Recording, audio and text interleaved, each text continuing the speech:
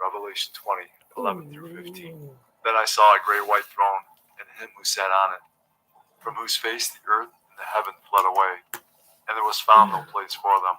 And I saw the dead, small and great, standing before God, and books were opened. And another book was opened, which is the book of life. And the dead were judged according to their works, by the things which were written in the books. The sea gave up the dead who were in it, and death and Hades delivered up the dead who were in them. And they were judged, each one according to his works. Then death and Hades were cast into the lake of fire, and anyone not found written in the book of life was cast into the lake of fire. Is your name written in the book of life? If not, I pray you get that done today, as we are not guaranteed tomorrow. The signs of Jesus' soon return are so strong now, and the evidence is so clear, that any person willing to accept the truth can see that the end of the world, as we know it, is near. For God so loved the world, that he gave his only begotten Son, that whoever believes in him should not perish, but have everlasting life. For all have sinned, and fall short of the glory of God. But God demonstrates his own love toward us, in that while we were still sinners, Christ died for us. For the wages of sin is death, but the gift of God is eternal life in Christ Jesus our Lord. That if you confess with your mouth the Lord Jesus, and believe in your heart that God has raised him from the dead, you will be saved. These are the ABCs of salvation. A. Admit that you're a sinner. B. Believe in your heart that Jesus Christ died for your sins, was buried, and God raised him from the dead. C. Call upon the name of the Lord, and you will be saved. Jesus paid the price for mankind's sin. He has provided a way to spend eternity with him and the Father. All you have to do is believe in the Lord Jesus, and you will be saved. God has already done all the work. All you must do is receive, in faith, the salvation God offers. Fully trust in Jesus alone as the payment for your sins. Believe in him, and you will not perish. God is offering you salvation as a gift. All you have to do is accept it. Jesus is the only way of salvation. That being said, we must repent of our sins. While repentance is not a work that earns salvation, repentance unto salvation does result in works. It is impossible to truly and fully change your mind without that causing a change in action. In the Bible, repentance results in a change in behavior. Repentance, properly defined, is necessary for salvation. One day, Jesus is coming. You may be at church. You may be at work. You may be asleep.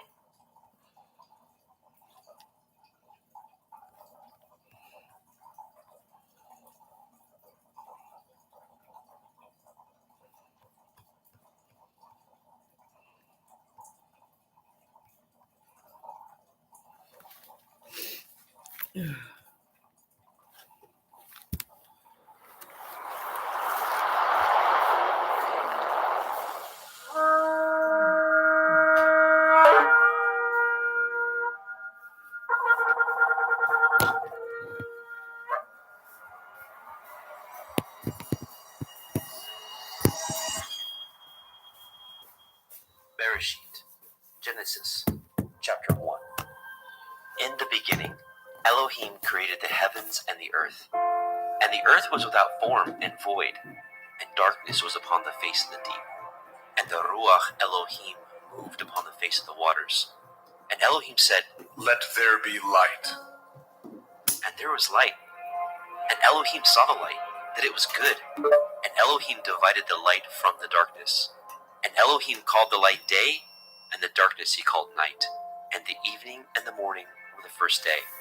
And Elohim said, "Let there be a firmament in the midst of the waters, and let it divide the waters from the waters."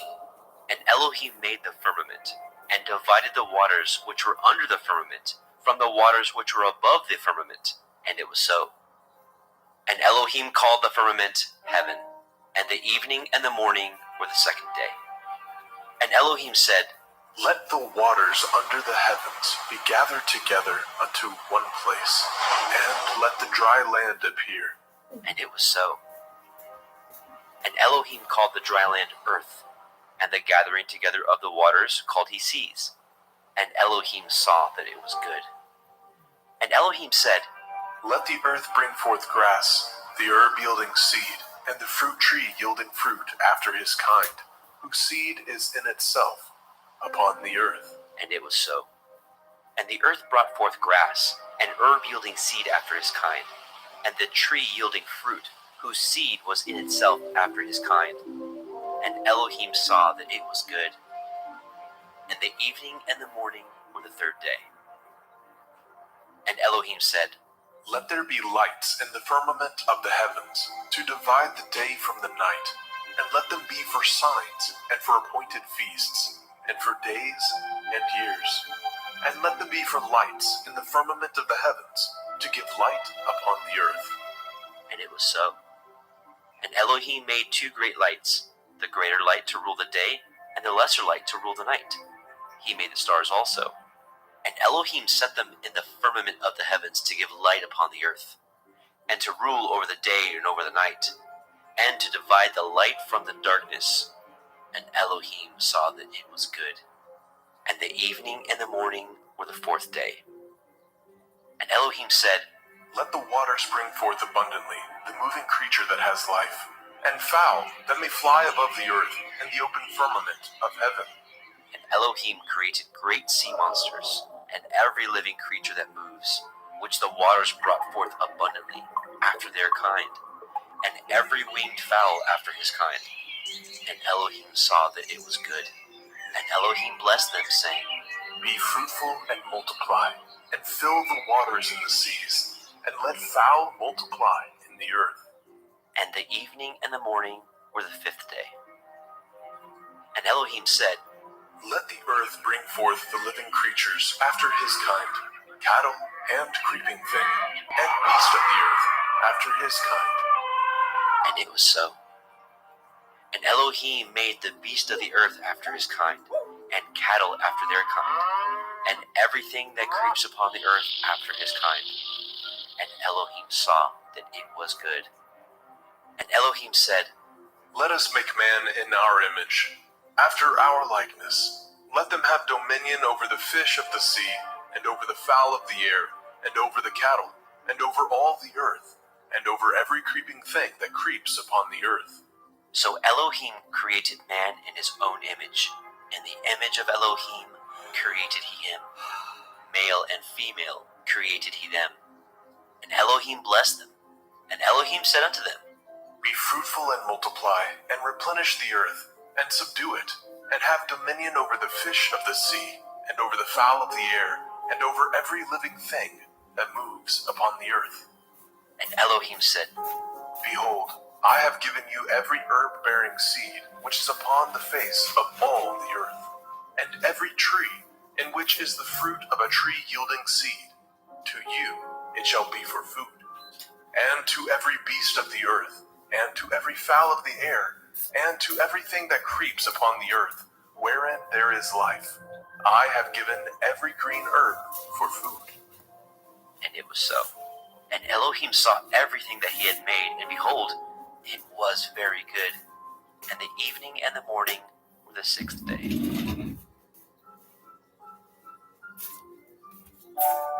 Bereshit, Genesis, chapter 2. Thus the heavens and the earth were finished, and all the host of them. And on the seventh day, Elohim ended his work which he had made, and he rested on the seventh day from all his work which he had made. And Elohim blessed the seventh day, and sanctified it, because that in it he had rested from all his work which Elohim created and made. These are the generations of the heavens and of the earth, when they were created, in the day that Yahweh Elohim made the earth and the heavens. And every plant of the field before it was in the earth, and every herb of the field before it grew. For Yahweh Elohim had not caused it to rain upon the earth, and there was not a man to till the ground. But there went up a mist from the earth, and watered the whole face of the ground. And Yahweh Elohim formed the man of the dust of the ground, and breathed into his nostrils the breath of life. And the man became a living soul. And Yahweh Elohim planted a garden eastward in Eden, and there he put the man whom he had formed. And out of the ground made Yahweh Elohim to grow every tree that is pleasant to the sight and good for food, the tree of life also in the midst of the garden, and the tree of knowledge of good and evil. And a river went out of Eden to water the garden, and from thence it was parted, and became into 4 heads. The name of the first is Pishon, that is, which compasses the whole land of Havilah, where there is gold. And the gold of that land is good. There is Delim, and the onyx stone. And the name of the second river is Gihon. The same is it that compasses the whole land of Cush. And the name of the third river is Hiddekel, that is, which goes toward the east of Ashur. And the fourth river is Perath. And Yahweh Elohim took the man and put him into the Garden of Eden to dress it and to guard it. And Yahweh Elohim commanded he man, saying, Of every tree of the garden you may freely eat, but of the tree of the knowledge of good and evil you shall not eat of it. For in the day that you eat thereof you shall surely die. And Yahweh Elohim said, It is not good that man should be alone. I will make a helpmeet for him. And out of the ground Yahweh Elohim formed every beast of the field, and every fowl of the air, and brought them unto the man to see what he would call them. And whatsoever the man called every living creature, that was the name thereof. And the man gave names to all the cattle, and to the fowl of the air, and to every beast of the field. But for the man there was not found a helpmeet for him. And Yahweh Elohim caused a deep sleep to fall upon the man, and he slept. And he took one of his ribs, and closed up the flesh instead thereof. And the rib which Yahweh Elohim had taken from man made he a woman, and brought her unto the man. And the man said, This is now bone of my bones, and flesh of my flesh. She shall be called woman, because she was taken out of man. Therefore shall a man leave his father and his mother, and shall cleave unto his woman, and they shall be one flesh. And they were both naked, the man and his woman, and were not ashamed.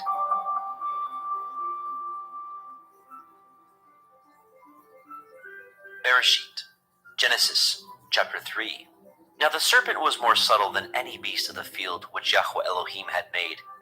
And he said unto the woman, Yea, has Elohim said, Ye shall not eat of every tree of the garden?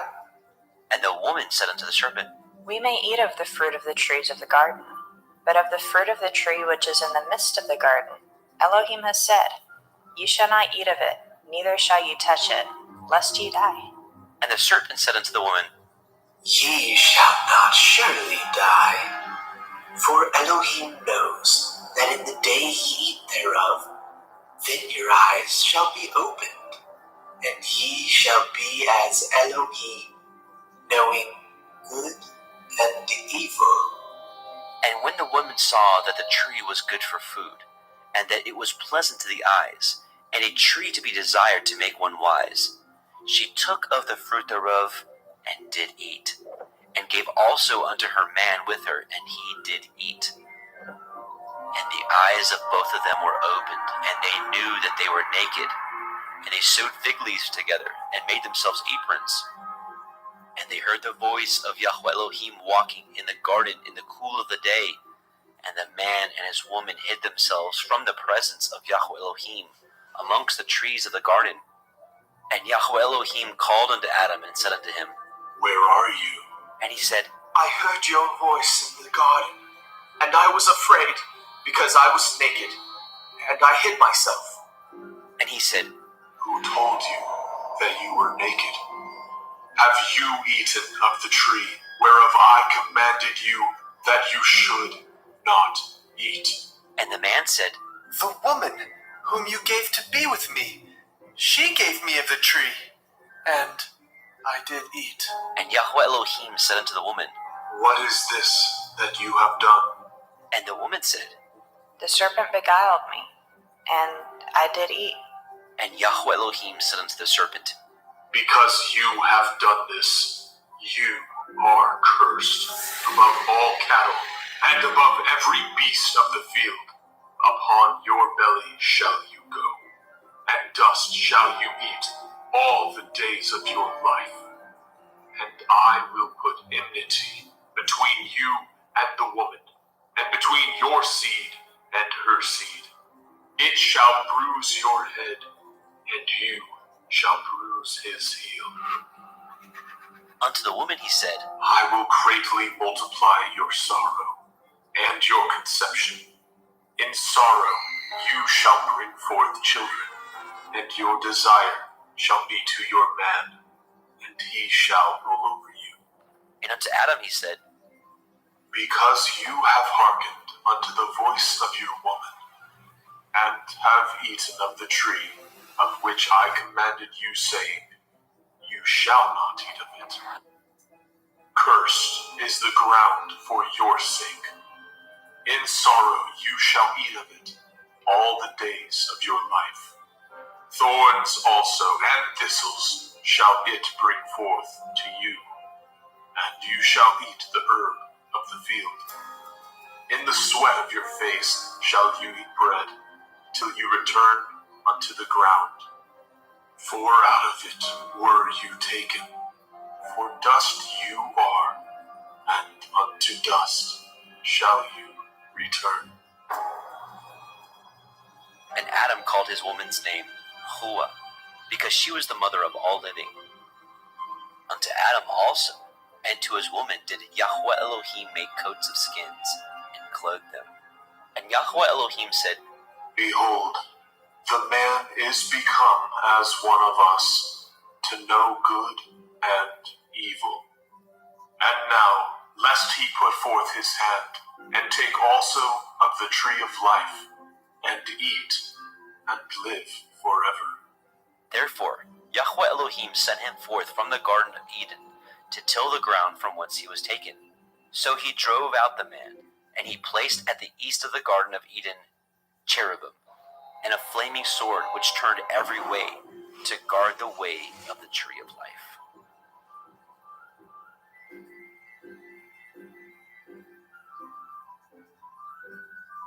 Bereshit, Genesis, chapter 4. And Adam knew Hua his woman, and she conceived, and bore Cain, and said, I have gotten a man from Yahuwah. And she again bore his brother Habil. And Habil was a keeper of sheep, but Cain was a tiller of the ground. And in process of time it came to pass that Cain brought of the fruit of the ground an offering unto Yahweh. And Habil he also brought of the firstlings of his flock, and of the fat thereof. And Yahweh had respect unto Habil and unto his offering, but unto Cain and to his offering he had not respect. And Cain was very wroth, and his countenance fell. And Yahweh said unto Cain, Why are you wroth? And why is your countenance fallen? If you do well, shall you not be accepted? And if you do not well, sin lies at the door, and unto you shall be his desire, and you shall rule over him. And Cain talked with Habil his brother. And it came to pass, when they were in the field, that Cain rose up against Habil his brother, and slew him. And Yahweh said unto Cain, Where is Havel, your brother? and he said, I know not. Am I to guard my brother? and he said, What have you done? The voice of your brother's blood cries unto me from the ground. And now are you cursed from the earth, which has opened her mouth to receive your brother's blood from your hand. When you till the ground, it shall not henceforth yield unto you your strength. A fugitive and a vagabond shall you be in the earth.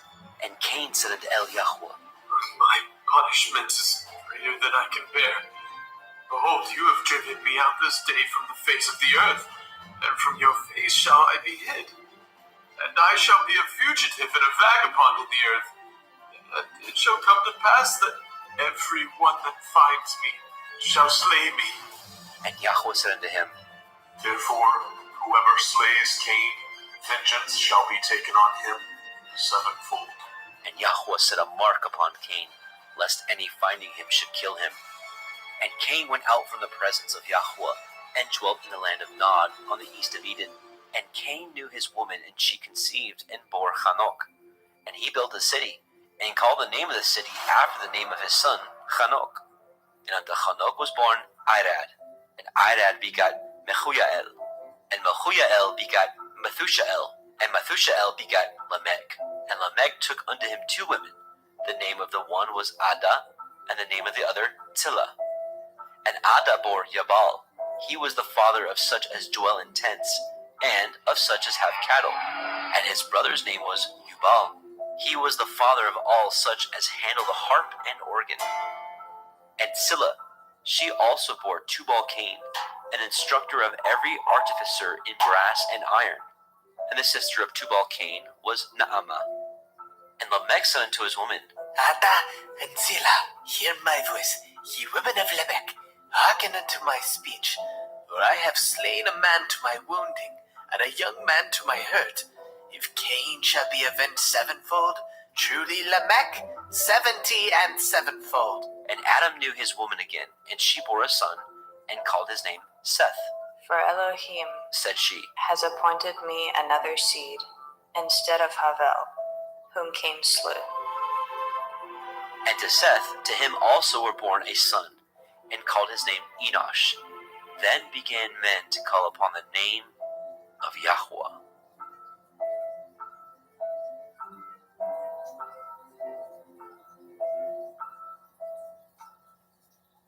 Bereshit, Genesis, chapter 5. This is the sefer of the generations of Adam. In the day that Elohim created man, in the likeness of Elohim made he him. Male and female created he them, and blessed them, and called their name Adam, in the day when they were created. And Adam lived 130 years, and begat a son in his own likeness, after his image, and called his name Seth. And the days of Adam, after he had begotten Seth, were 800 years, and he begat sons and daughters. And all the days that Adam lived were 930 years, and he died. And Seth lived 105 years, and begat Enosh. And Seth lived, after he begot Enosh, 807 years, and begat sons and daughters. And all the days of Seth were 912 years, and he died. And Enosh lived 90 years, and begat Canaan. And Enosh lived, after he begot Canaan, 815 years, and begat sons and daughters. And all the days of Enosh were 905 years, and he died. And Canaan lived 70 years, and begat Mahalalel. And Canaan lived, after he begot Mahalalel, 840 years, and begat sons and daughters. And all the days of Canaan were 910 years, and he died. And Mahalalel lived 65 years, and begot Yered. And Mahalalel lived, after he begot Yered, 830 years, and begat sons and daughters. And all the days of Mahalalel were 895 years, and he died. And Yered lived 162 years, and he begat Hanok. And Yered lived, after he begat Hanok, 800 years, and begat sons and daughters. And all the days of Yered were 962 years, and he died. And Hanok lived 65 years, and begat Methuselah. And Hanok walked with Elohim, after he begat Methuselah, 300 years, and begat sons and daughters. And all the days of Hanok were 365 years, and Hanok walked with Elohim, and he was not, for Elohim took him. And Methuselah lived 187 years, and begat Lamech. And Methuselah lived, after he begot Lamech, 782 years, and begat sons and daughters. And all the days of Methuselah were 969 years, and he died.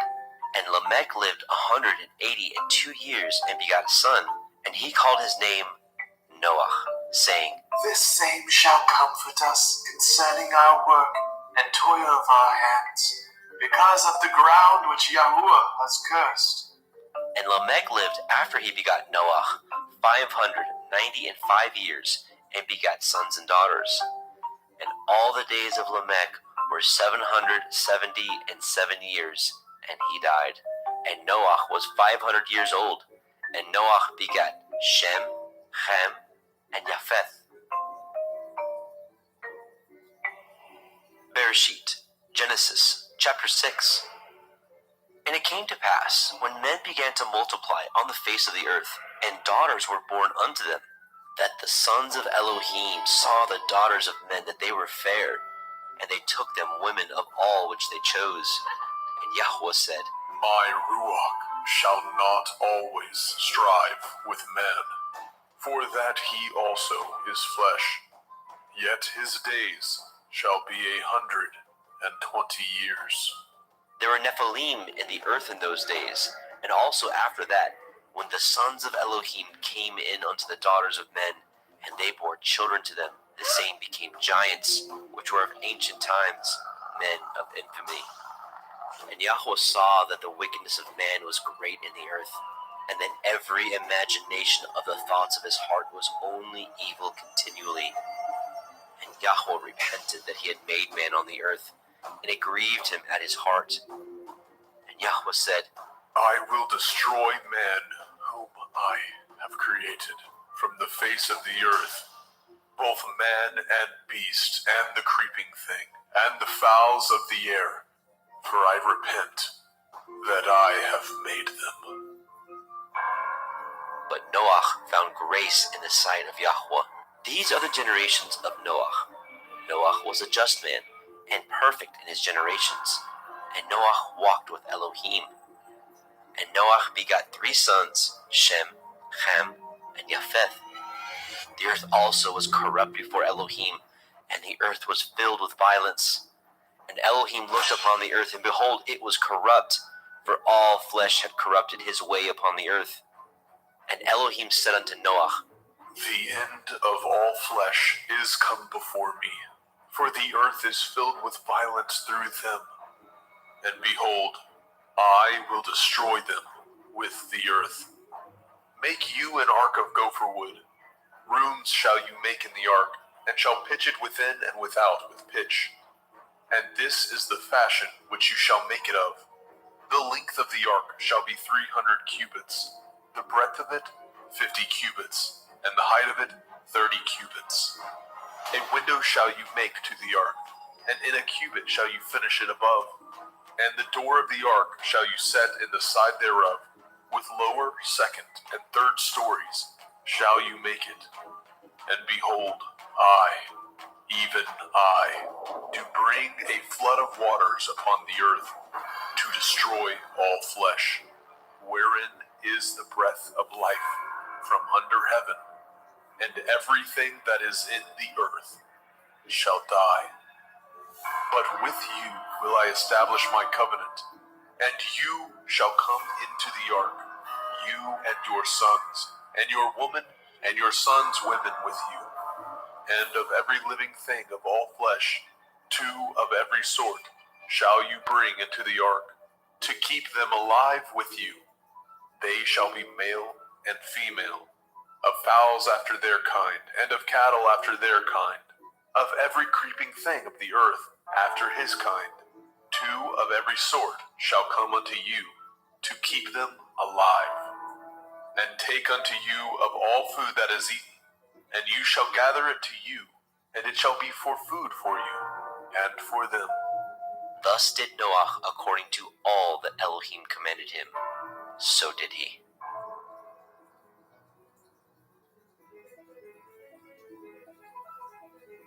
Bereshit, Genesis, chapter 7. And Yahweh said unto Noah, Come, you and all your house into the ark, for you have I seen righteous before me in this generation. Of every clean beast you shall take to you by 7s, the male and his female, and of beasts that are not clean by 2, the male and his female. Of fowls also of the air by 7s, the male and the female, to keep seed alive upon the face of all the earth. For yet 7 days, and I will cause it to rain upon the earth 40 days and 40 nights, and every living substance that I have made will I destroy from off the face of the earth. And Noah did according unto all that Yahweh commanded him. And Noah was 600 years old when the flood of waters was upon the earth. And Noah went in, and his sons, and his woman, and his sons' women with him, into the ark because of the waters of the flood, of clean beasts, and of beasts that are not clean, and of fowls, and of everything that creeps upon the earth. There went in 2 and 2 unto Noah into the ark, the male and the female, as Elohim had commanded Noah. And it came to pass after 7 days that the waters of the flood were upon the earth. In the 600th year of Noah's life, in the 2nd month, the 17th day of the month, the same day were all the fountains of the great deep broken up, and the windows of heaven were opened. And the rain was upon the earth 40 days and 40 nights. In the selfsame day entered Noah, Shem, and Ham, and Japheth, the sons of Noah, and Noah's women, and the 3 women of his sons with them, into the ark. They and every beast after his kind, and all the cattle after their kind, and every creeping thing that creeps upon the earth after his kind, and every fowl after his kind, of every bird of every sort. And they went in unto Noah into the ark, 2 and 2 of all flesh, wherein is the breath of life. And they that went in male and female of all flesh, as Elohim had commanded him. And Yahweh shut him in. And the flood was 40 days upon the earth, and the waters increased, and bore up the ark, and it was lifted up above the earth. And the waters prevailed, and were increased greatly upon the earth, and the ark went upon the face of the waters. And the waters prevailed exceedingly upon the earth, and all the high hills that were under the whole heaven were covered. 15 cubits upward did the waters prevail, and the mountains were covered. And all flesh died that moved upon the earth, both of fowl, and of cattle, and of beast, and of every creeping thing that creeps upon the earth, and every man, all in whose nostrils was the breath of life, of all that was in the dry land, died. And every living substance was destroyed which was upon the face of the ground, both man and cattle, and the creeping things, and the fowl of the heavens, and they were destroyed from the earth. And Noah only remained alive, and they that were with him in the ark. And the waters prevailed upon the earth 150 days. Bereshit, Genesis, chapter 8. And Elohim remembered Noah, and every living thing, and all the cattle that was with him in the ark. And Elohim made a wind to pass over the earth, and the waters assuaged. The fountains also of the deep, and the windows of heaven were stopped, and the rain from heaven was restrained, and the waters returned from off the earth continually. And after the end of the 150 days, the waters were abated. And the ark rested in the 7th month, on the 17th day of the month, upon the mountains of Ararat. And the waters were decreased continually until the 10th month. In the 10th month, on the 1st day of the month, were the tops of the mountains seen. And it came to pass at the end of 40 days that Noah opened the window of the ark which he had made, and he sent forth a raven which went forth to and fro until the waters were dried up from off the earth. Also he sent forth a dove from him to see if the waters were abated from off the face of the ground. But the dove found no rest for the sole of her foot, and she returned unto him into the ark, for the waters were on the face of the whole earth. Then he put forth his hand and took her, and pulled her in unto him into the ark. And he stayed yet other 7 days, and again he sent forth the dove out of the ark.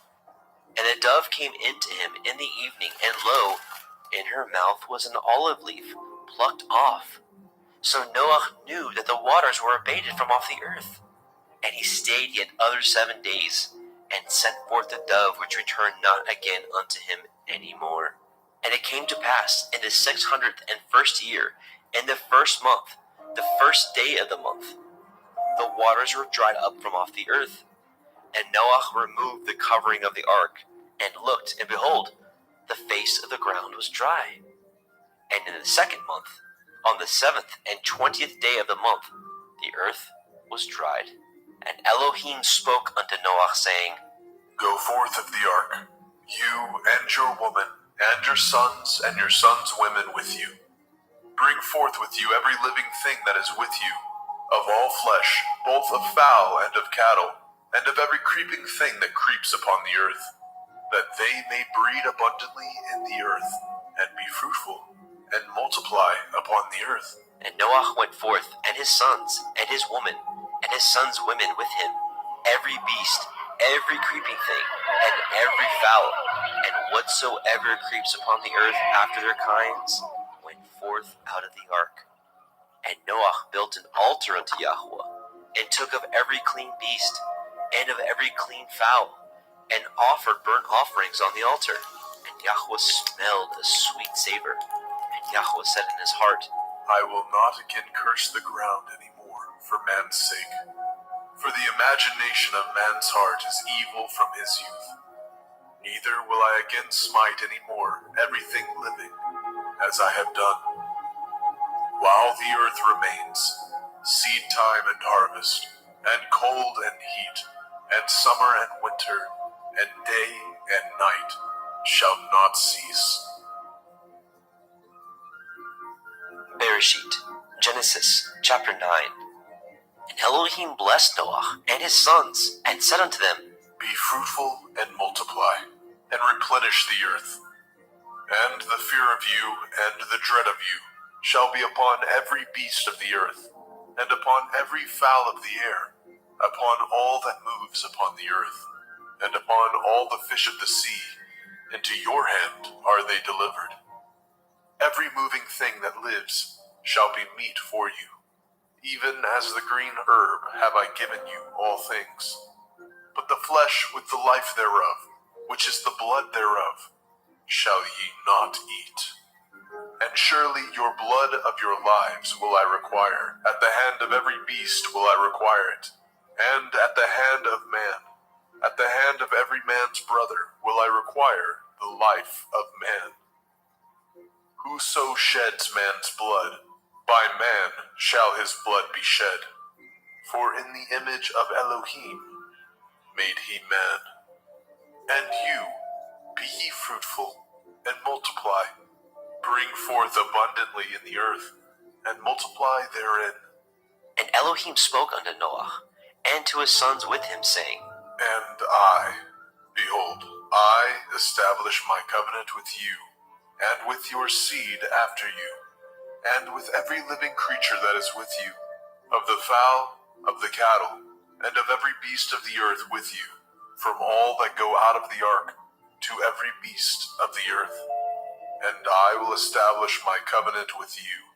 Neither shall all flesh be cut off any more by the waters of a flood. Neither shall there any more be a flood to destroy the earth. And Elohim said, This is the sign of the covenant which I make between me and you, and every living creature that is with you, for perpetual generations. I do set my bow in the cloud, and it shall be for a sign of a covenant between me and the earth. And it shall come to pass, when I bring a cloud over the earth, that the bow shall be seen in the cloud. And I will remember my covenant, which is between me and you, and every living creature of all flesh. And the waters shall no more become a flood to destroy all flesh. And the bow shall be in the cloud, and I will look upon it, that I may remember the everlasting covenant between Elohim and every living creature of all flesh that is upon the earth. And Elohim said unto Noah, This is the sign of the covenant which I have established between me and all flesh that is upon the earth. And the sons of Noah that went forth of the ark were Shem, and Ham, and Japheth. And Ham is the father of Canaan. These are the three sons of Noah, and of them was the whole earth overspread. And Noah began to be a husbandman, and he planted a vineyard. And he drank of the wine, and was drunken, and he was uncovered within his tent. And Ham, the father of Canaan, saw the nakedness of his father, and told his two brethren without. And Shem and Japheth took a garment, and laid it upon both their shoulders, and went backward, and covered the nakedness of their father, and their faces were backward, and they saw not their father's nakedness. And Noah awoke from his wine, and knew what his younger son had done unto him. And he said, Cursed be Canaan, a servant of servants shall he be unto his brethren. And he said, Blessed be Yahweh Elohai of Shem, and Canaan shall be his servant. Elohim shall enlarge Japheth, and he shall dwell in the tents of Shem, and Canaan shall be his servant. And Noah lived after the flood 350 years, and all the days of Noah were 950 years, and he died.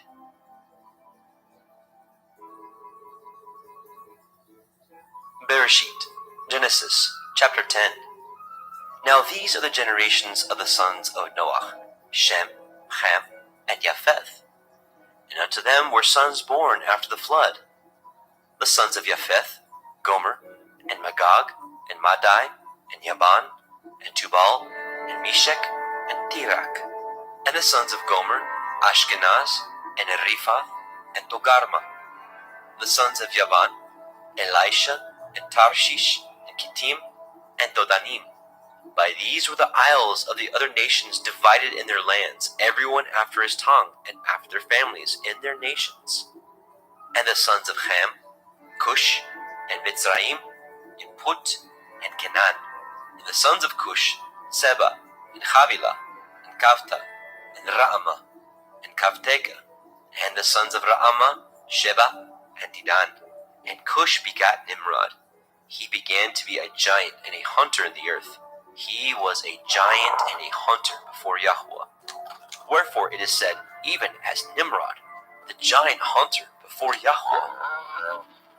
And the beginning of his kingdom was Babel, and Erech, and Akkad, and Calneh, in the land of Shinar.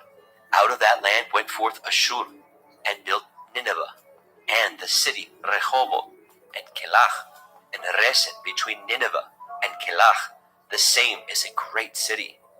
And Mitzrayim begat Lodim, and Anamim, and Lechavim, and the Naphtuchim, and the Pathrusim, and the Kasluchim, out of whom came Pelishtim, and the Kaphtorim.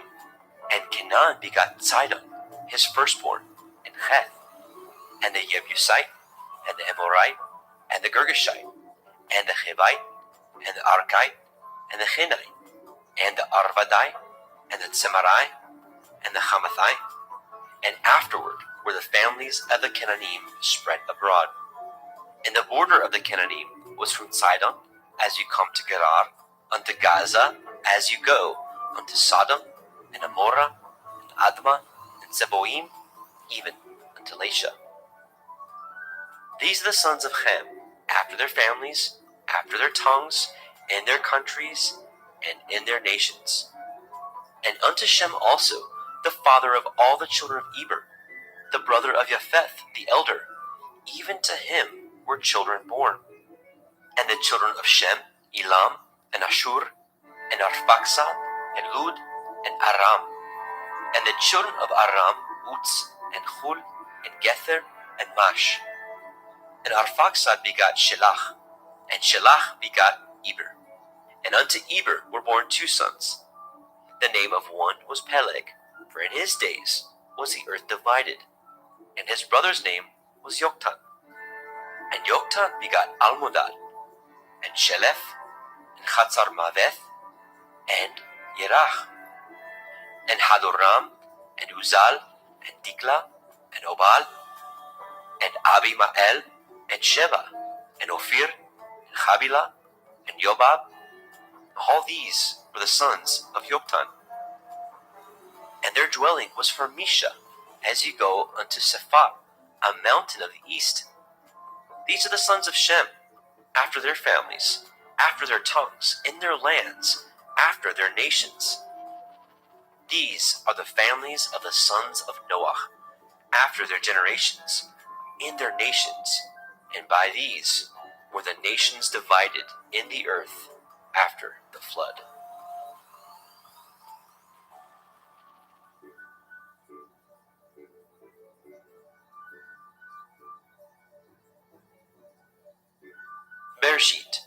Genesis chapter 11. And the whole earth was of one language and of one speech. And it came to pass, as they journeyed from the east, that they found a plain in the land of Shinar, and they dwelt there. And they said one to another, Go to, let us make brick and burn them thoroughly. and they had brick for stone, and slime had they for mortar. And they said, Go to, let us build a city and a tower, whose top may reach unto the heavens, and let us make a name, lest we be scattered abroad upon the face of the whole earth. And Yahweh came down to see the city and the tower which the children of men built. And Yahweh said, Behold, the people is one, and they have all one language, and this they begin to do, and now nothing will be restrained from them, which they have imagined to do. Go to, let us go down, and there confound their language, that they may not understand one another's speech. So Yahweh scattered them abroad from thence upon the face of all the earth, and they left off to build the city. Therefore is the name of it called Babel, because Yahweh did there confound the language of all the earth. And from thence did Yahweh scatter them abroad upon the face of all the earth. These are the generations of Shem. Shem was 100 years old, and begot Arphaxad 2 years after the flood. And Shem lived after he begot Arphaxad 500 years, and begat sons and daughters. And Arphaxad lived 35 years, and begot Shelach. And Arphaxad lived after he begot Shelach 403 years, and begat sons and daughters. And Shelach lived 30 years, and begot Eber. And Shelach lived after he begot Eber 403 years, and begat sons and daughters. And Eber lived 34 years, and begot Peleg. And Eber lived after he begot Peleg 430 years, and begot sons and daughters. Peleg lived 30 years, and begat Reu. And Peleg lived after he begot Reu 209 years, and begot sons and daughters. And Reu lived 32 years, and begot Serug. And Reu lived after he begot Serug 207 years, and begot sons and daughters. And Serug lived 30 years, and begot Nahor. And Serug lived after he begot Nahor 200 years, and begot sons and daughters. And Nahor lived 29 years, and begot Terach. And Nahor lived after he begot Terach 119 years, and begot sons and daughters. And Terach lived 70 years, and begot Abram, Nahor, and Haran. Now these are the generations of Terach. Terach begot Abram, Nahor, and Haran. And Haran begot Lot. And Haran died before his father Terach in the land of his nativity, in Ur of the Kasdim. And Abram and Nahor took them women. The name of Abram's woman was Sarai, and the name of Nahor's woman, Milcah, the daughter of Haran, the father of Milcah, and the father of Yiscah. But Sarai was barren, she had no child. And Terach took Abram his son, and Lot, the son of Haran, his son's son, and Sarai, his daughter-in-law, his son Abram's woman. And they went forth with them from Ur of the Kasdim to go into the land of Canaan. And they came unto Haran and dwelt there. And the days of Terach were 205 years, and Terach died in Haran. Bereshit, Genesis chapter 12. Now Yahweh had said unto Abram, Get you out of your country, and from your kindred, and from your father's house, unto a land that I will show you. And I will make of you a great nation, and I will bless you, and make your name great, and you shall be a blessing. And I will bless them that bless you, and curse him that curses you. And in you shall all families of the earth be blessed. So Abram departed as Yahweh had spoken unto him, and Lot went with him. And Abram was 75 years old when he departed out of Haran. And Abram took Sarai his woman, and Lot his brother's son, and all their substance that they had gathered, and the souls that they had gotten in Haran. And they went forth to go into the land of Canaan. and into the land of Canaan they came. And Abraham passed through the land unto the place of Shechem, unto the plain of Moreh, and the Canaanite was in the land. And Yahweh appeared unto Abram and said, Unto your seed will I give this land. and there built he an altar unto Yahweh, who appeared unto him. And he removed from thence unto a mountain on the east of Beit El, and pitched his tent, having Beit El on the west, and Ai on the east. And there he built an altar unto Yahweh, and called upon the name of Yahweh. And Abram journeyed, going on still towards the Negev. And there was a famine in the land, and Abram went down into Mitzrayim to sojourn there, for the famine was grievous in the land. And it came to pass, when he was come near to enter into Mitzrayim, that he said unto Sarai his woman, Behold now, I know that you are a fair woman to look upon. Therefore it shall come to pass when the Mizraim shall see you, that they shall say, This is his woman, and they will kill me, but they will save you alive. Say, I pray you, you are my sister, that it may be well with me for your sake, and my soul shall live because of you. And it came to pass, that when Abram was come into Mitzrayim, the Mitzrayim beheld the woman, that she was very fair. The princes also of Pharaoh saw her, and commended her before Pharaoh. And the woman was taken into Pharaoh's house. And he entreated Abram well for her sake. And he had sheep, and oxen, and he asses, and men servants, and maid servants, and she asses, and camels. And Yahweh plagued Pharaoh and his house with great plagues because of Sarai, Abram's woman. And Pharaoh called Abram and said, What is this that you have done unto me? Why did you not tell me that she was your woman? Why said you, She is my sister, so I might have taken her to be my woman? Now therefore, behold, your woman, take her, and go your way. And Pharaoh commanded his men concerning him, and they sent him away, and his woman, and all that he had. Bereshit, Genesis, chapter 13. And Abram went up out of Mitzrayim, he, and his woman, and all that he had, and Lot with him, into the Negev. And Abram was very rich in cattle, in silver, and in gold. And he went on his journeys from the Negev even to Beit El, unto the place where his tent had been at the beginning, between Beit El and Ai, unto the place of the altar which he had made there at the first. And there Abraham called on the name of Yahweh.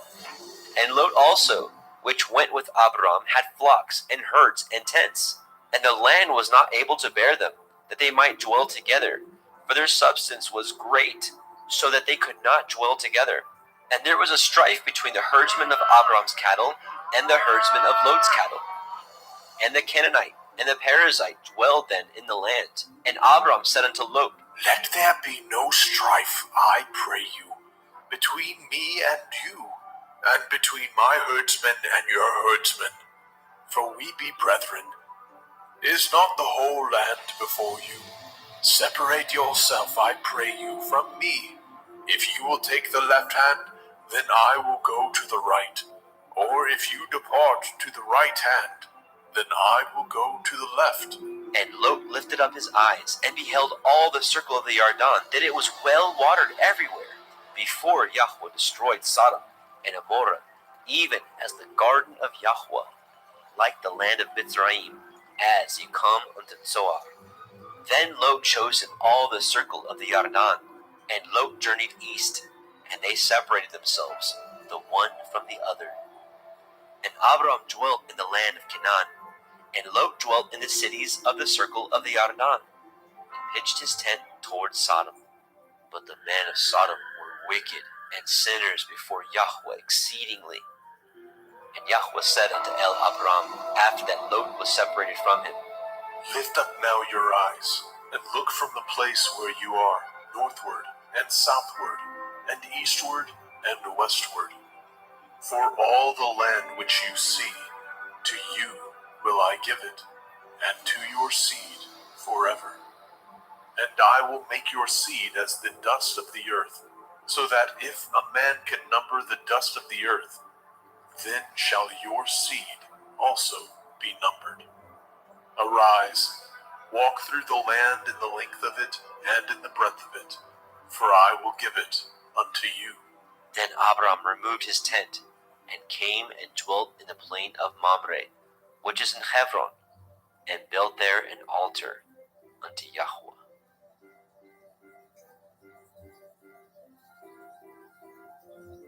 Bereshit, Genesis chapter 14.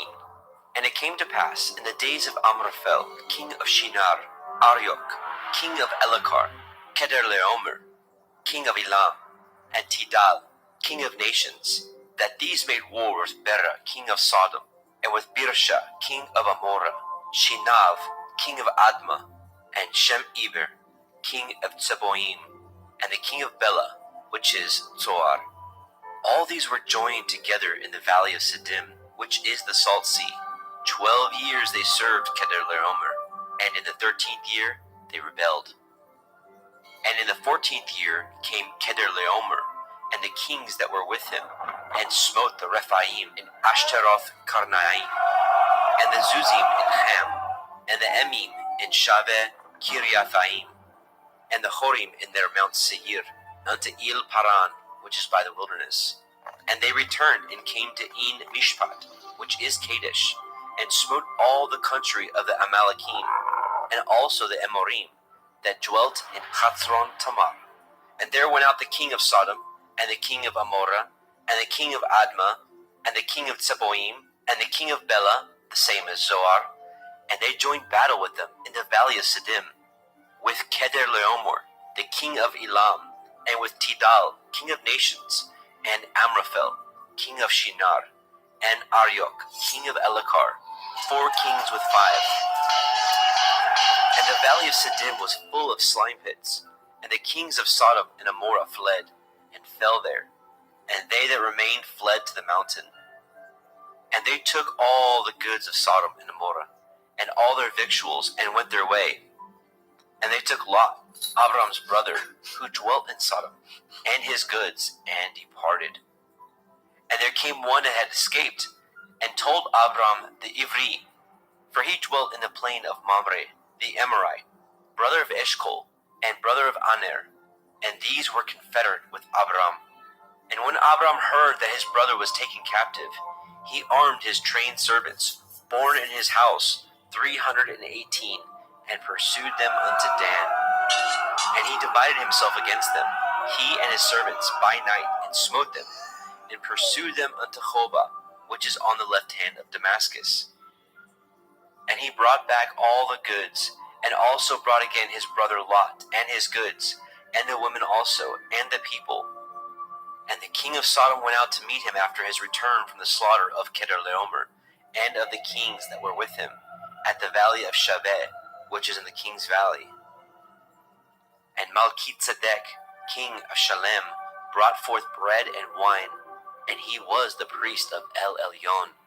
And he blessed him and said, Blessed be Avram of El Elyon, possessor of heaven and earth. And blessed be El Elyon, which has delivered your enemies into your hand.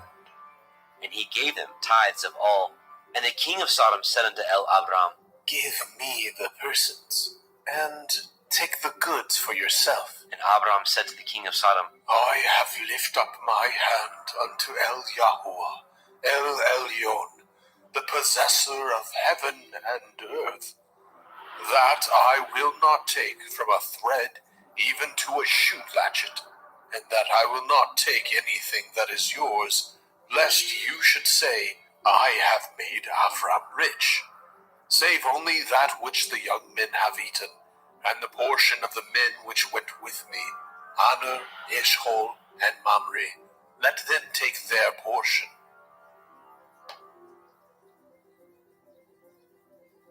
Bereshit, Genesis chapter 15. After these things, the word of Yahweh came unto El Abram in a vision, saying, Fear not, Avram. I am your shield, and your exceeding great reward. And Abram said, Adonai, Yahuwah, what will you give me, seeing I go childless, and the steward of my house is this Eliezer of Damascus? And Abram said, Behold, to me you have given no seed, and lo, one born in my house is my heir.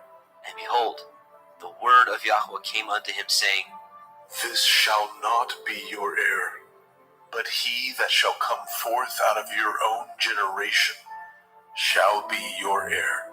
And he brought him forth abroad and said, Look now towards the heavens, and count the stars, if you be able to number them.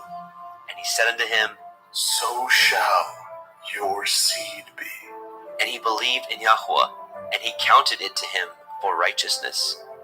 And he said unto him, I am Yahuwah, that brought you out of Ur of the Kasdim, to give you this land to inherit it. And he said, Adonai, Yahuwah, whereby shall I know that I shall inherit it? And he said unto him, Take me a heifer of 3 years old, and a she-goat of 3 years old, and a ram of 3 years old, and a turtle dove, and a young pigeon. And he took unto him all these, and divided them in the midst, and laid each piece one against another, but the birds he divided not. And when the fowls came down upon the carcasses, Abram drove them away. And when the sun was going down, a deep sleep fell upon Abram, and lo, a horror of great darkness fell upon him. And he said unto Abram, Know of a surety that your seed shall be a stranger in a land that is not theirs, and shall serve them, and they shall afflict them 400 years. And also that nation whom they shall serve will I judge, and afterward they shall come out with great substance, and you shall go to your fathers in peace. You shall be buried in a good old age. But in the 4th generation they shall come hither again, for the iniquity of the Amorim is not yet full. And it came to pass that, when the sun went down, and it was dark, behold, a smoking furnace, and a burning lamp that passed between those pieces. And the same day Yahweh cut a covenant with Abram, saying, Unto your seed have I given this land, from the river of Mitzrayim unto the great river, the river Harath, the Canaanite, and the Kenizzim, and the Kadmonim, and the Hittim, and the Perizim, and the Rephaim, and the Amorim, and the Kenainim, and the Girgashim, and the Yebusim.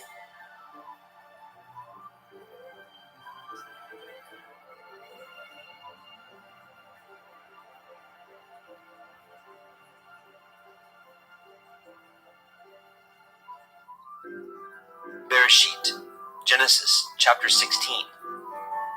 Now Sarai, Abram's woman, bore him no children, and she had a handmaid, a Mitzrayim, whose name was Hagar. And Sarai said unto Abram, Behold now, Yahuwah has restrained me from bearing. I pray you, go in unto my maid. It may be that I may obtain children by her. And Abram hearkened to the voice of Sarai.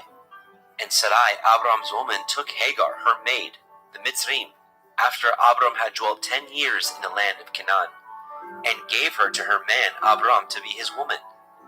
And he went in unto Hagar, and she conceived. And when she saw that she had conceived, her mistress was despised in her eyes. And Sarai said unto Abram, My wrong be upon you. I have given my maid into your bosom. And when she saw that she had conceived, I was despised in her eyes. Yahuwah judge between me and you.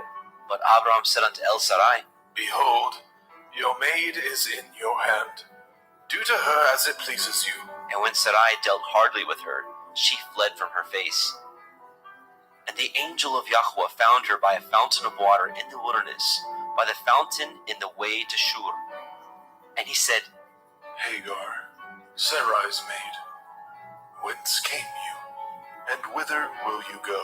And she said, I flee from the face of my mistress Sarai. And the angel of Yahweh said unto her, Return to your mistress, and submit yourself under her hands. And the angel of Yahweh said unto her, I will multiply your seed exceedingly, that it shall not be numbered for multitude. And the angel of Yahweh said unto her, Behold, you are with child, and shall bear a son, and shall call his name Yishmael, because Yahuwah has heard your affliction. And he will be a wild man. His hand will be against every man, and every man's hand against him. And he shall dwell in the presence of all his brethren. And she called the name of Yahweh that spoke unto her. See me. For she said, Have I also here looked after him that sees me? Wherefore the well was called Be'er Lahai Roi. Behold, it is between Kadesh and Bered. And Hagar bore Abram a son, and Abram called his son's name which Hagar bore Ishmael. And Abram was 86 years old when Hagar bore Ishmael to Abram.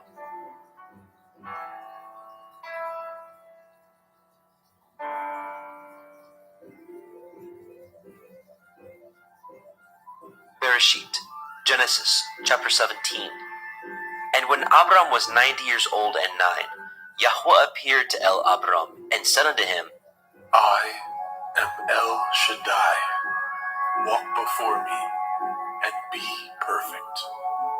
And I will make my covenant between me and you, and will multiply you exceedingly.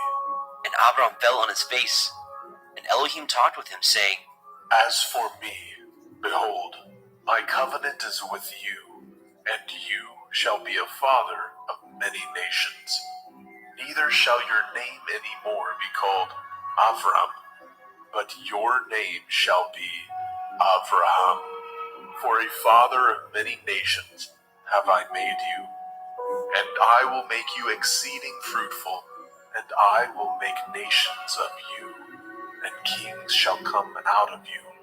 And I will establish my covenant between me and you, and your seed after you, in their generations, for an everlasting covenant, to be Elohim unto you, and to your seed after you. And I will give unto you, and to your seed after you, the land wherein you are a stranger, all the land of Canaan, for an everlasting possession, and I will be their Elohim. And Elohim said unto Abraham, You shall guard my covenant, therefore, you and your seed after you in their generations. This is my covenant, which ye shall guard, between me and you and your seed after you. Every male child among you shall be circumcised. And ye shall circumcise the flesh of your foreskin, and it shall be a sign of the covenant betwixt me and you. And he that is 8 days old shall be circumcised among you, every male child in your generations. He that is born in the house, or bought with money of any stranger, which is not of your seed. He that is born in your house, and he that is bought with your money, must need to be circumcised. And my covenant shall be in your flesh for an everlasting covenant. And the uncircumcised male child, whose flesh of his foreskin is not circumcised, that soul shall be cut off from his people. He has broken my covenant. And Elohim said unto Abraham, As for Sarai, your woman, you shall not call her name Sarai, but Sarah shall her name be. And I will bless her, and give you a son also of her. Yea, I will bless her, and she shall be a mother of nations. Kings of people shall be of her. Then Abraham fell upon his face and laughed, and said in his heart, Shall a child be born unto him that is 100 years old? And shall Sarah, that is 90 years old, bear? And Abraham said unto Elohim, Oh, that Ishmael might live before you. and Elohim said, Sarah, your woman, shall bear you a son indeed, and you shall call his name Yitzhak. And I will establish my covenant with him for an everlasting covenant, and with his seed after him.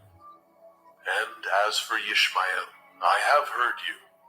Behold, I have blessed him, and will make him fruitful, and will multiply him exceedingly. 12 princes shall he beget, and I will make him a great nation. But my covenant will I establish with Yitzhak, which Sarah shall bear unto you at this set time in the next year.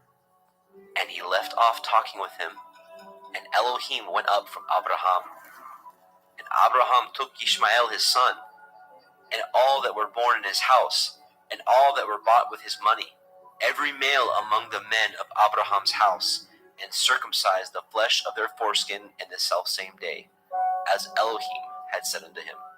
And Abraham was 90 years old and 9 when he was circumcised in the flesh of his foreskin. And Ishmael his son was 13 years old when he was circumcised in the flesh of his foreskin. And the selfsame day was Abraham circumcised, and Ishmael his son. And all the men of his house, born in the house, and bought with money of the stranger, were circumcised with him.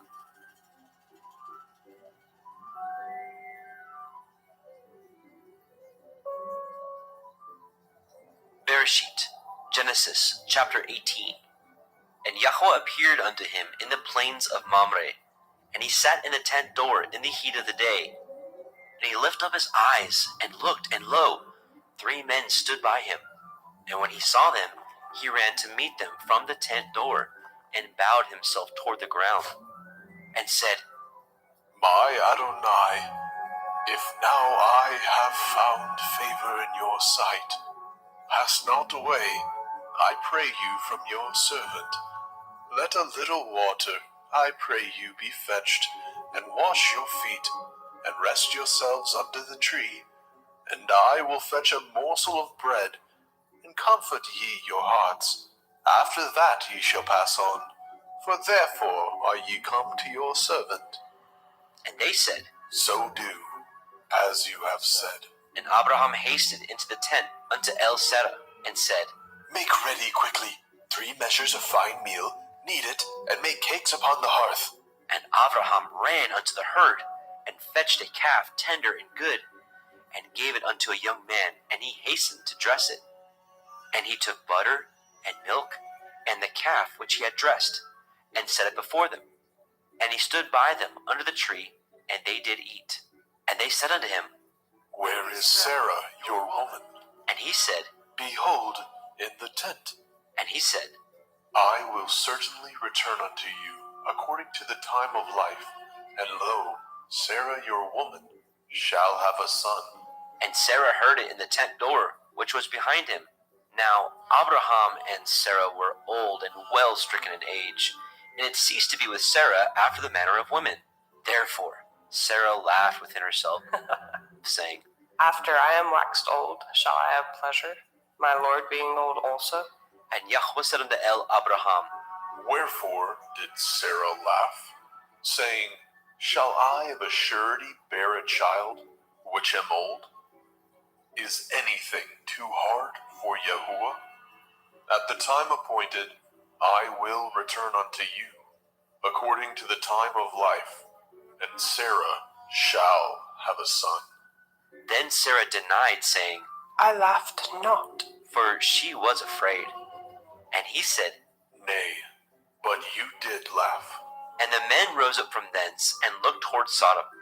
And Abraham went with them to bring them on the way. And Yahweh said, Shall I hide from Abraham that thing which I do? Seeing that Abraham shall surely become a great and mighty nation, and all the nations of the earth shall be blessed in him. For I know him, that he will command his children and his household after him, that they shall guard the way of Yahuwah, to do justice and judgment, that Yahuwah may bring upon Abraham that which he has spoken of him. And Yahweh said, Because the cry of Sodom and Gomorrah is great, and because their sin is very grievous, I will go down now and see whether they have done altogether according to the cry of it, which is come unto me, and if not, I will know. And the men turned their faces from thence, and went toward Sodom. But Abraham stood yet before Yahweh. And Abraham drew near and said, Will you also destroy the righteous with the wicked? Perchance there be 50 righteous within the city. Will you also destroy and not spare the place for the 50 righteous that are therein? That be far from you to do after this manner, to slay the righteous with the wicked, and that the righteous should be as the wicked. That be far from you. Shall not the judge of all the earth do right? And Yahweh said, If I find in Sodom 50 righteous within the city, then I will spare all the place for their sakes. And Abraham answered and said, Behold now, I have taken it upon me to speak unto Adonai, which am but dust and ashes. Perchance there shall lack 5 of the 50 righteous. Will you destroy all the city for lack of 5? And he said, If I find there 40 and 5, I will not destroy it. And he spoke unto him yet again and said, Perchance there will be 40 found there. And he said, I will not do it for 40's sake. And he said unto him, Oh, let not Adonai be angry, and I will speak. Perchance there shall be 30 found there. And he said, I will not do it if I find 30 there. And he said, Behold now, I have taken upon me to speak unto Adonai. Perchance there shall be 20 found there. And he said, I will not destroy it for 20's sake. And he said, Oh, let not Adonai be angry, and I will speak yet but this once. Perchance 10 shall be found there. And he said, I will not destroy it for 10's sake. And Yahweh went his way as soon as he had left communing with Abraham. And Abraham returned unto his place.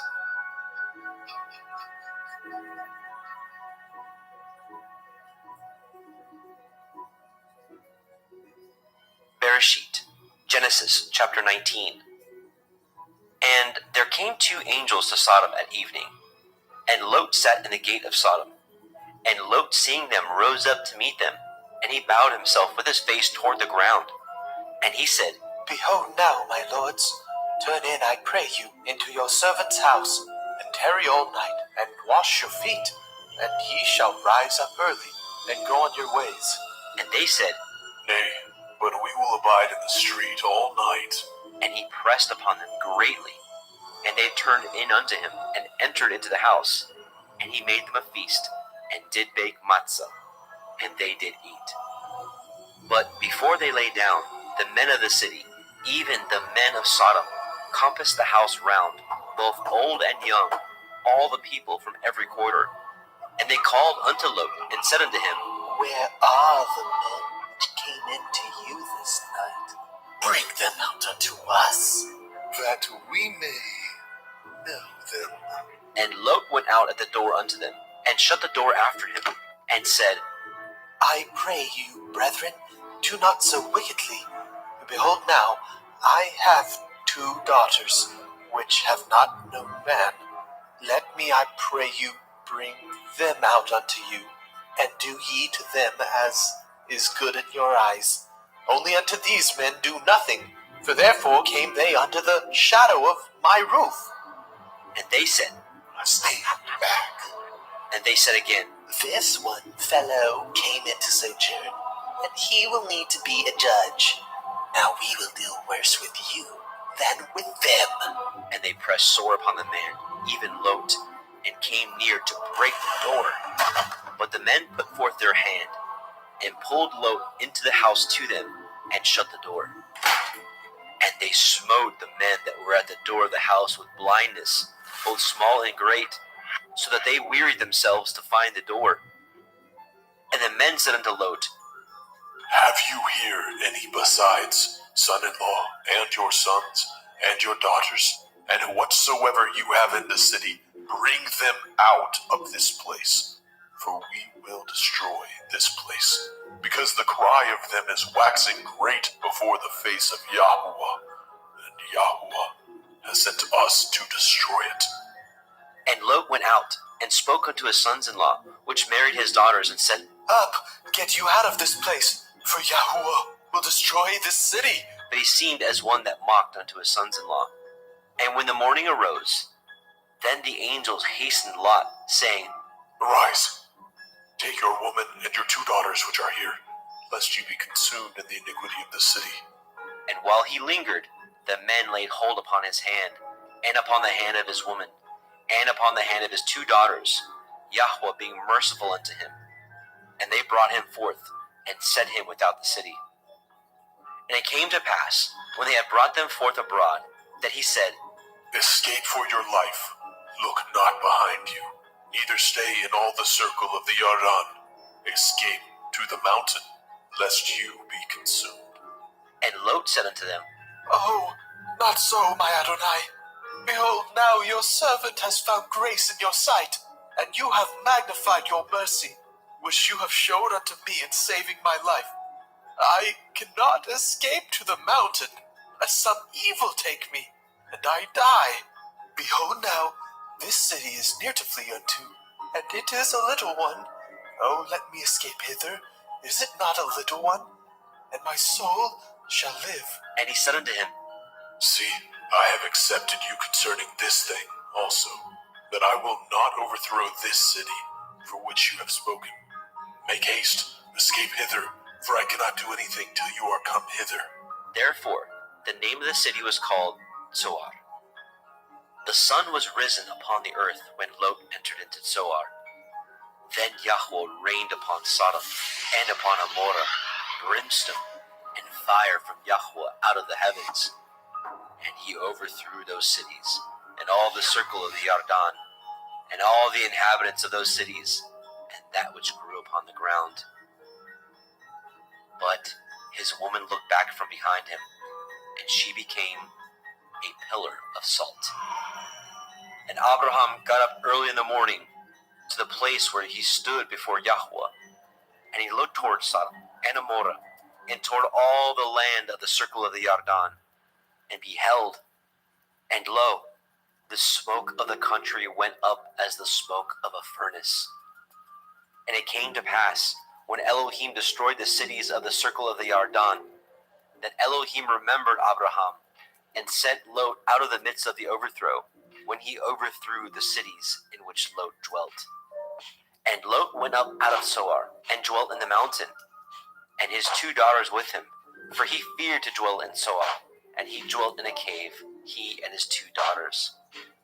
And the firstborn said unto the younger, Our father is old, and there is not a man in the earth to come in unto us after the manner of all the earth.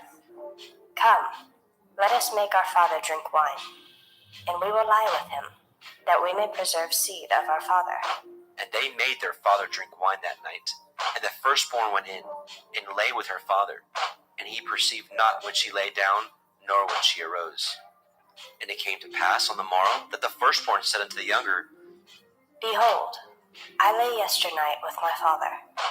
Let us make him drink wine this night also, and go in and lie with him, that we may preserve seed of our father. And they made their father drink wine that night also. And the younger arose and lay with him. And he perceived not when she lay down, nor when she arose. Thus were both the daughters of Lot with child by their father. And the firstborn bore a son, and called his name Moab. The same is the father of the Moabim unto this day. And the younger, she also bore a son, and called his name Ben-Ammi. The same is the father of the children of Ammon unto this day.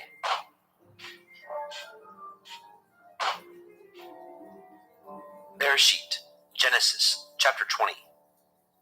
And Abraham journeyed from thence toward the country of the Negev, and dwelt between Kadesh and Shur, and sojourned in Gerar. And Abraham said of Sarah his woman, She is my sister. And Abimelech king of Gerar sent, and took Sarah. But Elohim came to Abimelech in a dream by night, and said to him, Behold, you are but a dead man, for the woman which you have taken, for she is a man's woman. But Abimelech had not come near her. And he said, Adonai, will you slay also a righteous nation? Said he not unto me, She is my sister? And she, even she herself said, He is my brother?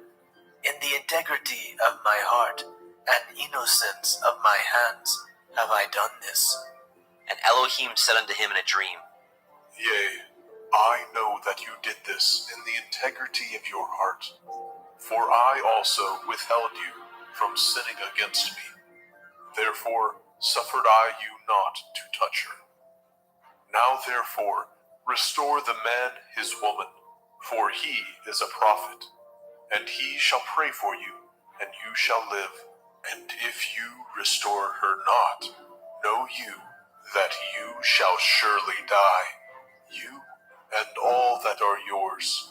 Therefore Abimelech rose early in the morning, and called all his servants, and told all these things in their ears. And the men were sore afraid. Then Abimelech called Abraham, and said unto him, What have you done unto us, and what have I offended you, that you have brought on me and on my kingdom a great sin?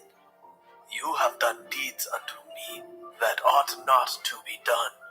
And Abimelech said unto Abraham, What saw you that you have done this thing?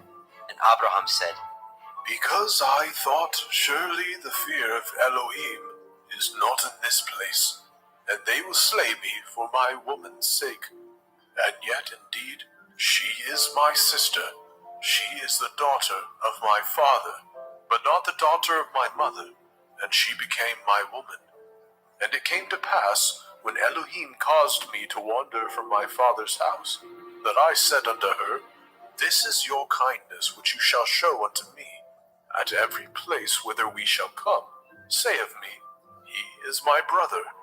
And Abimelech took sheep, and oxen, and men servants, and women servants, and gave them unto Abraham, and restored him Sarah his woman. And Abimelech said, Behold, my land is before you.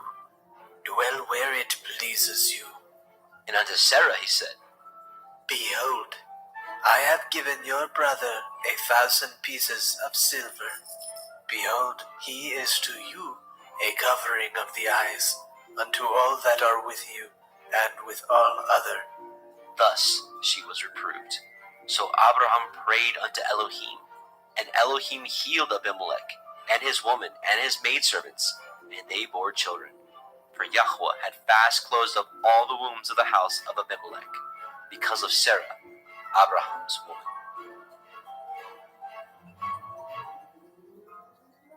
Bereshit, Genesis chapter 21. And Yahweh visited Sarah as he had said, and Yahweh did unto Sarah as he had spoken. For Sarah conceived, and bore Abraham a son in his old age, at the set time of which Elohim had spoken to him. And Abraham called the name of his son that was born unto him, whom Sarah bore unto him, Yitzchak.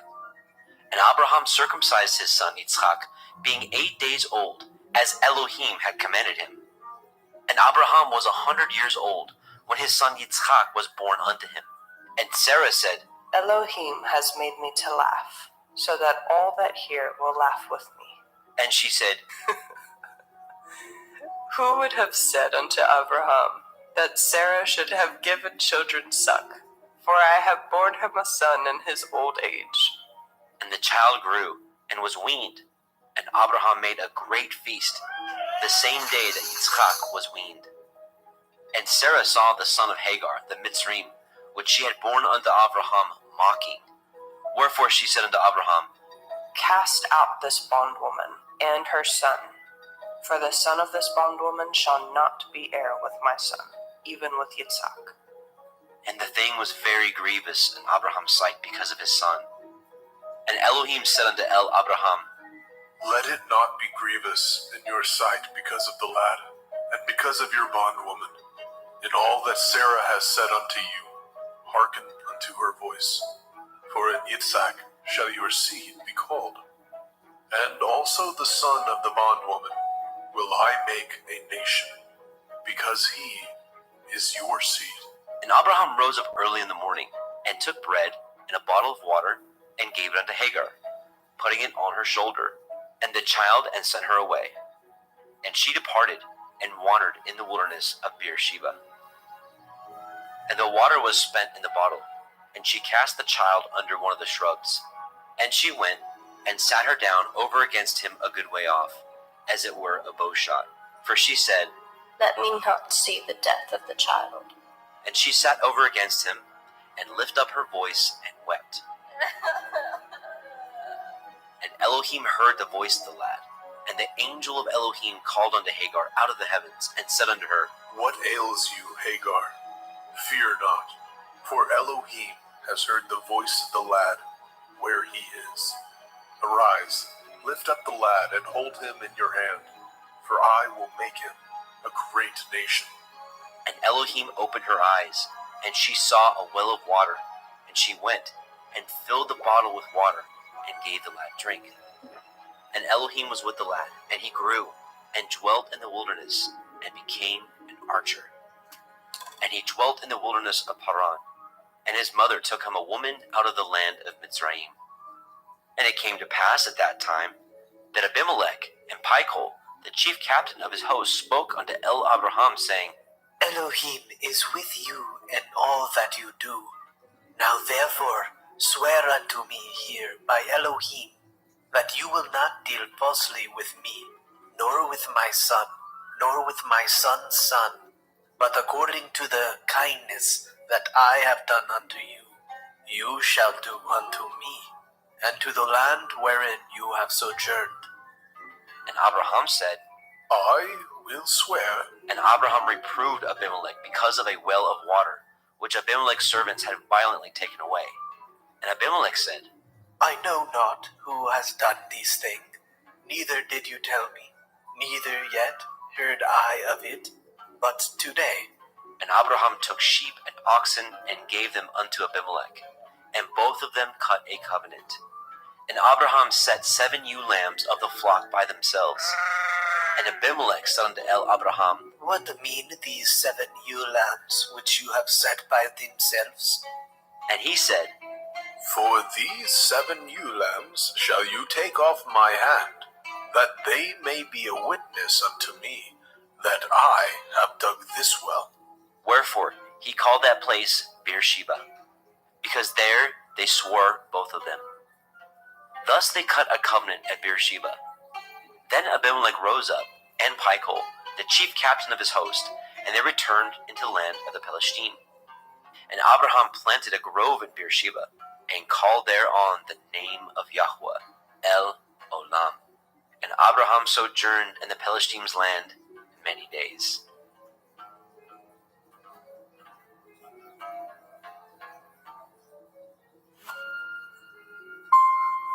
Bereshit, Genesis chapter 22. And it came to pass after these things, that Elohim did try Abraham, and said unto him, Avraham, and he said, Behold, here I am. and he said, Take now your son, your Yahid, Yitzhak, whom you love, and get you into the land of Moriah, and offer him there for a burnt offering upon one of the mountains, which I will tell you of. And Abraham rose up early in the morning, and saddled his ass, and took 2 of his young men with him, and Yitzhak his son, and clave the wood for the burnt offering, and rose up, and went unto the place of which Elohim had told him. Then on the 3rd day Abraham lifted up his eyes, and saw the place afar off. And Abraham said unto his young men, Abide ye here with the ass, and I and the lad will go yonder, and worship, and come again to you. And Abraham took the wood of the burnt offering, and laid it upon Yitzhak his son, And he took the fire in his hand, and a knife, and they went both of them together. And Yitzchak spoke unto Abraham his father, and said, My father, and he said, here am I, my son. and he said, Behold the fire and the wood, but where is the lamb for a burnt offering? and Abraham said, My son, Elohim will provide himself a lamb for a burnt offering. So they went both of them together.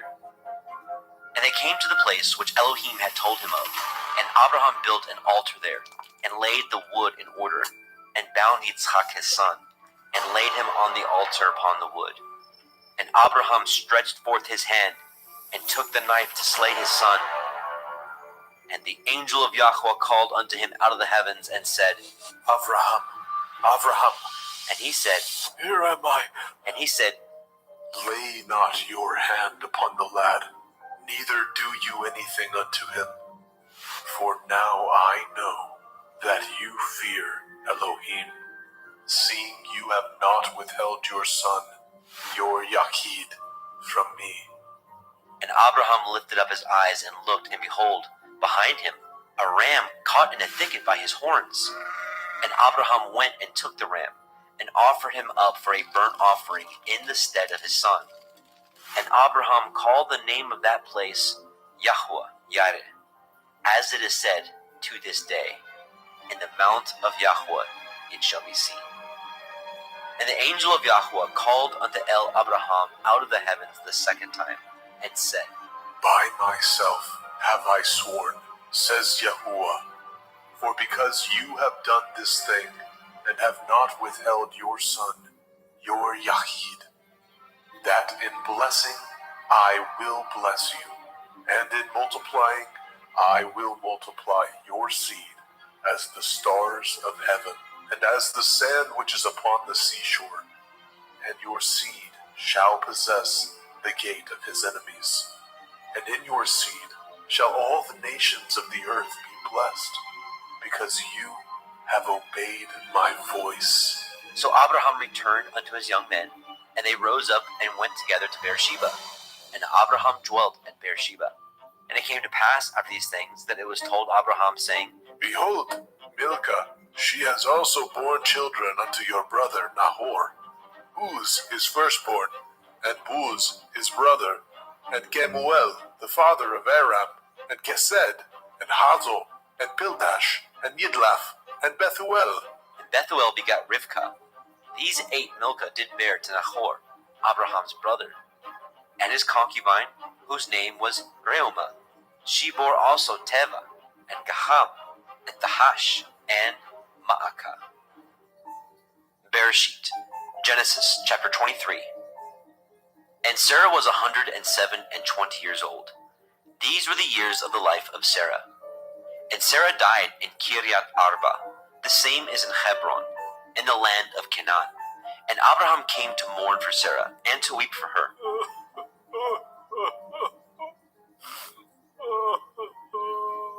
And Abraham stood up from before his dead, and spoke unto the sons of Heth, saying, I am a stranger and a sojourner with you.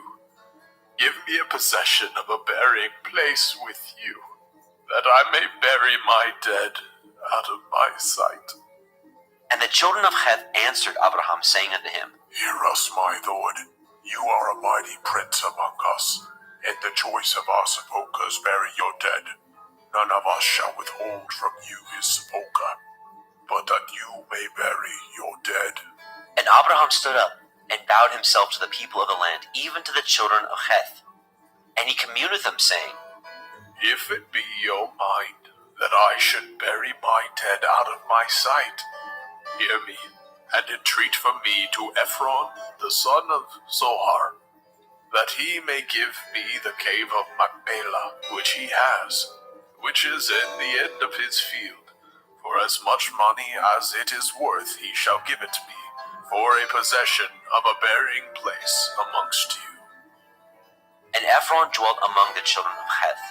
And Ephron the Hittite answered Abraham in the audience of the children of Heth, even all that went in the gate of his city, saying, Nay, my lord, hear me. The field I give you, and the cave that is therein I give it you. In the presence of the sons of my people give I it you. Bury your dead. And Abraham bowed down himself before the people of the land. And he spoke unto Ephron in the audience of the people of the land, saying, But if you will give it, I pray you, hear me. I will give you money for the field. Take it of me, and I will bury my dead there. And Ephron answered Abraham, saying unto him, My lord, hearken unto me. The land is worth 400 shekels of silver. What is that betwixt me and you? Bury therefore your dead. And Abraham hearkened unto Ephron. And Abraham weighed to Ephron the silver, which he had named in the audience of the sons of Heth, 400 shekels of silver, current money with the merchant. And the field of Ephron, which was in Machpelah, which was before Mamre, the field and the cave which was therein, and all the trees that were in the field, that were in all the borders round about, were made sure unto Abraham for a possession in the presence of the children of Heth, before all that went in at the gate of his city.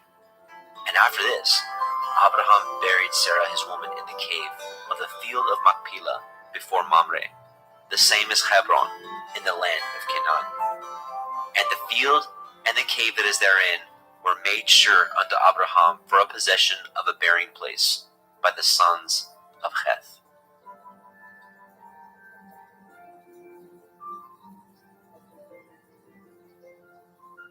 Bereshit, Genesis chapter 24.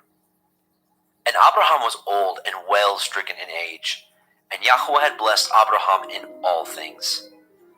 And Abraham said unto his eldest servant of his house, that ruled over all that he had, Put, I pray you, your hand under my thigh, and I will make you swear by Yahweh, the Elohai of heaven, and the Elohai of the earth, that you shall not take a woman unto my son of the daughters of the Canaanim, among whom I dwell. But you shall go unto my country, and to my kindred, and take a woman unto my son Yitzhak. And the servant said unto him, Perchance the woman will not be willing to follow me unto this land. Must I needs bring your son again unto the land from whence you came? And Abraham said unto him, Beware that you bring not my son thither again. Yahuwah Elohai of heaven, which took me from my father's house, and from the land of my kindred, and which spoke unto me, and that swore unto me, saying, Unto your seed will I give this land. He shall send his angel before you, and you shall take a woman unto my son from thence. And if the woman will not be willing to follow you, then you shall be clear from this my oath. Only bring not my son thither again. And the servant put his hand under the thigh of Abraham his master, and swore to him concerning that matter. And the servant took 10 camels of the camels of his master, and departed, for all the goods of his master were in his hand. And he arose, and went to Aram Naharaim, unto the city of Nahor. And he made his camels to kneel down without the city by a well of water, at the time of the evening, even the time that women go out to draw water. And he said, O Yahuwah Elohai of my master Abraham, I pray you, send me good speed this day, and show kindness unto my master Abraham. Behold, I stand here by the well of water, and the daughters of the men of the city come out to draw water.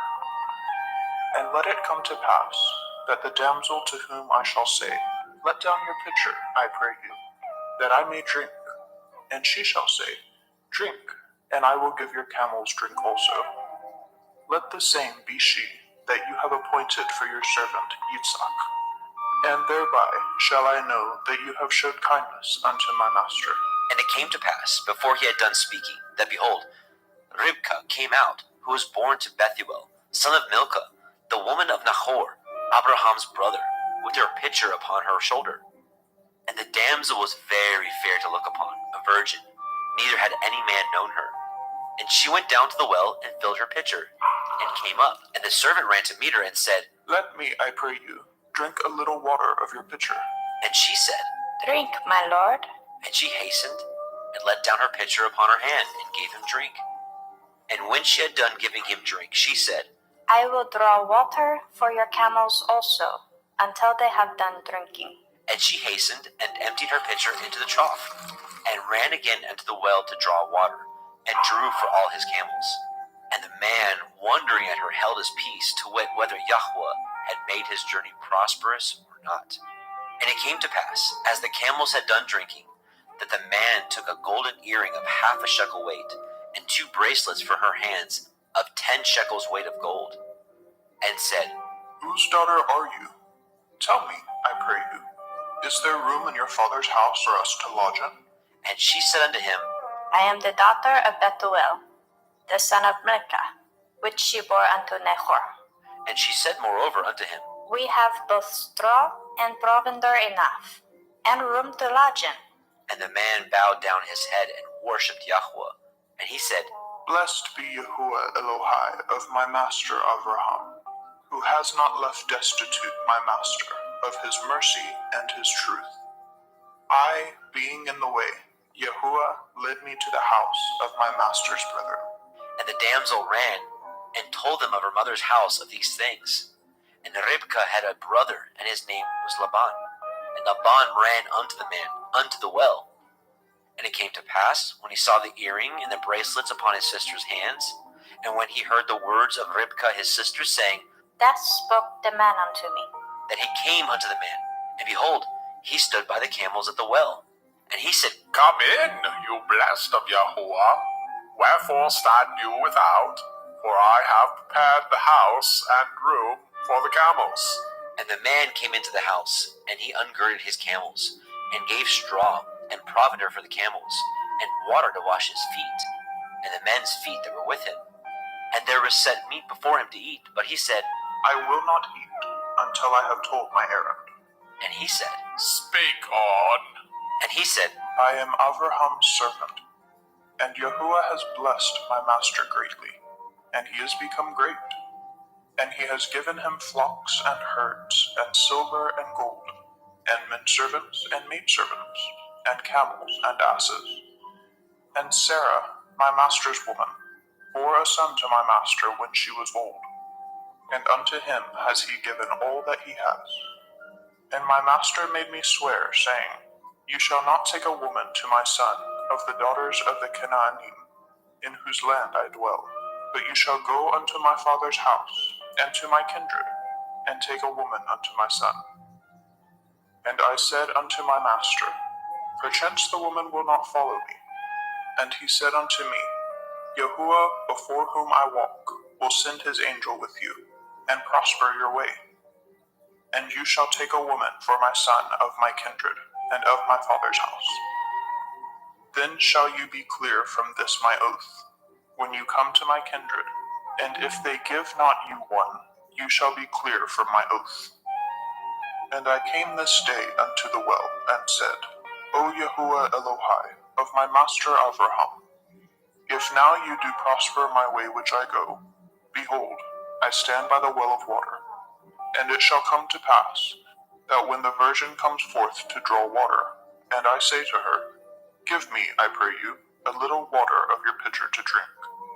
And she say to me, Both drink you, and I will also draw for your camels. Let the same be the woman whom Yahuwah has appointed out for my master's son. And before I had done speaking in my heart, behold, Rivkah came forth with her pitcher on her shoulder. And she went down unto the well, and drew water. And I said unto her, Let me drink, I pray you. And she made haste, and let down her pitcher from her shoulder, and said, Drink, and I will give your camels drink also. So I drank, and she made the camels drink also. And I asked her and said, Whose daughter are you? And she said, The daughter of Bethuel, Nahor's son, whom Milcah bore unto him. And I put the earring upon her face, and the bracelets upon her hands. And I bowed down my head and worshipped Yahuwah, and blessed Yahuwah Elohai of my master Avraham, which had led me in the right way to take my master's brother's daughter unto his son. And now, If you will deal kindly and truly with my master, tell me, and if not, tell me, that I may turn to the right hand or to the left. Then Laban and Bethuel answered and said, The thing proceeds from Yahuwah. We cannot speak unto you bad or good. Behold, Rivka is before you. Take her and go, and let her be your master's son's woman, as Yahuwah has spoken. And it came to pass that when Abraham's servant heard their words, he worshipped Yahweh, bowing himself to the earth. And the servant brought forth jewels of silver and jewels of gold and raiment, and gave them to Ribkah. And he gave also to her brother and to her mother precious things. And they did eat and drink, and the men that were with him, and tarried all night. And they rose up in the morning, and he said, Send me away unto my master. And her brother and her mother said, Let the damsel abide with us a few days, at the least 10. After that she shall go. And he said unto them, Hinder me not, seeing Yahuwah has prospered my way. Send me away, that I may go to my master. And they said, We will call the damsel and inquire at her mouth. And they called Ribkah and said unto her, Will you go with this man? And she said, I will go. And they sent away Ribkah their sister, and her nurse, and Abraham's servant, and his men. And they blessed Ribkah, and said unto her, You are our sister. Be the mother of thousands of millions, and let your seed possess the gate of those which hate them. And Ribkah arose, and her damsels, and they rode upon the camels, and followed the man. And the servant took Ribkah, and went his way. And Yitzhak came from the way of the well of Beer Lachairoi, for he dwelt in the country of the Negeb. And Yitzhak went out to meditate in the field in the evening. And he lifted up his eyes and saw, and behold, the camels were coming. And Ribkah lifted her eyes, and when she saw Yitzhak, she lighted off the camel. For she had said unto the servant, What man is this that walks in the field to meet us? and the servant had said, It is my master. Therefore she took a veil and covered herself. And the servant told Yitzhak all the things that he had done. And Yitzhak brought her into his mother Sarah's tent, and took Ribkah, and she became his woman, and he loved her. And Yitzhak was comforted after his mother's death. Bereshit, Genesis chapter 25. And again Abraham took a woman, and her name was Keturah. And she bore him Zimran, and Yokshan, and Medan, and Midian, and Yishbak, and Shuach. And Yokshan begot Sheba, and Dedan. And the sons of Dedan were Ashurim, and Letushim, and Leumim. And the sons of Midian, Ephah, and Epher, and Chanok, and Abidah, and Eldaah. These were the children of Keturah. And Abraham gave all that he had unto Yitzhak. But unto the sons of the concubines which Abraham had, Abraham gave gifts, and sent them away from Yitzhak his son, while he yet lived, eastward into the east country. And these are the days of the years of Abraham's life which he lived, 160 years. Then Abraham gave up his ruach, and died in a good old age, an old man and full of years, and was gathered to his people. And his sons, Yitzhak and Ishmael, buried him in the cave of Machpelah, in the field of Ephron, the son of Zohar, the Hittite, which is before Mamre, the field which Abraham purchased of the sons of Heth. There was Abraham buried, and Sarah his woman. And it came to pass, after the death of Abraham, that Elohim blessed his son Yitzhak, and Yitzhak dwelt by the well Be'er Lachairoi. Now these are the generations of Ishmael, Abraham's son, whom Hagar, the Mitzrayim, Sarah's handmaid, bore unto Abraham. And these are the names of the sons of Ishmael, by their names, according to their generations. The firstborn of Ishmael, Nebaioth, and Kedar, and Adbeel, and Mibsam, and Mishma, and Duma, and Masaah, Hadar, and Tima, Yetur, Naphish, and Kedemah. These are the sons of Ishmael, and these are their names: by their towns and by their castles, 12 princes according to their nations. And these are the years of the life of Ishmael, 137 years. And he gave up his ruach and died, and was gathered unto his people. And they dwelt from Havilah unto Shur, that is before Mitzrayim, as you go toward Ashura. And he died in the presence of all his brethren. And these are the generations of Yitzchak, Abraham's son. Abraham begat Yitzchak, and Yitzchak was 40 years old when he took Ribkah to be his woman, the daughter of Bethuel, the Aramite, of Padan Aram, the sister unto Laban, the Aramite. And Yitzchak entreated Yahweh for his woman, because she was barren, and Yahweh was entreated of him. And Ribkah his woman conceived. And the children struggled together within her. And she said, If it be so, why am I thus? And she went to inquire of Yahweh. And Yahweh said unto her, 2 nations are in your womb, and 2 manner of people shall be separated from your generation. And the one people shall be stronger than the other people, and the elder shall serve the younger. And when her days to be delivered were fulfilled, behold, there were twins in her womb. And the first came out red all over like a hairy garment, and they called his name Esau. And after that came his brother out, and his hand took hold on Esau's heel, and his name was called Jacob. And Yitzchak was 80 years old when she bore them. And the boys grew, and Esau was a cunning hunter, a man of the field, and Jacob was an upright man, dwelling in tents. And Yitzchak loved Esau, because he did eat of his venison, but Ribkah loved Jacob. And Jacob sought pottage, and Esau came from the field, and he was faint. And Esau said to Jacob, Feed me, I pray you, with that same red pottage, for I am faint. Therefore was his name called Edom. And Jacob said, Sell me this day your birthright.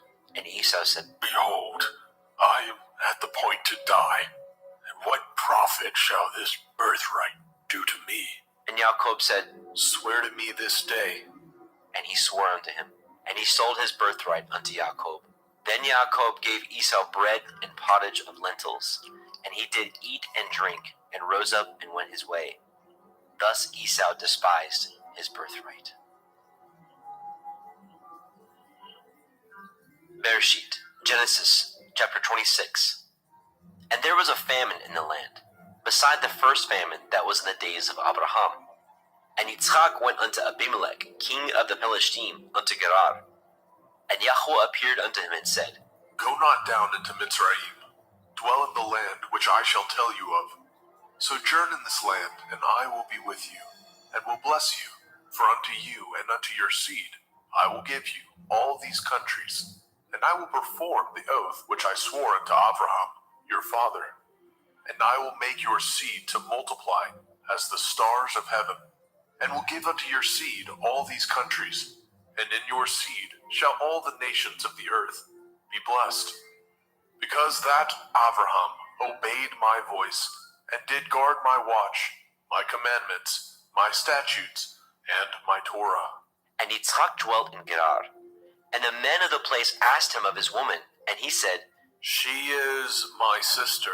For he feared to say, She is my woman, lest, said he, The men of the place should kill me for Rivkah, because she was fair to look upon. And it came to pass, when he had been there a long time, that Abimelech, king of the Pelishtim, looked out at a window and saw, and behold, Yitzchak was sporting with Ribkah his woman. And Abimelech called Yitzchak and said, Behold, of a surety she is your woman. And how said you, She is my sister? And Yitzchak said unto him, Because I said, lest I die for her. And Abimelech said, What is this you have done unto us? One of the people might lightly have lain with your woman, and you should have brought guiltiness upon us. And Abimelech charged all his people, saying, He that touches this man or his woman shall surely be put to death. Then Yitzchak sowed in that land, and received in the same year 100-fold, and Yahweh blessed him. And the man waxed great, and went forward, and grew until he became very great, for he had possessions of flocks, and possessions of herds, and great store of servants. And the Pelishtim envied him. For all the wells which his father's servant had dug in the days of Abraham his father, the Pelishtim had stopped them, and filled them with earth. And Abimelech said unto Yitzchak, Go from us, for you are much mightier than we. And Yitzchak departed thence, and pitched his tent in the valley of Gerar, and dwelt there. And Yitzchak dug again the wells of water, which they had dug in the days of Abraham his father. For the Pelishtim had stopped them up after the death of Abraham. And he called their names after the names by which his father had called them.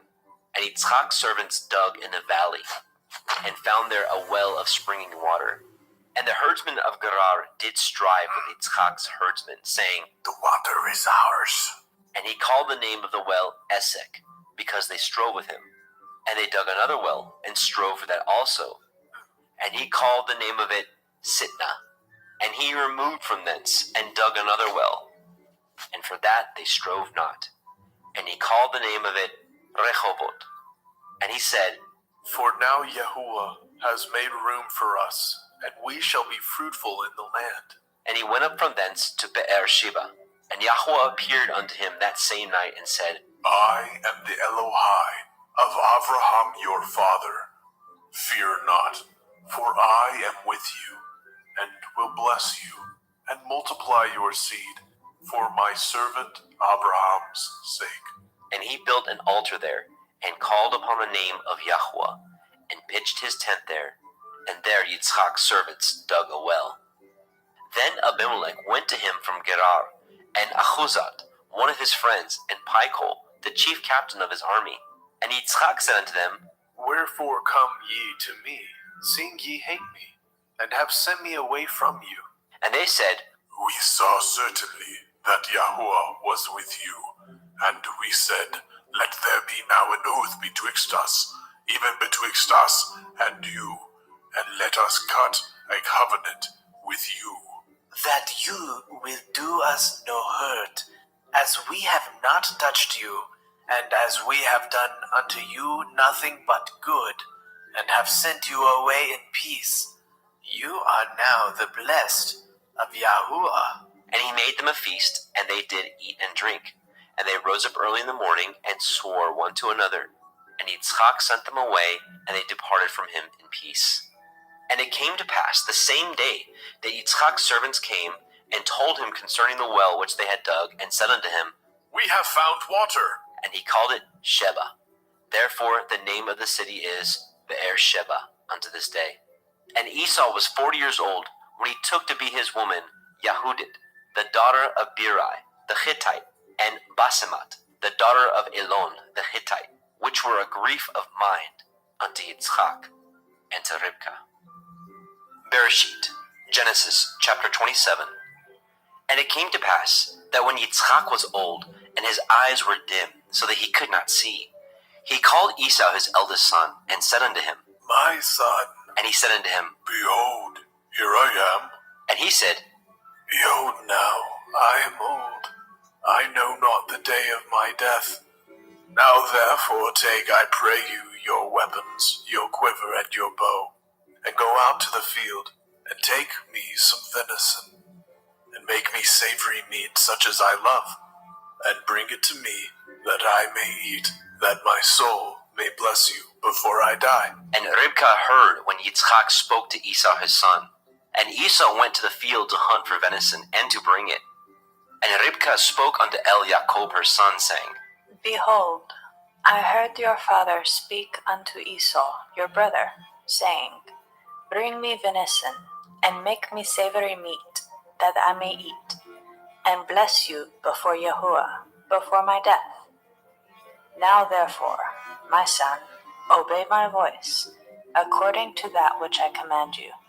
Go now to the flock, and fetch me from thence 2 good kids of the goats, and I will make them savory meat for your father, such as he loves. And you shall bring it to your father, that he may eat, and that he may bless you before his death. And Jacob said to Rivkah his mother, Behold, Esau my brother is a hairy man, and I am a smooth man. My father perchance will fill me, and I shall seem to him as a deceiver, and I shall bring a curse upon me, and not a blessing. And his mother said unto him, Upon me be your curse, my son. Only obey my voice, and go fetch me them. And he went and fetched and brought them to his mother. And his mother made savory meat, such as his father loved. And Ribkah took goodly raiment of her eldest son Esau, which were with her in the house, and put them upon Jacob her younger son. And she put the skins of the kids of the goats upon his hands, and upon the smooth of his neck. And she gave the savory meat, and the bread, which she had prepared, into the hand of her son Jacob. And he came unto his father, and said, My father. And he said, Here I am. Who are you, my son? And Jacob said unto his father, I am Esau, your firstborn. I have done according as you bade me. Arise, I pray you, sit and eat of my venison, that your soul may bless me. And Yitzchak said unto his son, How is it that you have found it so quickly, my son? And he said, Because Yahuwah Elohika brought it to me.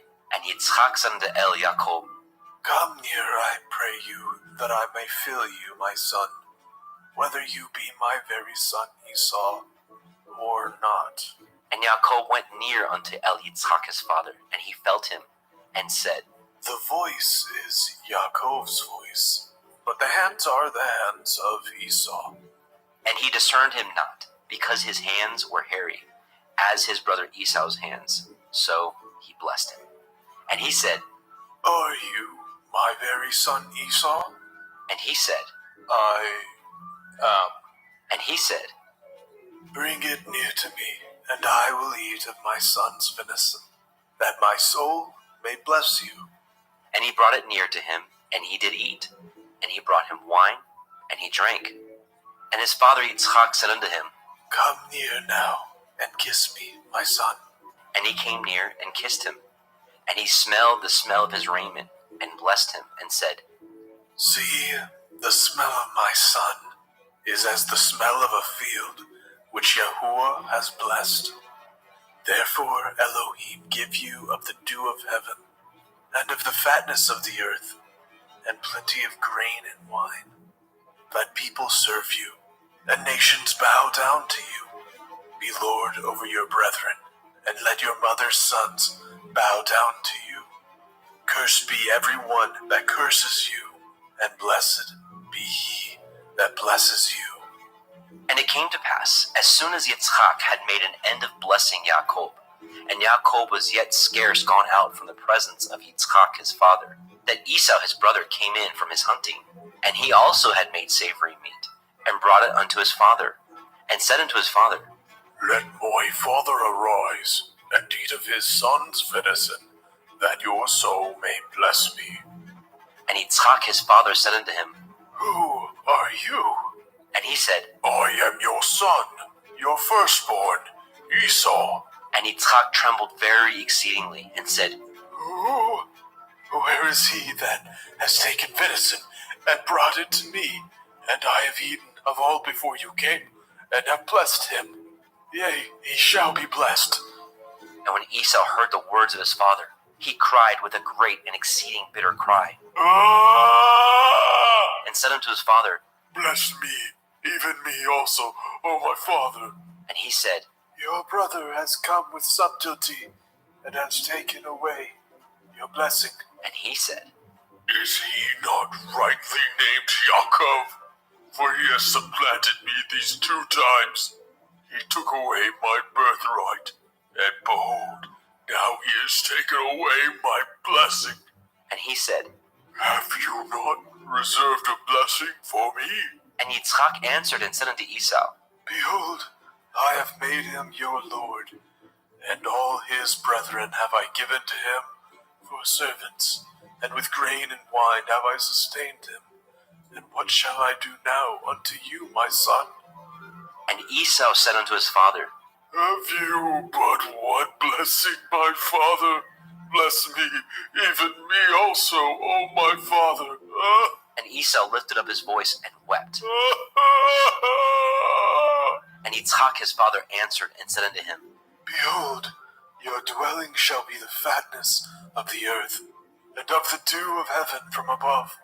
And by your sword shall you live, and shall serve your brother. And it shall come to pass, when you shall have the dominion, that you shall break his yoke from off your neck. And Esau hated Jacob because of the blessing wherewith his father blessed him. And Esau said in his heart, The days of mourning for my father are at hand.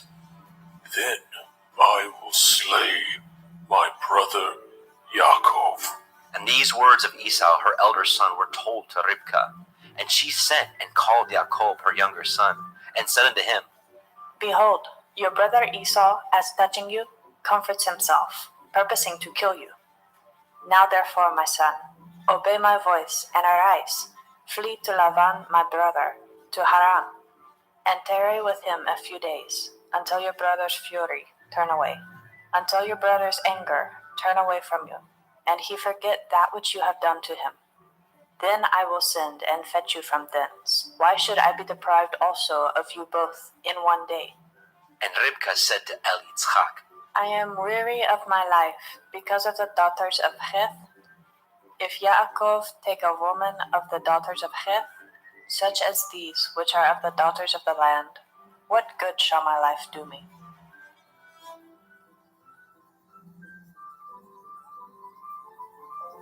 Bereshit, Genesis chapter 28. And Yitzchak called Jacob, and blessed him, and charged him, and said unto him, You shall not take a woman of the daughters of Canaan. Arise, go to Padan Aram, to the house of Bethuel, your mother's father, and take you a woman from thence of the daughters of Laban, your mother's brother, and El Shaddai bless you, and make you fruitful, and multiply you, that you may be a multitude of people, and give you the blessing of Abraham to you, and to your seed with you, that you may inherit the land wherein you are a stranger, which Elohim gave unto Abraham. And Yitzchak sent away Jacob, and he went to Padan Aram unto Laban, son of Bethuel, the Aramite, the brother of Ribkah, Jacob's and Esau's mother. When Esau saw that Yitzchak had blessed Jacob, and sent him away to Padan Aram, to take him a woman from thence, and that as he blessed him, he gave him a charge, saying, You shall not take a woman of the daughters of Canaan. And that Jacob obeyed his father and his mother, and was gone to Padan Aram. And Esau, seeing that the daughters of Canaan pleased not Yitzchak his father, then went Esau unto Ishmael, and he took unto the woman which he had Mahalat, the daughter of Ishmael, Abraham's son, the sister of Nebaioth, to be his woman. And Jacob went out from Beersheba, and went toward Haran, and he lighted upon a certain place, and tarried there all night, because the sun was set. He took of the stones of that place, and put them for his pillows, and lay down in that place to sleep. And he dreamed, and behold, a ladder set up on the earth, and the top of it reached to heaven. And behold, the angels of Elohim ascending and descending on it. And behold, Yahweh stood above it, and said, I am Yahuwah Elohai of Abraham your father, and the Elohai of Yitzhak. The land whereon you lie, to you will I give it, and to your seed. And your seed shall be as the dust of the earth, and you shall spread abroad to the west, and to the east, and to the north, and to the south. And in you, and in your seed, shall all the families of the earth be blessed. And behold, I am with you, and will guard you in all the places whither you go, and will bring you again into this land. For I will not leave you until I have done that which I have spoken to you of. And Yaakov awoke out of his sleep, and he said, Surely Yahuwah is in this place, and I knew it not. And he was afraid, and said, How dreadful is this place! This is none other but the house of Elohim, and this is the gate of heaven. And Jacob arose up early in the morning, and took the stone that he had put for his pillows, and set it up for a pillar, and poured oil upon the top of it. And he called the name of that place Beit El, but the name of that city was called Luz at the first. And Yaakov vowed a vow, saying, If Elohim will be with me, and will guard me in this way that I go, and will give me bread to eat, and raiment to put on, so that I come again to my father's house in peace, then shall Yahuwah be my Elohim. And this stone which I have set for a pillar shall be Elohim's house, and of all that you shall give me, I will surely give the 10th unto you.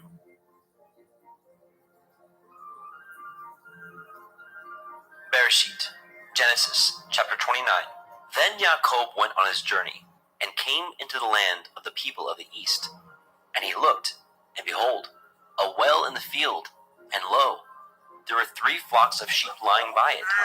For out of that well they watered the flocks, and a great stone was upon the well's mouth. And thither there were all the flocks gathered, and they rolled the stone from the well's mouth, and watered the sheep, and put the stone again upon the well's mouth in its place. And Yaakov said unto them, My brethren, whence be ye? and they said, Of Haran are we. and he said unto them, Know ye Lavan, the son of Nahor? and they said, We know him. and he said unto them, Is he well? and they said, He is well, and behold, Rachel his daughter comes with the sheep. and he said, Lo, it is yet high day, neither is it time that the cattle should be gathered together. Water ye the sheep, and go and feed them. and they said, We can on, until all the flocks be gathered together, until they roll the stone from the well's mouth. Then we water the sheep. And while he yet spoke with him, Rachel came with her father's sheep, for she kept them. And it came to pass, when Yaakov saw Rachel, the daughter of Laban, his mother's brother, and the sheep of Laban, his mother's brother, that Yaakov went near, and rolled the stone from the well's mouth, and watered the flock of Laban, his mother's brother. And Yaakov kissed Rachel, and lifted up his voice, and wept. And Yaakov told Rachel that he was her father's brother, and that he was Rivka's son. And she ran and told her father. And it came to pass, when Laban heard the tidings of Yaakov his sister's son, that he ran to meet him, and embraced him, and kissed him, and brought him to his house. And he told Laban all these things.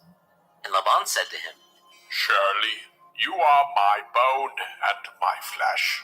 and he abode with him the space of a month. And Laban said unto Yaakov, Because you are my brother, should you therefore serve me for naught? Tell me, what shall your wages be? And Laban had 2 daughters. The name of the elder was Leah, and the name of the younger was Rachel. Leah was tender-eyed, but Rachel was beautiful and well-favored. And Yaakov loved Rachel, and said, I will serve you 7 years for Rachel, your younger daughter. and Laban said, It is better that I give her to you, than that I should give her to another man. Abide with me. And Yaakov served 7 years for Rachel, and they seemed unto him but a few days, for the love he had to her. And Yaakov said unto Laban, Give me my woman, for my days are fulfilled, that I may go in unto her. And Laban gathered together all the men of that place, and made a feast. And it came to pass in the evening, that he took Leah his daughter, and brought her to him, and he went in unto her. And Laban gave unto his daughter Leah Zilpah, his maid, for a handmaid. And it came to pass, that in the morning, behold, it was Leah. And he said to Laban, What is this that you have done unto me? Did I not serve with you for Rachel? Wherefore then have you beguiled me? And Laban said, It must not be so done in our country, to give the younger before the firstborn. Fulfill her week, and we will give you this also for the service which you shall serve with me yet 7 other years. And Yaakov did so, and fulfilled her week. And he gave him Rachel his daughter to be his woman also. And Laban gave to Rachel his daughter Bilhah his handmaid to be her maid. And he went in also unto Rachel, and he loved also Rachel more than Leah, and served with him yet 7 other years. And when Yahweh saw that Leah was hated, he opened her womb, but Rachel was barren. And Leah conceived, and bore a son, and she called his name Reuben. For she said, Surely Yahuwah has looked upon my affliction. Now therefore my man will love me. And she conceived again, and bore a son, and said, Because Yahuwah has heard that I was hated, he has therefore given me this son also. And she called his name Shimon.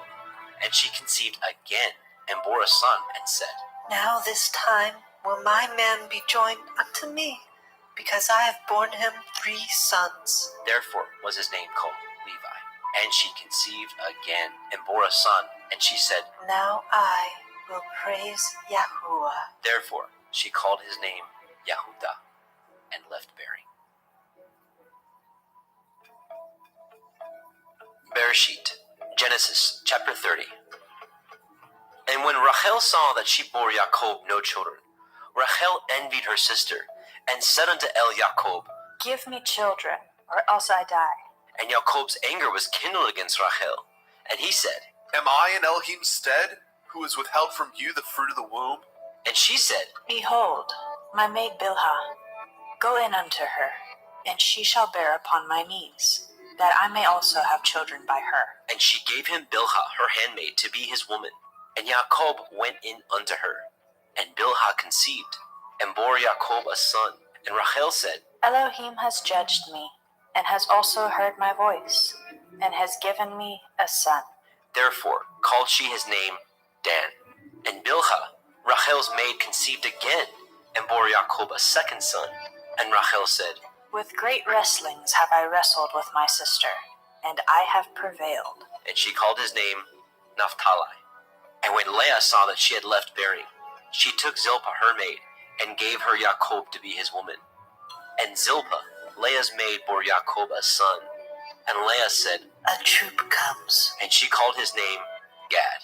And Zilpah, Leah's maid, bore Jacob a second son. And Leah said, Happy am I, for the daughters will call me blessed.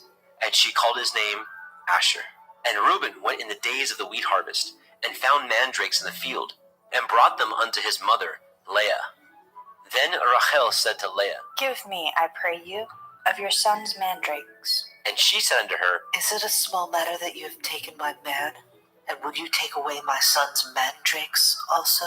and Rachel said, Therefore he shall lie with you tonight for your son's mandrakes. and Jacob came out of the field in the evening, and Leah went out to meet him, and said, You must come in unto me, for surely I have hired you with my son's mandrakes. and he lay with her that night. And Elohim hearkened unto Leah, and she conceived, and bore Jacob the 5th son.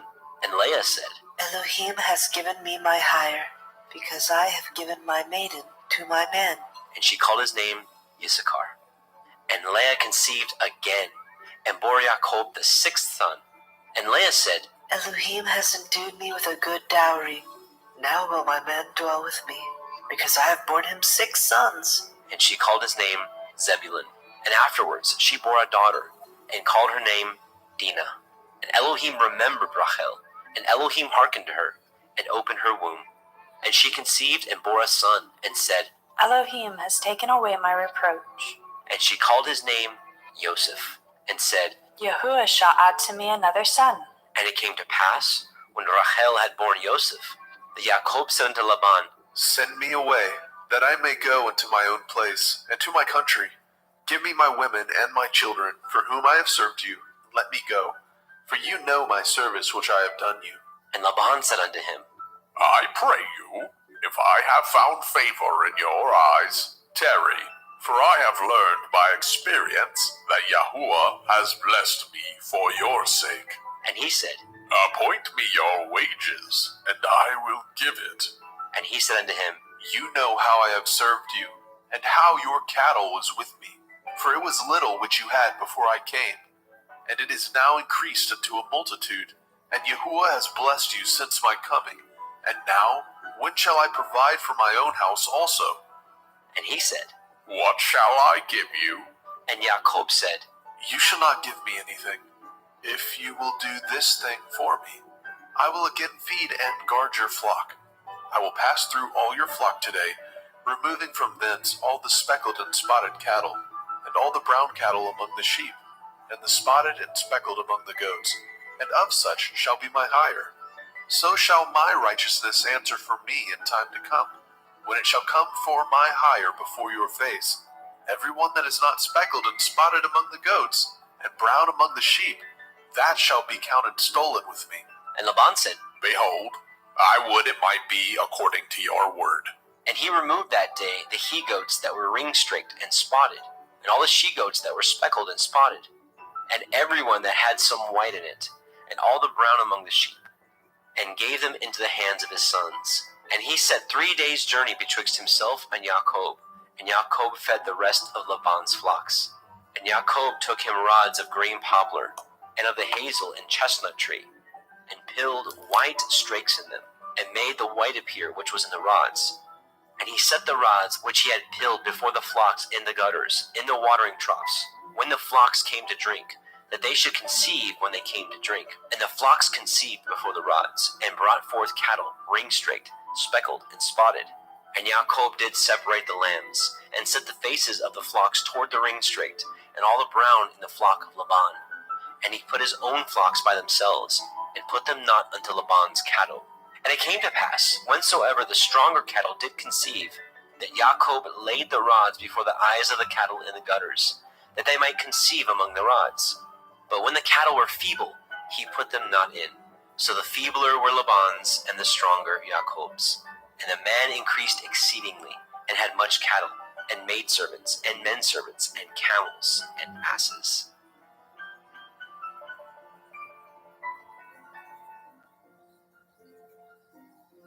Bereshit, Genesis chapter 31.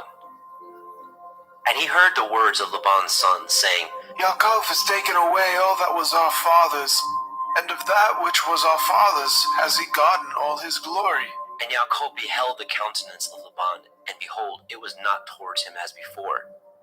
And Yahweh said unto Jacob, Return unto the land of your fathers, and to your kindred, and I will be with you. And Jacob sent and called Rachel and Leah to the fields unto his flock, and said unto them, I see your father's countenance, that it is not towards me as before, but the Elohim of my father has been with me. And ye know that with all my power I have served your father. And your father has deceived me and changed my wages 10 times, but Elohim suffered him not to hurt me. If he said thus, the speckled shall be your wages, then all the cattle bore speckled. And if he said thus, the ring-straked shall be your hire, then bore all the cattle ring-straked. Thus Elohim has taken away the cattle of your father, and given them to me. And it came to pass at the time that the cattle conceived, that I lifted up my eyes, and I saw in a dream, and behold, the rams which leaped upon the cattle were ring-straked, speckled, and grizzled. And the angel of Elohim spoke unto me in a dream, saying, Yaakov. And I said, Here I am. And he said, Lift up now your eyes, and see, all the rams which leapt upon the cattle are ring-straked, speckled, and grizzled. For I have seen all that Laban does unto you. I am the Elohim of Bethel, where you anointed the pillar, and where you vowed a vow unto me. Now arise, get you out of this land, and return unto the land of your kindred. And Rachel and Leah answered and said unto him, Is there yet any portion or inheritance for us in our father's house? Are we not counted of him strangers? For he has sold us, and has quite devoured also our money. For all the riches which Elohim has taken from our father, that is ours, and our children's. Now then, whatsoever Elohim has said unto you, do.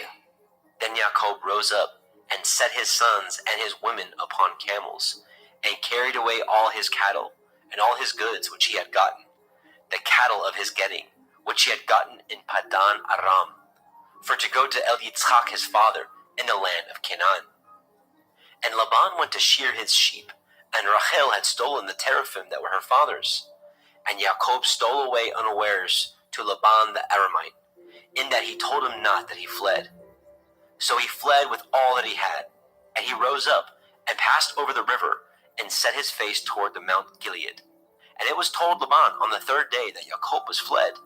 And he took his brethren with him, and pursued after him 7 days' journey, and they overtook him in the Mount Gilead. And Elohim came to Laban the Aramite in a dream by night, and said unto him, Take heed that you speak not to Yaakov, either good or bad. Then Laban overtook Jacob. Now Jacob had pitched his tent in the mount, And Laban with his brethren pitched in the Mount Gilead. And Laban said to Jacob, What have you done, that you have stolen away unawares to me, and carried away my daughters as captives, taken with the sword? Wherefore did you flee away secretly, and steal away from me, and did not tell me, that I might have sent you away with mirth, and with songs, with tabret, and with harp? And have not suffered me to kiss my sons and daughters? You have now done foolishly in so doing. It is in the power of my hand to do you hurt. But the Elohim of your father spoke unto me yesternight, saying, Take heed that you speak not to Yaakov either good or bad. And now, though you would needs be gone, because you sore longed after your father's house, yet wherefore have you stolen my Elohim? And Jacob answered and said to Laban, Because I was afraid. For I said, Perchance you would take by force your daughters from me. With whomsoever you find your Elohim, let him not live, before our brethren discern what is yours with me, and take it to you. For Jacob knew not that Rachel had stolen them. And Laban went into Jacob's tent, and into Leah's tent, and into the two maidservants' tents, but he found them not. Then he went out of Leah's tent, and entered into Rachel's tent. Now Rachel had taken the teraphim, and put them in the camel's furniture, and sat upon them. And Laban searched all the tent, but found them not. And she said to her father, Let it not displease my lord that I cannot rise up before you, for the custom of women is upon me. And he searched, but found not the teraphim. And Jacob was wroth, and chode with Laban. And Jacob answered and said to Laban, What is my transgression? What is my sin, that you have so hotly pursued after me? Whereas you have searched all my stuff, what have you found of all your household stuff? Set it here before my brethren and your brethren, that they may judge betwixt us both. This 20 years have I been with you. Your ewes and your she-goats have not cast their young, and the rams of your flock have I not eaten. That which was torn of beast I brought not unto you. I bore the loss of it. Of my hand did you require it, whether stolen by day or stolen by night. Thus I was in the day the drought consumed me, and the frost by night, and my sleep departed from my eyes. Thus have I been 20 years in your house. I served you 14 years for your 2 daughters, and 6 years for your cattle. And you have changed my wages 10 times. Except the Elohai of my father, the Elohai of Abraham, and the fear of Yitzhak had been with me, surely you had sent me away now empty. Elohim has seen my affliction, and the labor of my hands, and rebuked you yesternight. And Laban answered and said unto Jacob, These daughters are my daughters, and these children are my children, and these cattle are my cattle, and all that you see is mine. And what can I do this day unto these my daughters, or unto their children, which they have borne? Now therefore come, let us cut a covenant, I and you, and let it be for a witness between me and you. And Jacob took a stone, and set it up for a pillar. And Jacob said unto his brethren, Gather stones. And they took stones, and made a heap, and they did eat there upon the heap. And Laban called it Yegar Sahaduta, but Jacob called it Galid. And Laban said, This heap is a witness between me and you this day. Therefore was the name of it called Galed. And Mitzvah, for he said, Yahuwah watch between me and you, when we are absent from one another. If you shall afflict my daughters, or if you shall take other women beside my daughters, no man is with us. See, Elohim is witness betwixt me and you. And Laban said to Jacob, Behold this heap, and behold this pillar, which I have cast betwixt me and you. This heap be witness, and this pillar be witness, that I will not pass over this heap to you, and that you shall not pass over this heap and this pillar unto me for harm. The Elohai of Abraham and the Elohai of Nahor, the Elohai of their father, judge betwixt us, And Jacob swore by the fear of his father Yitzchak. Then Jacob offered sacrifice upon the mount, and called his brethren to eat bread. And they did eat bread, and tarried all night in the mount. And early in the morning Laban rose up, and kissed his sons and his daughters, and blessed them. And Laban departed, and returned unto his place. Bereshit, Genesis chapter 32. And Jacob went on his way, and the angels of Elohim met him. And when Jacob saw them, he said, This is Elohim's host. and he called the name of that place Machanaim. And Jacob sent messengers before him to Esau his brother, unto the land of Seir, the country of Edom. And he commanded them, saying, Thus shall ye speak unto my lord Esau. Your servant Yaakov says thus, I have sojourned with Laban, and stayed there until now. And I have oxen and asses, flocks and men servants, and women servants. And I have sent to tell my lord, that I may find grace in your sight. And the messengers returned to Jacob, saying, We came to your brother Esau, and also he comes to meet you, and 400 men with him. Then Jacob was greatly afraid and distressed, and he divided the people that was with him, and the flocks, and the herds, and the camels into 2 bands, and said, If Esau come to the one company, and smite it, then the other company which is left shall escape. And Jacob said, O Elohai of my father Abraham, and Elohai of my father Yitzhak, Yahuwah which said unto me, Return unto your country and to your kindred, and I will deal well with you. I am not worthy of the least of all the mercies, and of all the truth which you have showed unto your servant. For with my staff I passed over this Yarden, and now I am become 2 bands. Deliver me, I pray you, from the hand of my brother, from the hand of Esau, for I fear him, lest he will come and smite me, and the mother with the children. And you said, I will surely do you good, and make your seed as the sand of the sea, which cannot be numbered for multitude.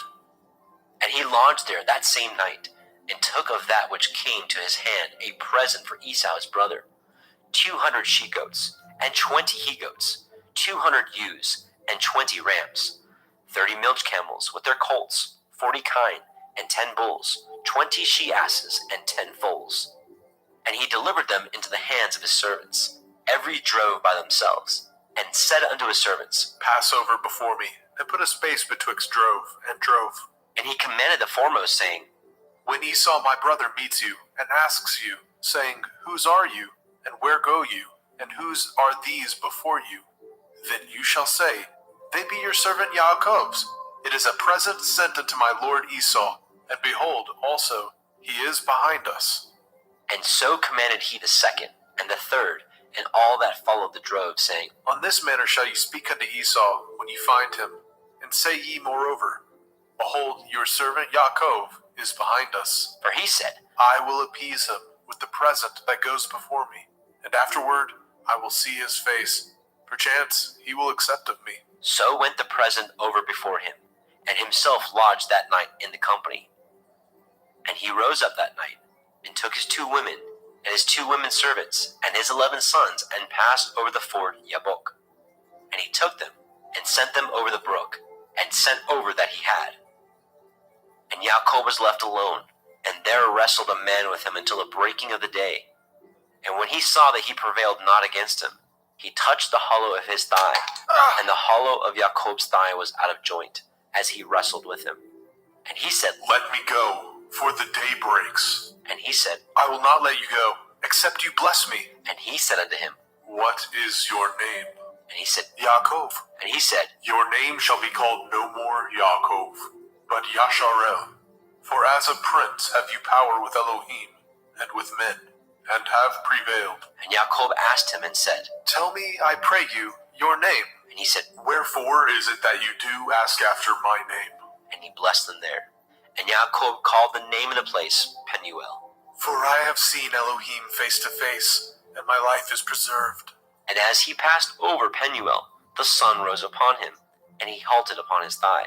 Therefore the children of Yasharel eat not the sinew which shrank, which is upon the hollow of the thigh unto this day, because he touched the hollow of Jacob's thigh in the sinew that shrank. Bereshit, Genesis chapter 33. And Jacob lifted up his eyes and looked, and behold, Esau came, and with him 400 men. And he divided the children unto Leah, and unto Rachel, and unto the 2 handmaids. And he put the handmaids and their children foremost, and Leah and her children after, and Rachel and Joseph hindermost. And he passed over before them, and bowed himself to the ground 7 times, until he came near to his brother. And Esau ran to meet him, and embraced him, and fell on his neck, and kissed him, and they wept.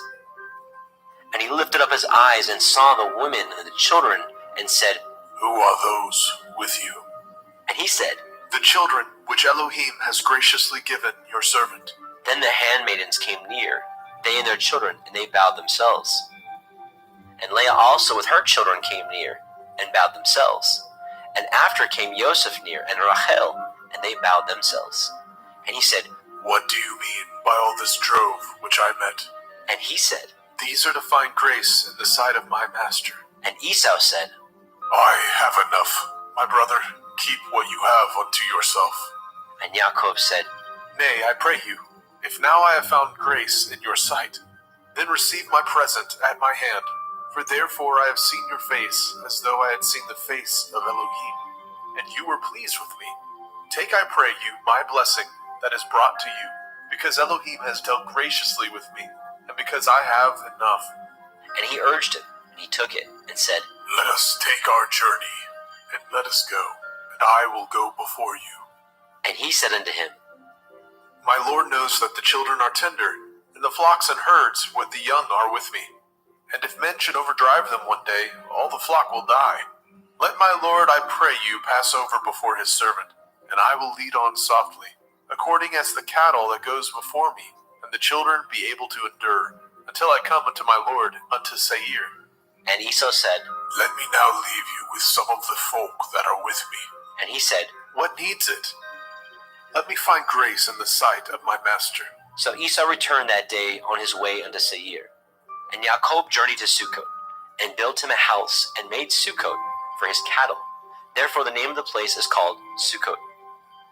And Jacob came to Shalem, a city of Shechem, which is in the land of Canaan, when he came from Padan Aram, and pitched his tent before the city. And he bought a parcel of a field, where he had spread his tent at the hand of the children of Hamor, Shechem's father, for 100 pieces of money. And he erected there an altar, and called it El Elohai Yasharel. Bereshit, Genesis chapter 34. And Dinah, the daughter of Leah, which she bore unto Jacob, went out to see the daughters of the land. And when Shechem, the son of Hamor, the Hivite, prince of the country, saw her, he took her, and lay with her, and defiled her. And his soul clave unto Dinah, the daughter of Jacob, and he loved the damsel, and spoke kindly unto the damsel. And Shechem spoke unto his father Hamor, saying, Get me this damsel to be my woman. And Jacob heard that he had defiled Dinah his daughter. Now his sons were with his cattle in the field, and Jacob held his peace until they were come. And Hamor, the father of Shechem, went out unto El Jacob to commune with him. And the sons of Jacob came out of the field when they heard it, and the men were grieved, and they were very wroth, because he had wrought folly in Yashrael, in lying with Jacob's daughter, which thing ought not to be done. And Hamor communed with them, saying, The soul of my son Shechem longs for your daughter. I pray you, give her him to be his woman, and make ye marriages with us, and give your daughters unto us, and take our daughters unto you. And ye shall dwell with us, and the land shall be before you. Dwell and trade ye therein, and get you possessions therein. And Shechem said unto her father, and unto her brethren, Let me find grace in your eyes, and what ye shall say unto me I will give. Ask me never so much dowry and gift, and I will give according as ye shall say unto me. But give me the damsel to be my woman. The sons of Jacob answered Shechem and Hamor his father deceitfully, and said, Because he had defiled Dinah their sister. And they said unto them, We cannot do this thing, to give our sister to one that is uncircumcised, for that were a reproach unto us. But in this we will consent unto you, if ye will be as we be, that every male of you be circumcised, then will we give our daughters unto you, and we will take your daughters unto us, and we will dwell with you, and we will become one people. But if ye will not hearken unto us to be circumcised, then we will take our daughter, and we will be gone. And their words pleased Hamor and Shechem, Hamor's son. And the young man deferred not to do the thing, because he had delight in Jacob's daughter, and he was more honorable than all his father's house. And Hamor and Shechem his son came unto the gate of their city, and communed with the men of their city, saying, These men are peaceable with us, therefore let them dwell in the land, and trade therein. For the land, behold, it is large enough for them. Let us take their daughters to us for women, and let us give them our daughters. Only herein will the men consent unto us, for to dwell with us, to be one people, if every male among us be circumcised as they are circumcised. Shall not their cattle and their substance and every beast of theirs be ours? Only let us consent unto them, and they will dwell with us. And unto Hamor and unto Shechem his son hearkened all that went out of the gate of his city, and every male was circumcised, all that went out of the gate of his city.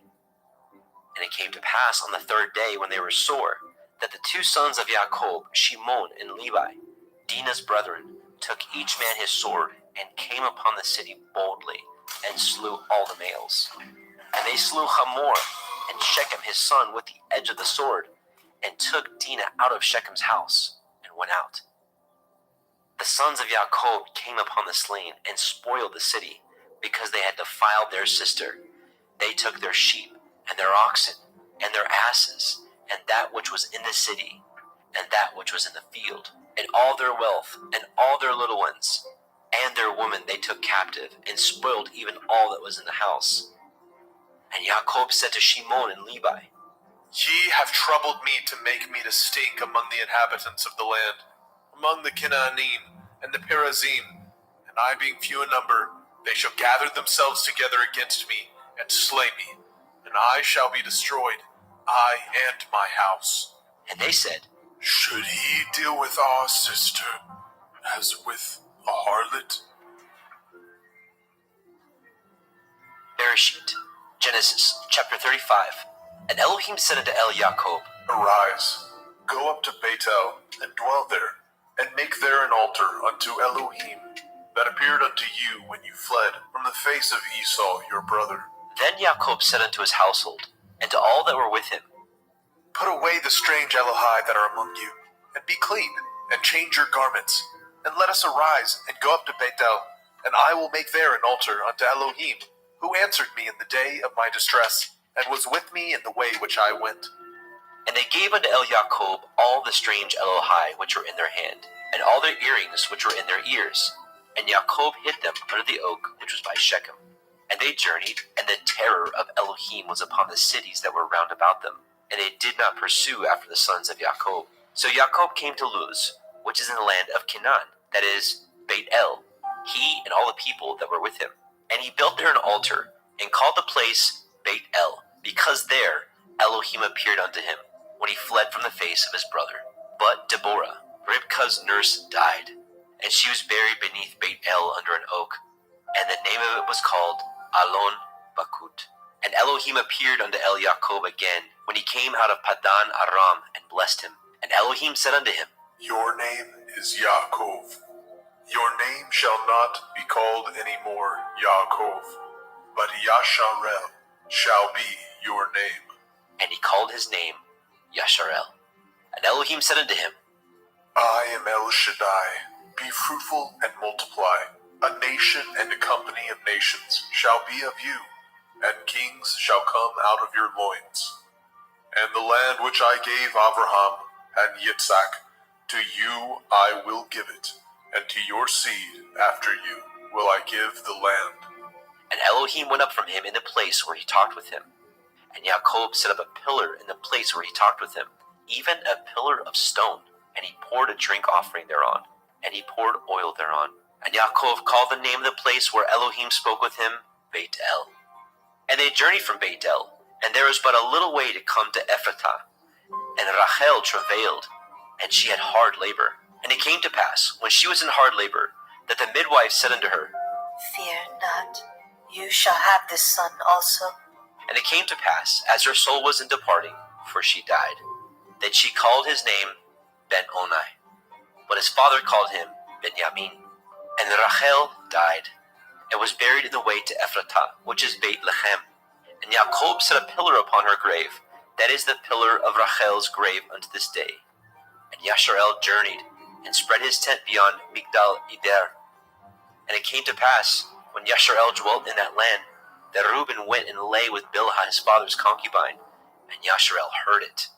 Now the sons of Jacob were 12, the sons of Leah, Reuben, Jacob's firstborn, and Shimon, and Levi, and Yehudah, and Issachar, and Zebulun. The sons of Rachel, Yosef, and Benjamin. And the sons of Bilhah, Rachel's handmaid, Dan, and Naphtali. And the sons of Zilpah, Leah's handmaid, Gad, and Asher. These are the sons of Jacob, which were born to him in Padan Aram. And Yaakov came unto Yitzchak his father, unto Mamre, unto Kiryat Arba, which is Hebron, where Abraham and Yitzchak sojourned. And the days of Yitzchak were 180 years. And Yitzchak gave up his ruach, and died, and was gathered unto his people, being old and full of days. And his sons Esau and Jacob buried him. Bereshit, Genesis, chapter 36. Now these are the generations of Esau, who is Edom. Esau took his woman of the daughters of Canaan, Ada, the daughter of Elon the Hittite, and Aholibama, the daughter of Anna, the daughter of Zibon the Hittite, and Basemat, Ishmael's daughter, sister of Nebaioth. And Ada bore to Esau Eliphaz, and Basmat bore Reuel, and Aholibama bore Yeish, and Ya'alam, and Korach. These are the sons of Esau, which were born unto him in the land of Canaan.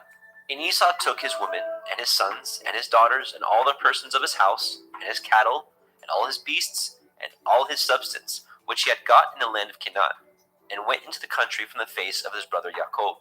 For their riches were more than they might dwell together, and the land wherein they were strangers could not bear them because of their cattle. Thus dwelt Esau in Mount Seir. Esau is Edom. And these are the generations of Esau, the father of the Edomim, in Mount Seir. These are the names of Esau's sons: Eliphaz, the son of Ada, the woman of Esau; Reuel, the son of Basemat, the woman of Esau. And the sons of Eliphaz were Timan, Omar, Zepho, Gatam, and Kenaz. And Timnah was the concubine to Eliphaz, Esau's son, and she bore to Eliphaz Amalek. These are the sons of Ada, Esau's woman.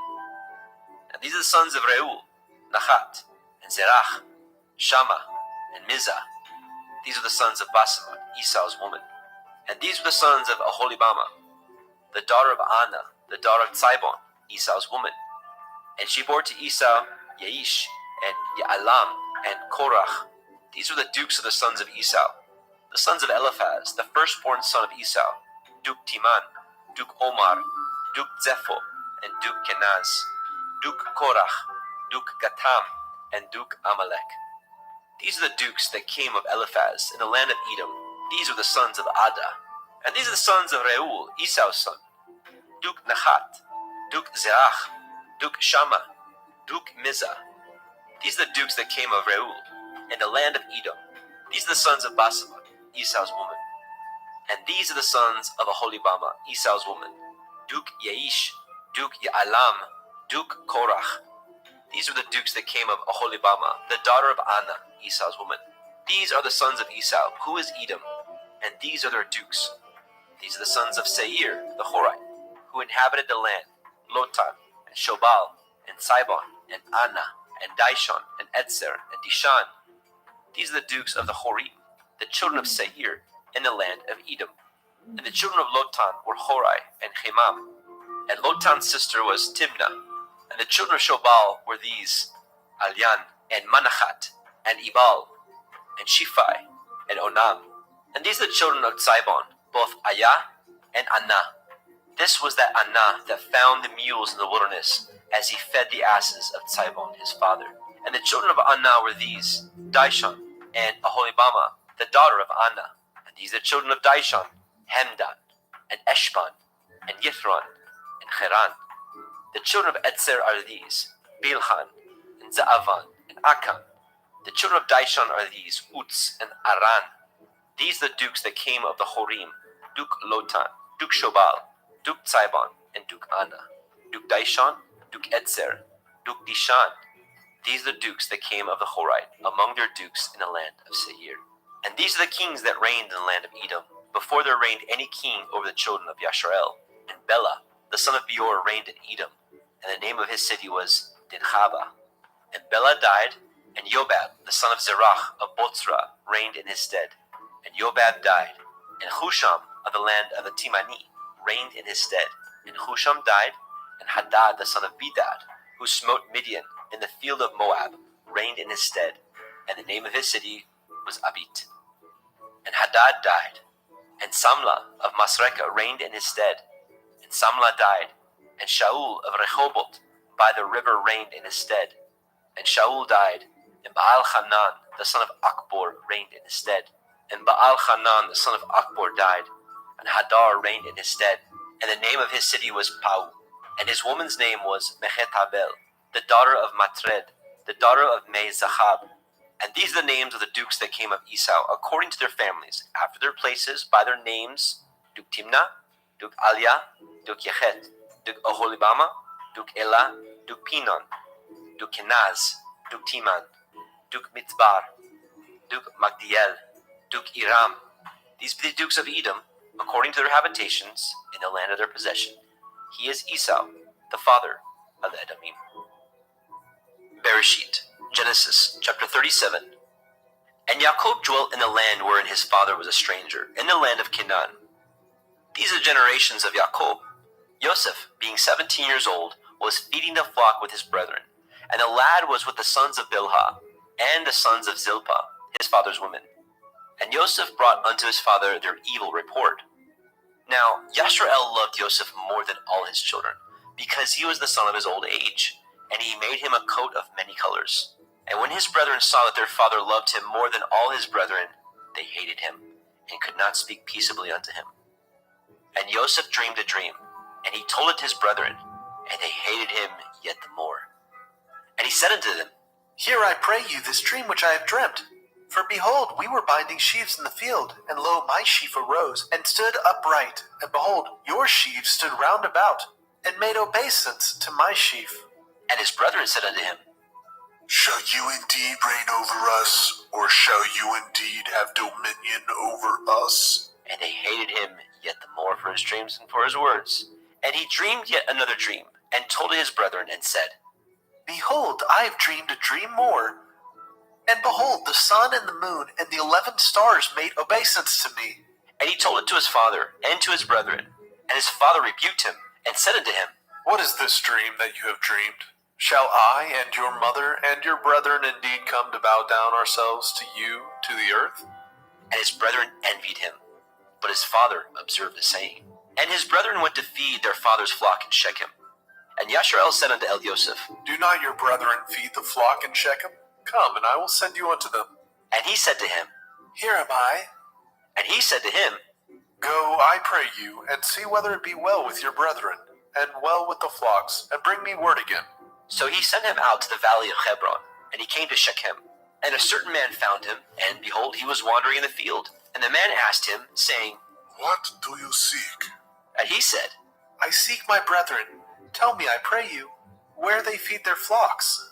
And the man said, They are departed hence, for I heard them say, Let us go to Dothan. And Joseph went after his brethren, and found them in Dothan. And when they saw him afar off, even before he came near unto them, they conspired against him to slay him. And they said one to another, Behold, this dreamer comes. Come now, therefore, and let us slay him, and cast him into some pit, and we will say, Some evil beast has devoured him, and we shall see what will become of his dreams. And Reuben heard it, and he delivered him out of their hands, and said, Let us not kill him. And Reuben said unto them, Shed no blood, but cast him into this pit that is in the wilderness, and lay no hand upon him. that he might rid him out of their hands, to deliver him to his father again. And it came to pass, when Joseph was come unto his brethren, that they stripped Joseph out of his coat of many colors that was on him. And they took him, cast him into a pit, and the pit was empty. There was no water in it, and they sat down to eat bread. And they lifted up their eyes and looked, and behold, a company of Ishmaelim came from Gilead, with their camels bearing spicery and balm and myrrh, going to carry it down to Mitzrayim. And Yehudah said unto his brethren, What profit is it if we slay our brother and conceal his blood? Come, let us sell him to the Ishmaelim, and let not our hands be upon him, for he is our brother and our flesh. And his brethren were content. Then there passed by Midianim merchantmen, and they drew and lifted up Joseph out of the pit, and sold Joseph to the Ishmaelim for 20 pieces of silver. And they brought Joseph into Mitzrayim. And Reuben returned into the pit, and behold, Joseph was not in the pit. And he rent his clothes. And he returned to his brethren and said, The child is not, and I, whither shall I go? And they took Joseph's coat, and killed a kid of the goats, and dipped the coat in the blood. And they sent the coat of many colors. And they brought it to their father and said, This we have found. Know whether it be your son's coat or no. And he knew it, and said, It is my son's coat. An evil beast has devoured him. Joseph is without doubt rent in pieces. And Jacob rent his clothes, and put sackcloth upon his loins, and mourned for his son many days. And all his sons and all his daughters rose up to comfort him, but he refused to be comforted. And he said, For I will go down into Sheol unto my son, mourning. Thus his father wept for him. And the Midianim sold him into Mitzrayim unto Potiphar, an officer of Pharaoh's, and a captain of the guard. Bereshit, Genesis chapter 38. And it came to pass at that time that Yehudah went down from his brethren, and turned into a certain Adullamite, whose name was Chira. And Yehudah saw there a daughter of a certain Canaanite, whose name was Shuach, and he took her, and went in unto her. And she conceived and bore a son, and he called his name And she conceived again and bore a son, and called his name Onan. And she yet again conceived and bore a son, and called his name Shelach. And he was at Keziv when she bore him. And Yehudah took a woman for his firstborn, whose name was Tamar. And Yehudah's firstborn, was wicked in the sight of Yahweh, and Yahweh slew him. And Yehudah said unto Onan, Go into your brother's woman, and marry her, and raise up seed to your brother. And Onan knew that the seed should not be his. And it came to pass, when he went in unto his brother's woman, that he spilled it on the ground, lest that he should give seed to his brother. And the thing which he did displeased Yahweh, wherefore he slew him also. Then said Yehudah to Tamar his daughter-in-law, Remain a widow at your father's house, till Shelach my son be grown. For he said, Lest, perchance, he die also, as his brethren did. And Tamar went and dwelt in her father's house. And in process of time, the daughter of Shuach, Yehudah's woman, died. And Yehudah was comforted, and went up unto his sheep shearers, to Timnathah, and his friend Chira, the Adullamite. And it was told Tamar, saying, Behold, your father-in-law goes up to Timnah to shear his sheep. And she put her widow's garments off from her, and covered her with a veil, and wrapped herself, and sat in an open place, which is by the way to Timnah. For she saw that Shelach was grown, and she was not given unto him to be his woman. When Yehudah saw her, he thought her to be a harlot, because she had covered her face. And he turned unto her by the way, and said, Go to, I pray you, let me come in unto you. For he knew not that she was his daughter-in-law. And she said, What will you give me, that you may come in unto me? And he said, I will send you a kid from the flock. And she said, Will you give me a pledge till you send it?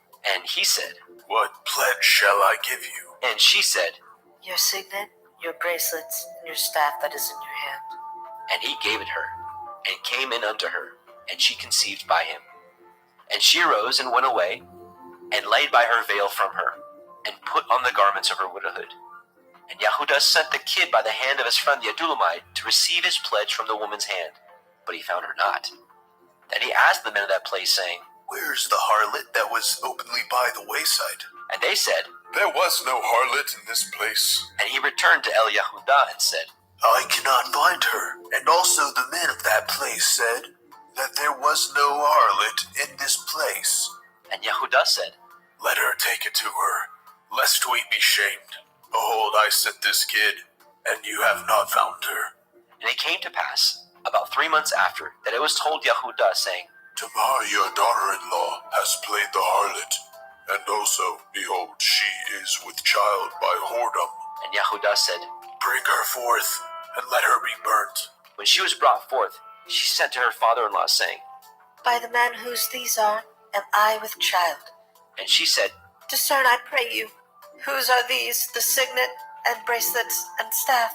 and Yehudah acknowledged them. And he said, She is more righteous than I, because that I gave her not to Shelach my son. and he knew her again no more. And it came to pass in the time of her travail that, behold, twins were in her womb. And it came to pass when she travailed that the one put out his hand, and the midwife took and bound upon his hand a scarlet thread, saying, This came out first. And it came to pass, as he drew back his hand, that, behold, his brother came out. And she said, How have you broken forth? This breach be upon you. Therefore his name was called Peretz. And afterward came out his brother, that had the scarlet thread upon his hand, and his name was called Zerach. Bereshit, Genesis chapter 39. And Joseph was brought down to Mitzrayim, and Potiphar, an officer of Pharaoh, captain of the guard of Mitzrayim, bought him of the hands of the Ishmaelim, which had brought him down thither. And Yahuwah was with Joseph, and he was a prosperous man, and he was in the house of his master, the Mitzrayim. And his master saw that Yahuwah was with him, and that Yahuwah made all that he did to prosper in his hand. And Joseph found grace in his sight, and he served him, and he made him overseer of his house, and all that he had he put into his hand. And it came to pass, from the time that he had made him overseer in his house, and over all that he had, that Yahuwah blessed the Mitzrayim's house for Joseph's sake. And the blessing of Yahuwah was upon all that he had in the house and in the field. And he left all that he had in Joseph's hand, and he knew not aught he had, save the bread which he did eat. And Joseph was a goodly person and well favored. And it came to pass after these things, that his master's woman cast her eyes upon Joseph. And she said, Lie with me. But he refused, and said unto his master's woman, Behold, my master knows not what is with me in the house, and he has committed all that he has to my hand. There is none greater in this house than I, neither has he kept back anything from me but you, because you are his woman. How then can I do this great wickedness and sin against Elohim? And it came to pass, as she spoke to Joseph day by day, that he hearkened not unto her, to lie by her, or to be with her. And it came to pass about this time that Joseph went into the house to do his business, and there was none of the men of the house there within. And she caught him by his garment, saying, Lie with me. And he left his garment in her hand, and fled, and got him out. And it came to pass, when she saw that he had left his garment in her hand, and was fled forth, that she called unto the men of her house, and spoke unto them, saying, See, he has brought in an Ephraim unto us to mock us. He came in unto me to lie with me, and I cried with a loud voice. And it came to pass, when he heard that I lifted up my voice and cried, that he left his garment with me, and fled, and got him out. And she laid up his garment by her, until his master came home. And she spoke unto him according to these words, saying, The Ephraim servant which you have brought unto us came in unto me to mock me. And it came to pass, as I lifted up my voice and cried, that he left his garment with me and fled out. And it came to pass, when his master heard the words of his woman, which she spoke unto him, saying, After this did your servant to me. that his wrath was kindled.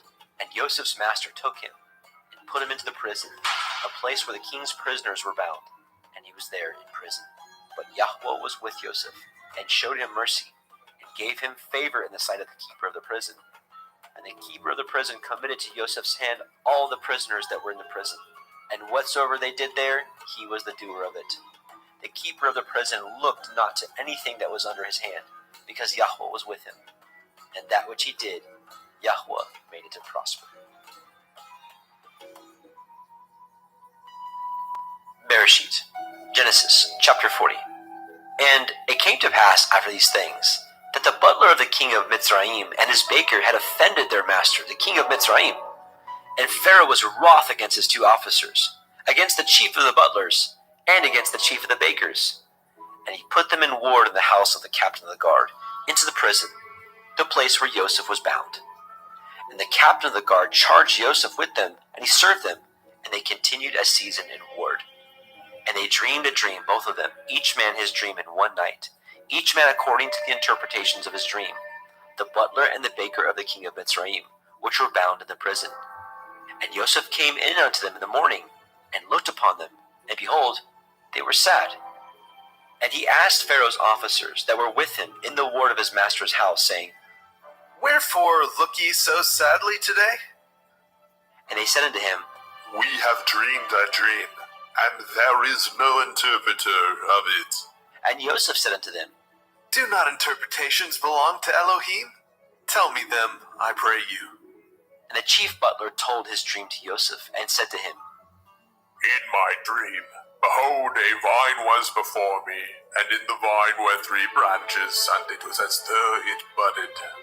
And her blossoms shot forth, and the clusters thereof brought forth ripe grapes. And Pharaoh's cup was in my hand, and I took the grapes, and pressed them into Pharaoh's cup, and I gave the cup into Pharaoh's hand. And Joseph said unto him, This is the interpretation of it. The 3 branches are 3 days. Yet within 3 days shall Pharaoh lift up your head, and restore you unto your place. And you shall deliver Pharaoh's cup into his hand, after the former manner when you were his butler. But think on me when it shall be well with you, and show kindness, I pray you, unto me, and make mention of me unto Pharaoh, and bring me out of this house. For indeed I was stolen out of the land of the Ephraim, and here also have I done nothing that they should put me into the dungeon. When the chief baker saw that the interpretation was good, he said unto Joseph, I was also in my dream, and behold, I had 3 white baskets on my head, and in the uppermost basket there was of all manner of baked meats for Pharaoh, and the birds did eat them out of the basket upon my head. And Joseph answered and said, This is the interpretation thereof. The 3 baskets are 3 days. Yet within 3 days shall Pharaoh lift up your head from off you, and shall hang you on a tree, and the birds shall eat your flesh from off you. And it came to pass on the 3rd day, which was Pharaoh's birthday, that he made a feast unto all his servants, and he lifted up the head of the chief butler and of the chief baker among his servants. And he restored the chief butler unto his butlership again, and he gave the cup into Pharaoh's hand. But he hanged the chief baker, as Joseph had interpreted to them. Yet did not the chief butler remember Joseph, but forgot him. Bereshit, Genesis chapter 41. And it came to pass at the end of 2 full years, that Pharaoh dreamed, and behold, he stood by the river. And behold, there came up out of the river 7 well-favored kine, and fat-fleshed, and they fed in a meadow. And behold, 7 other kine came up after them out of the river, ill-favored and lean-fleshed, and stood by the other kine upon the brink of the river. And the ill-favored and the lean-fleshed kine did eat up the 7 well-favored and fat kine. So Pharaoh awoke, and he slept, and dreamed the 2nd time. And behold, 7 ears of grain came up upon one stalk, rank and good. And behold, 7 thin ears, and blasted with the east wind, sprung up after them. And the 7 thin ears devoured the 7 rank and full ears. And Pharaoh awoke, and behold, it was a dream. And it came to pass in the morning that his ruach was troubled, and he sent and called for all the magicians of Mitzrayim, and all the wise men thereof. And Pharaoh told them his dream, but there was none that could interpret them unto Pharaoh. Then spoke the chief butler unto Pharaoh, saying, I do remember my faults this day. Pharaoh was wroth with his servants, and put me in ward in the captain of the guard's house, both me and the chief baker. And we dreamed a dream in one night, I and he. And we dreamed each man according to the interpretation of his dream. And there was with us a young man, an Ephraim, servant to the captain of the guard. And we told him, and he interpreted to us our dreams. To each man according to his dream he did interpret. And it came to pass as he interpreted to us, so it was. Me he restored unto my office, and him he hanged. Then Pharaoh sent and called Joseph, and they brought him hastily out of the dungeon. And he shaved himself, and changed his raiment, and came in unto Pharaoh. And Pharaoh said unto Joseph, I have a dream, and there is none that can interpret it. And I have heard say of you, that you can understand a dream to interpret it. And Joseph answered Pharaoh, saying, It is not in me.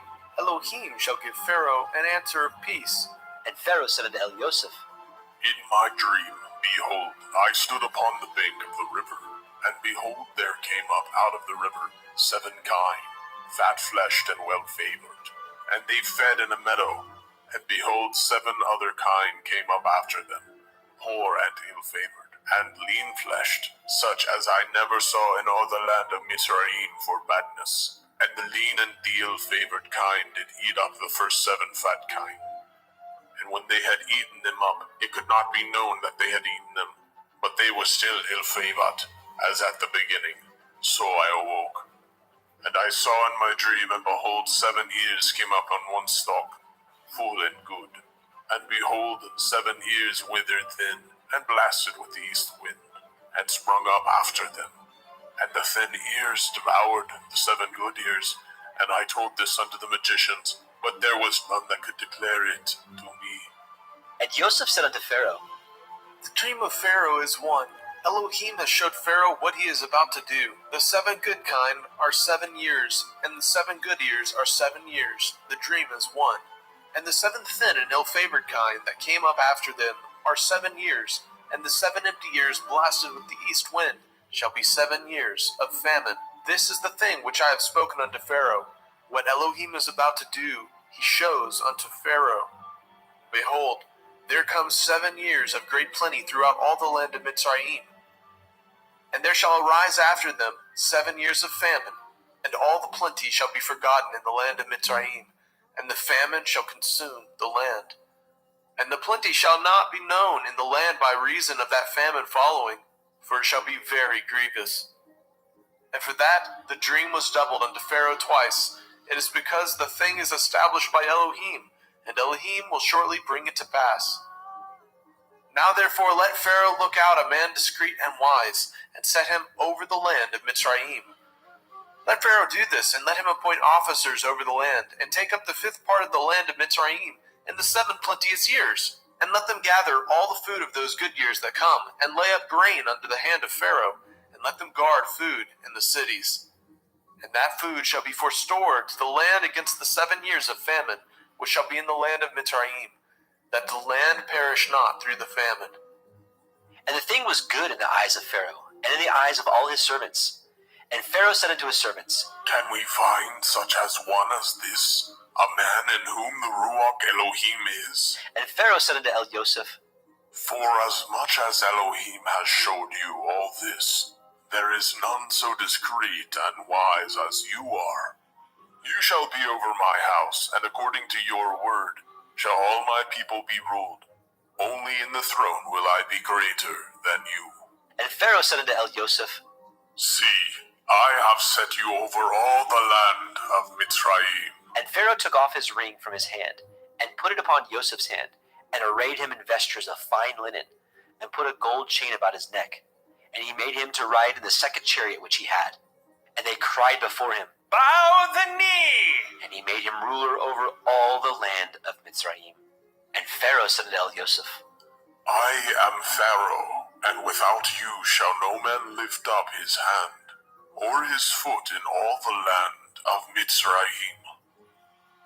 And Pharaoh called Joseph's name Zophnath Paneach.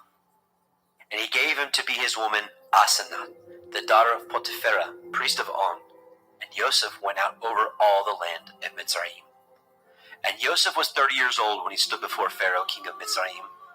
And Joseph went out from the presence of Pharaoh, and went throughout all the land of Mitzrayim. And in the 7 plenteous years the earth brought forth by handfuls. And he gathered up all the food of the 7 years, which were in the land of Mitzrayim, and laid up the food in the cities. The food of the field, which was round about every city, he laid up in the same. And Joseph gathered grain as the sand of the sea, very much, until he left numbering, for it was without number. And unto Joseph were born 2 sons before the years of famine, which Asenath, the daughter of Potipherah, priest of On, bore unto him. And Joseph called the name of the firstborn Manasseh. For Elohim, Said he, has made me forget all my toil, and all my father's house. And the name of the second called he Ephraim. For Elohim has caused me to be fruitful, in the land of my affliction. And the 7 years of plenteousness that was in the land of Mitzrayim were ended. And the 7 years of famine began to come, according as Joseph had said, and the famine was in all the lands. But in all the land of Mitzrayim there was bread. And when all the land of Mitzrayim was famished, the people cried to Pharaoh for bread. And Pharaoh said unto all the Mitzrayim, Go unto Joseph, what he says to you, do. And the famine was over all the face of the earth. And Joseph opened all the storehouses, and sold unto the Mitzrayim.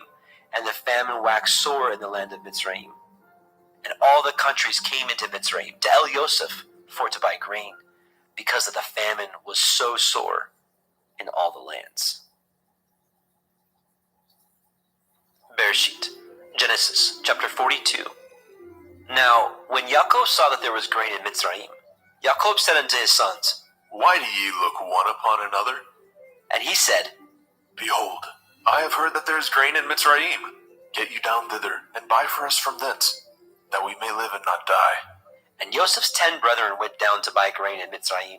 But Benjamin, Joseph's brother, Yaakov, sent not with his brethren, for he said, Lest perchance mischief befall him. And the sons of Yasharal came to buy grain among those that came, for the famine was in the land of Canaan. And Joseph was the governor over the land. And he it was that sold to all the people of the land. And Joseph's brethren came, and bowed down themselves before him with their faces to the earth. And Joseph saw his brethren, and he knew them, but he made himself strange unto them, and spoke roughly unto them. And he said unto them, Whence come ye? And they said, From the land of Canaan, to buy food. And Joseph knew his brethren, but they knew not him. And Joseph remembered the dreams which he dreamed of them, and said unto them, Ye are spies, to see the nakedness of the land ye are come. And they said unto him, Nay, my lord, but to buy food are your servants come. We are all one man's sons. We are true men. Your servants are no spies. And he said unto them, Nay, but to see the nakedness of the land ye are come. And they said, Your servants are 12 brethren, the sons of one man in the land of Canaan. And behold, the youngest is this day with our father, and one is not. And Joseph said unto them, That is that I spoke unto you, saying, Ye are spies. Hereby ye shall be proved.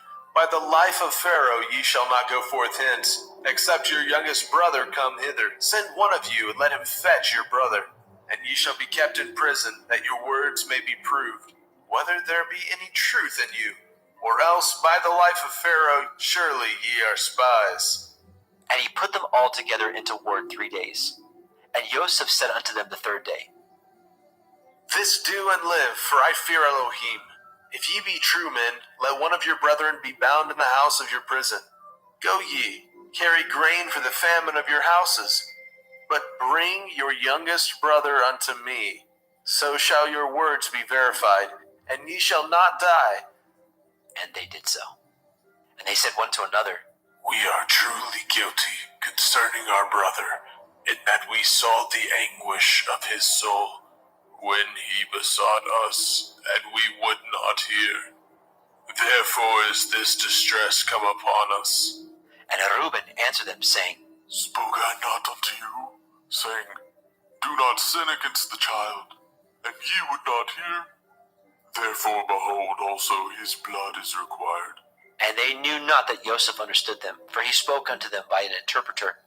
And he turned himself about from them, and wept, and returned to them again, and communed with them, and took from them Shimon, and bound him before their eyes. Then Joseph commanded to fill their sacks with grain, and to restore every man's money into a sack, and to give them provision for the way.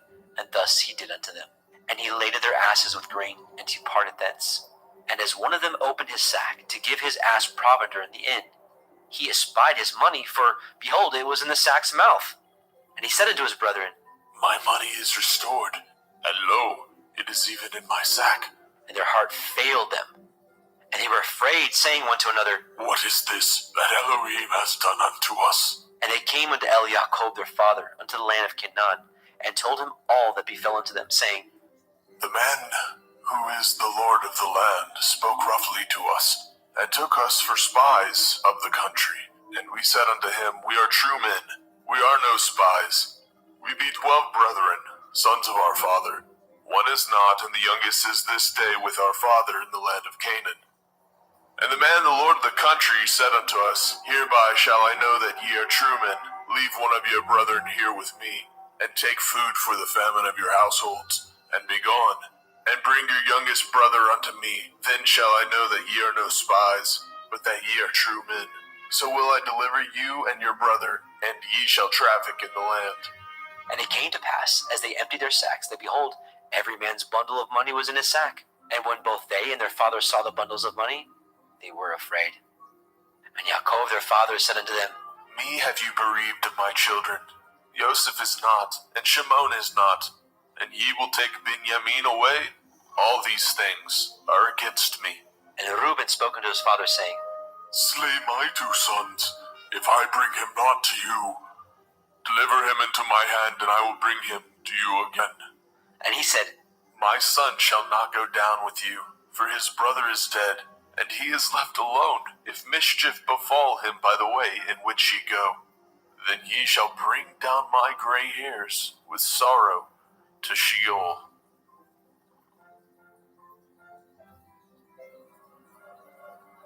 Bereshit, Genesis chapter 43. And the famine was sore in the land. And it came to pass, when they had eaten up the grain which they had brought out of Mitzrayim, their father said unto them, Go again, buy us a little food.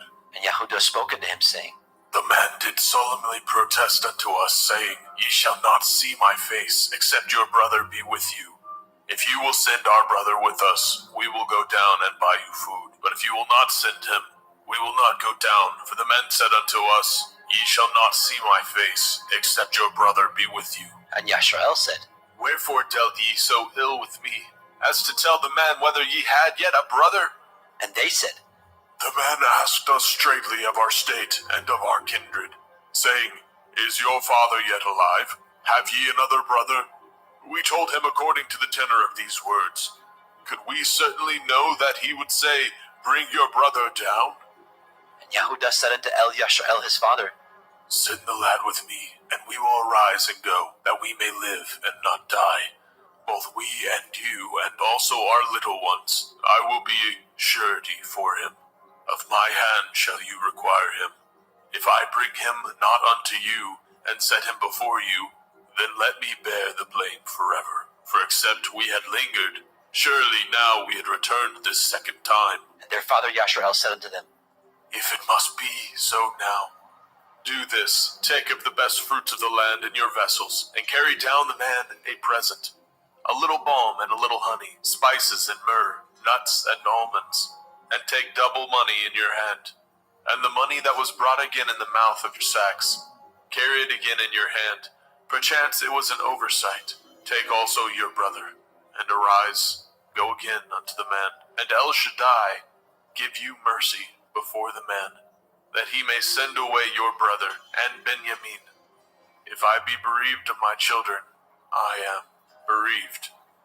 And the men took that present, and they took double money in their hand, and Benjamin, and rose up, and went down to Mitzrayim, and stood before Joseph. And when Joseph saw Benjamin with them, he said to the ruler of his house, Bring these men home, and slay, and make ready, for these men shall dine with me at noon.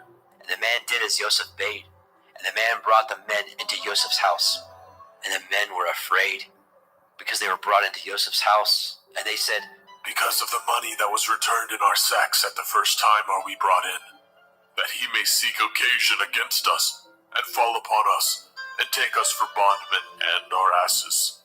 And they came near to the steward of Joseph's house, and they communed with him at the door of the house, and said, O sir, we came indeed down at the first time to buy food, and it came to pass when we came to the inn, that we opened our sacks, and behold, every man's money was in the mouth of his sack, our money in full weight, and we have brought it again in our hand. And other money have we brought down in our hands to buy food. We cannot tell who put our money in our sacks. And he said, Peace be to you. Fear not, your Elohim and the Elohim of your father has given you treasure in your sacks. I had your money. And he brought Shimon out unto them. And the man brought the men into Joseph's house, and gave them water, and they washed their feet, and he gave their asses provender. And they made ready the present against Joseph came at noon, for they heard that they should eat bread there. And when Joseph came home, they brought him the present which was in their hand into the house, and bowed themselves to him to the earth.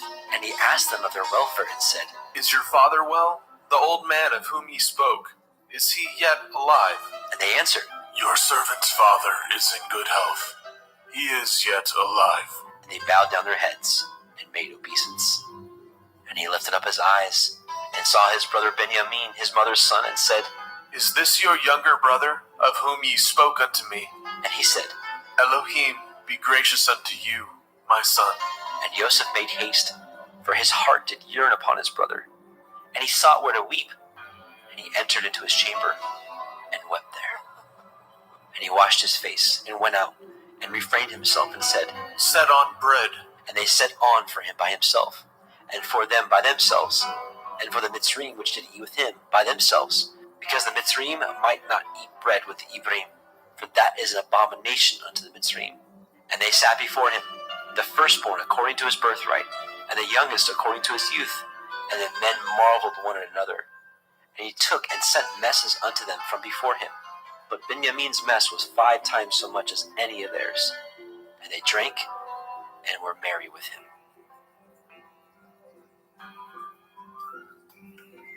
Bereshit, Genesis chapter 44.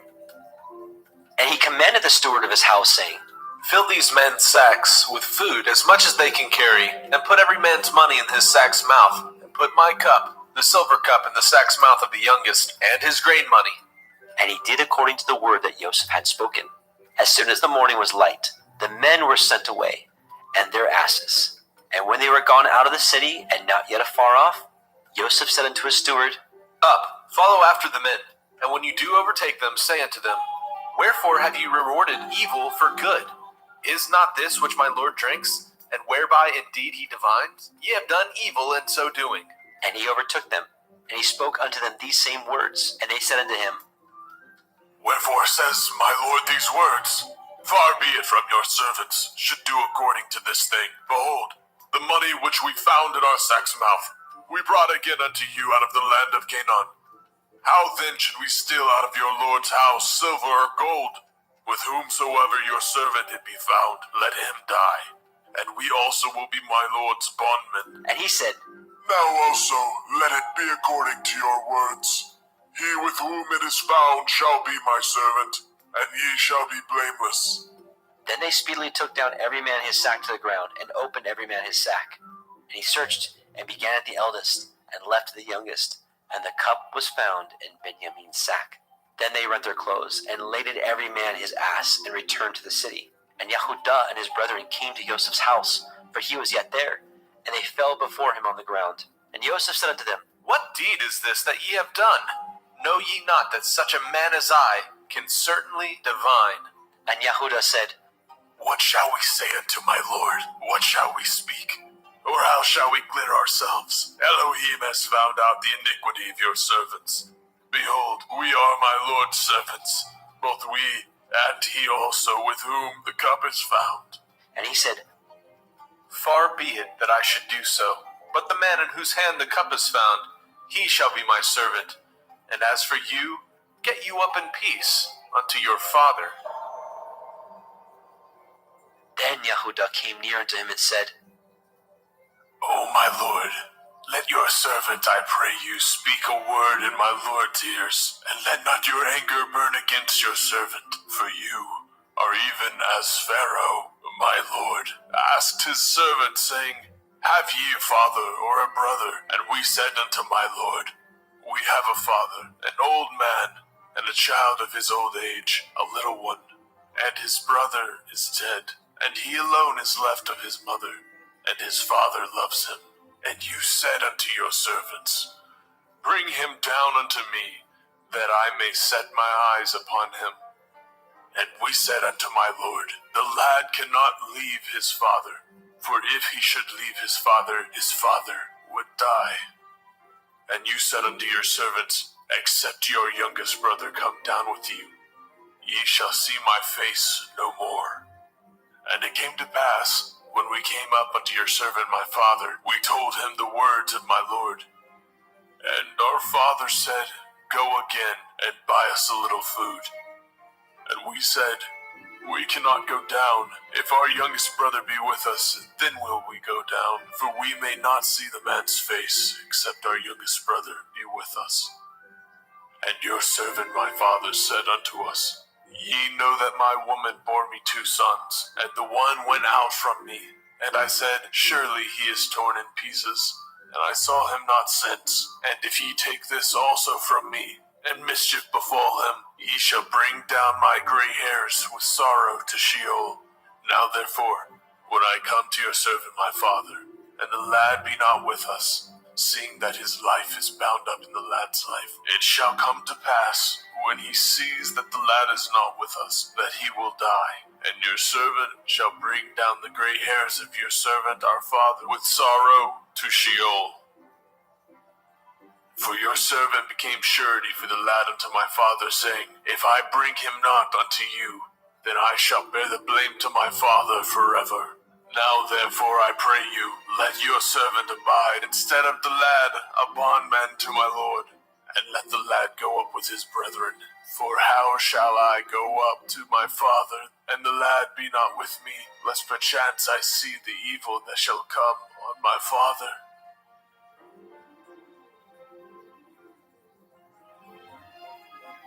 Bereshit, Genesis chapter 45. Then Joseph could not refrain himself before all them that stood by him, and he cried, Cause every man to go out from me. and there stood no man with him, while Joseph made himself known unto his brethren. And he wept aloud, and the Mitzrayim in the house of Pharaoh heard. And Joseph said unto his brethren, I am Joseph. Does my father yet live? And his brethren could not answer him, for they were troubled at his presence. And Joseph said unto his brethren, Come near to me, I pray you. and they came near. And he said, I am Joseph your brother, whom ye sold into Mitzrayim. Now therefore be not grieved, nor angry with yourselves that ye sold me hither, for Elohim did send me before you to preserve life. For these 2 years has the famine been in the land, and yet there are 5 years in which there shall neither be earing or harvest. And Elohim sent me before you to preserve you a posterity in the earth, and to save your lives by a great deliverance. So now it was not you that sent me hither, but Elohim. And he has made me a father to Pharaoh, and lord of all his house, a ruler throughout all the land of Mitzrayim. Haste ye, and go up to my father, and say unto him, Thus says your son, Joseph, Elohim has made me lord of all Mitzrayim. Come down unto me, tarry not, and you shall dwell in the land of Goshen, and you shall be near unto me, you and your children, and your children's children, and your flocks, and your herds, and all that you have. And there will I nourish you, for yet there are 5 years of famine, lest you and your household, and all that you have, come to poverty. And behold, your eyes see, and the eyes of my brother Benjamin, that it is my mouth that speaks unto you. And ye shall tell my father all my glory in Mitzrayim, and all that ye have seen, and ye shall haste and bring down my father hither. And he fell upon his brother Benjamin's neck, and wept. And Benjamin wept upon his neck. Moreover, he kissed all his brethren, and wept upon them. And after that, his brethren talked with him. And the fame thereof was heard in Pharaoh's house, saying, Joseph's brethren are come. And it pleased Pharaoh well, and his servants. And Pharaoh said unto Joseph, Say unto your brethren, This do ye, lade your beasts, and go, get you unto the land of Canaan, and take your father and your households, and come unto me, and I will give you the good of the land of Mitzrayim, and ye shall eat the fat of the land. Now you are commanded, this do ye, take you wagons out of the land of Mitzrayim for your little ones, and for your women, and bring your father, and come. Also regard not your stuff, for the good of all the land of Mitzrayim is yours. And the children of Yashrael did so. And Joseph gave them wagons, according to the commandment of Pharaoh, and gave them provision for the way. To all of them he gave each man changes of raiment, but to Benjamin he gave 300 pieces of silver and 5 changes of raiment. And to his father he sent after this manner, 10 asses laden with the good things of Mitzrayim, and 10 she-asses laden with grain and bread and meat for his father by the way. So he sent his brethren away, and they departed. And he said unto them, See that ye fall not out by the way. And they went up out of Mitzrayim, and came into the land of Canaan unto Jacob their father, and told him, saying, Joseph is yet alive, and he is governor over all the land of Mitzrayim. And Yaakov's heart fainted, for he believed them not. And they told him all the words of Joseph which he had said unto them. And when he saw the wagons which Joseph had sent to carry him, the ruach of Jacob their father revived. And Yasharel said, It is enough. Joseph my son is yet alive. I will go and see him before I die.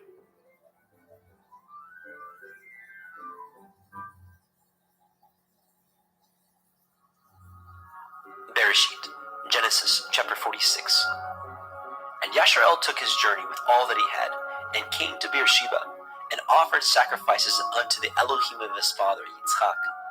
And Elohim spoke unto Yasharel in the visions of the night, and said, Yaakov, Yaakov. And he said, Here am I. And he said, I am El, the Elohai of your father. Fear not to go down into Mitzrayim, for I will there make of you a great nation. I will go down with you into Mitzrayim, and I will also surely bring you up again. And Joseph shall put his hand upon your eyes. And Jacob rose up from Beersheba, and the sons of Yasharel carried Jacob their father, and their little ones, and their women, in the wagons which Pharaoh had sent to carry him. And they took their cattle and their goods which they had gotten in the land of Canaan, and came in unto Mitzrayim, Jacob and all his seed with him, his sons and his sons' sons with him, his daughters and his sons' daughters, and all his seed brought he with him into Mitzrayim. And these are the names of the children of Yasharel, which came into Mitzrayim: Jacob and his sons, Reuben, Jacob's firstborn, and the sons of Reuben, Hanok, and Palu, and Hezron, and Carmi, and the sons of Shimon, Yemuel, and Yamin, and Ohad, and Yakin, and Sochar, and Shaul, the son of the Canaanite woman, and the sons of Levi, Gershon, Kohath, and Merari, and the sons of Yehudah, and Onan, and Shelach, and Peretz, and Zerach. But and Onan died in the land of Canaan. And the sons of Peretz were Hezron, and Hamul. And the sons of Yisachar, Tola, and Pua, and Yob, and Shimron. And the sons of Zebulun, Sered, Elon, and Yachleel. These be the sons of Leah, which she bore unto Jacob in Padan Aram, with his daughter Dinah. All the souls of his sons and his daughters were 33.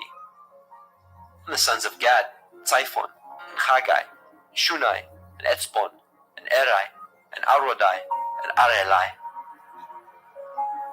And the sons of Asher, Yimna, Yishva, Yishbai, Beriah, and Serach their sister. And the sons of Beriah, Heber, Malkiel. These are the sons of Zilpah, whom Laban gave to Leah his daughter. And these she bore unto Jacob, even 16 souls. The sons of Rachel, Jacob's woman, Joseph, and Benjamin. And unto Joseph in the land of Mitzrayim were born Manasseh and Ephraim, which Asenath, the daughter of Potipherah, priest of On, bore unto him. And the sons of Benjamin were Bela, and Becher, and Ashbel, and Gera, and Naaman, and Echai, and Rosh, and Mupim, and Hupim, and Ard. These are the sons of Rachel, which were born unto Jacob. All the souls were 14. And the sons of Dan, Hushim.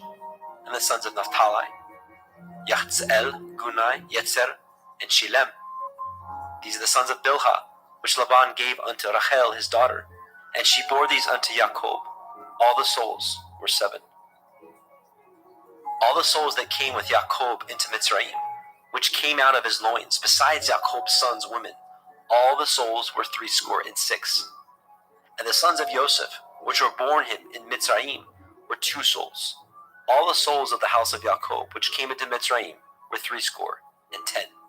And he sent Yehudah before him unto El Yosef, to direct his face unto Goshen. And they came into the land of Goshen. And Yosef made ready his chariot, and went up to meet Yashrael his father, to Goshen, and presented himself unto him. And he fell on his neck, and wept on his neck a good while. And Yashrael said unto El Yosef, Now let me die, since I have seen your face, because you are yet alive. And Yosef said unto his brethren, and unto his father's house, I will go up and show Pharaoh, and say unto him, My brethren and my father's house, which were in the land of Canaan, are come unto me, and the men are shepherds. For their trade has been to feed cattle, and they have brought their flocks and their herds, and all that they have. And it shall come to pass, when Pharaoh shall call you, and say, What is your occupation? That ye shall say, Your servant's trade has been about cattle from our youth, even until now, both we and also our fathers, that ye may dwell in the land of Goshen, for every shepherd is an abomination unto the Mitzrayim. Bereshit, Genesis, chapter 47. Then Yosef came and told Pharaoh and said, My father and my brethren, and their flocks, and their herds, and all that they have, are come out of the land of Canaan. And behold, they are in the land of Goshen. And he took some of his brethren, even 5 men, and presented them unto Pharaoh. And Pharaoh said unto his brethren, What is your occupation? And they said unto Pharaoh, Your servants are shepherds, both we and also our fathers.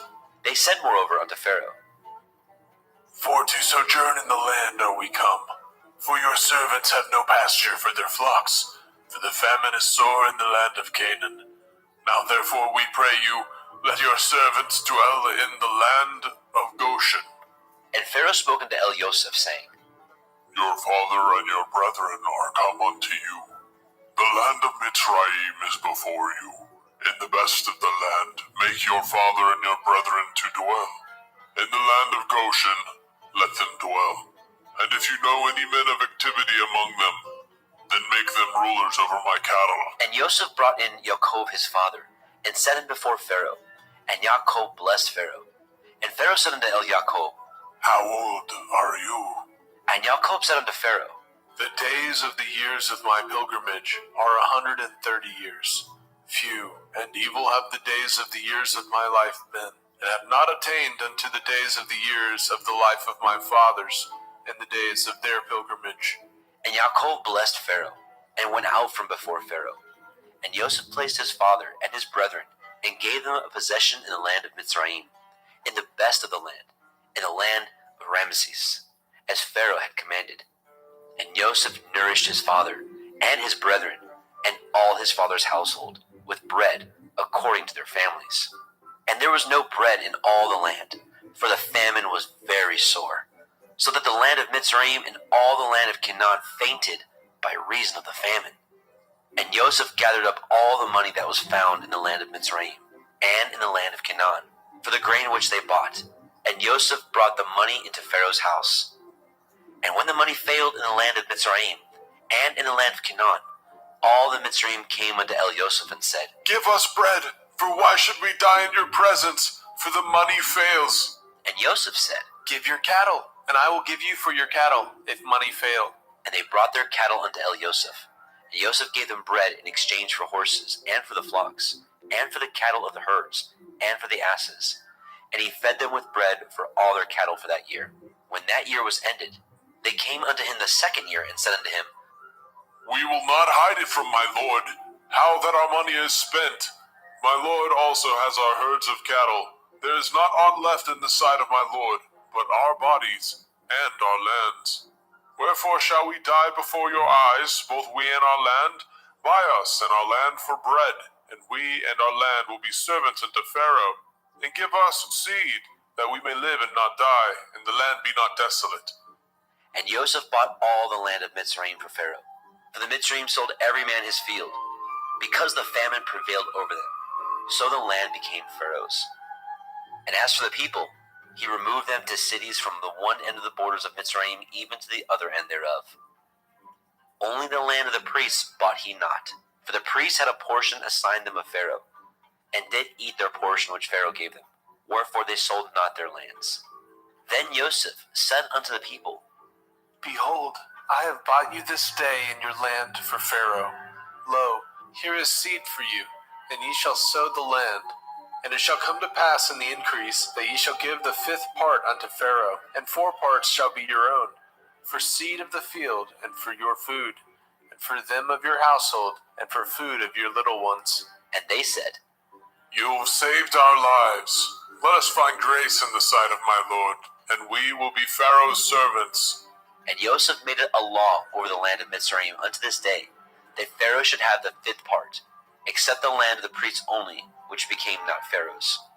And Yashar'el dwelt in the land of Mitzrayim, in the country of Goshen, and they had possessions therein, and grew, and multiplied exceedingly. And Jacob lived in the land of Mitzrayim 17 years. So the whole age of Jacob was 147 years.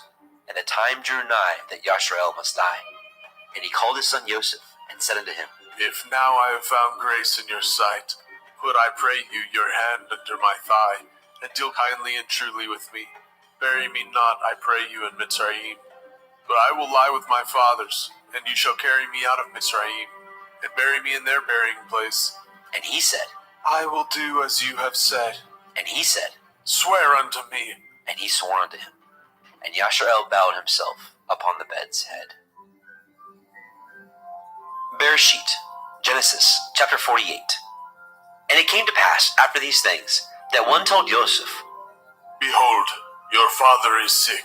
and he took with him his 2 sons, Manasseh and Ephraim. And one told Jacob and said, Behold, your son Joseph comes unto you. And Yashar'el strengthened himself, and sat upon the bed.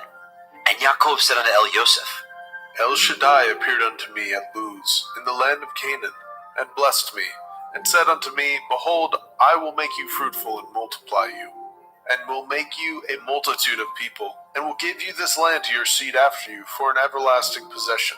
And now your 2 sons, Ephraim and Manasseh, which were born unto you in the land of Mitzrayim, before I came unto you in Mitzrayim, are mine.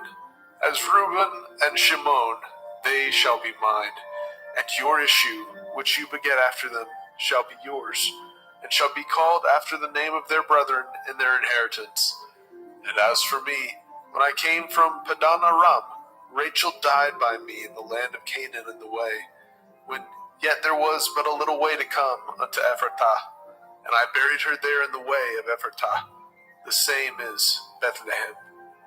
And Yashar'el beheld Joseph's sons, and said, Who are these?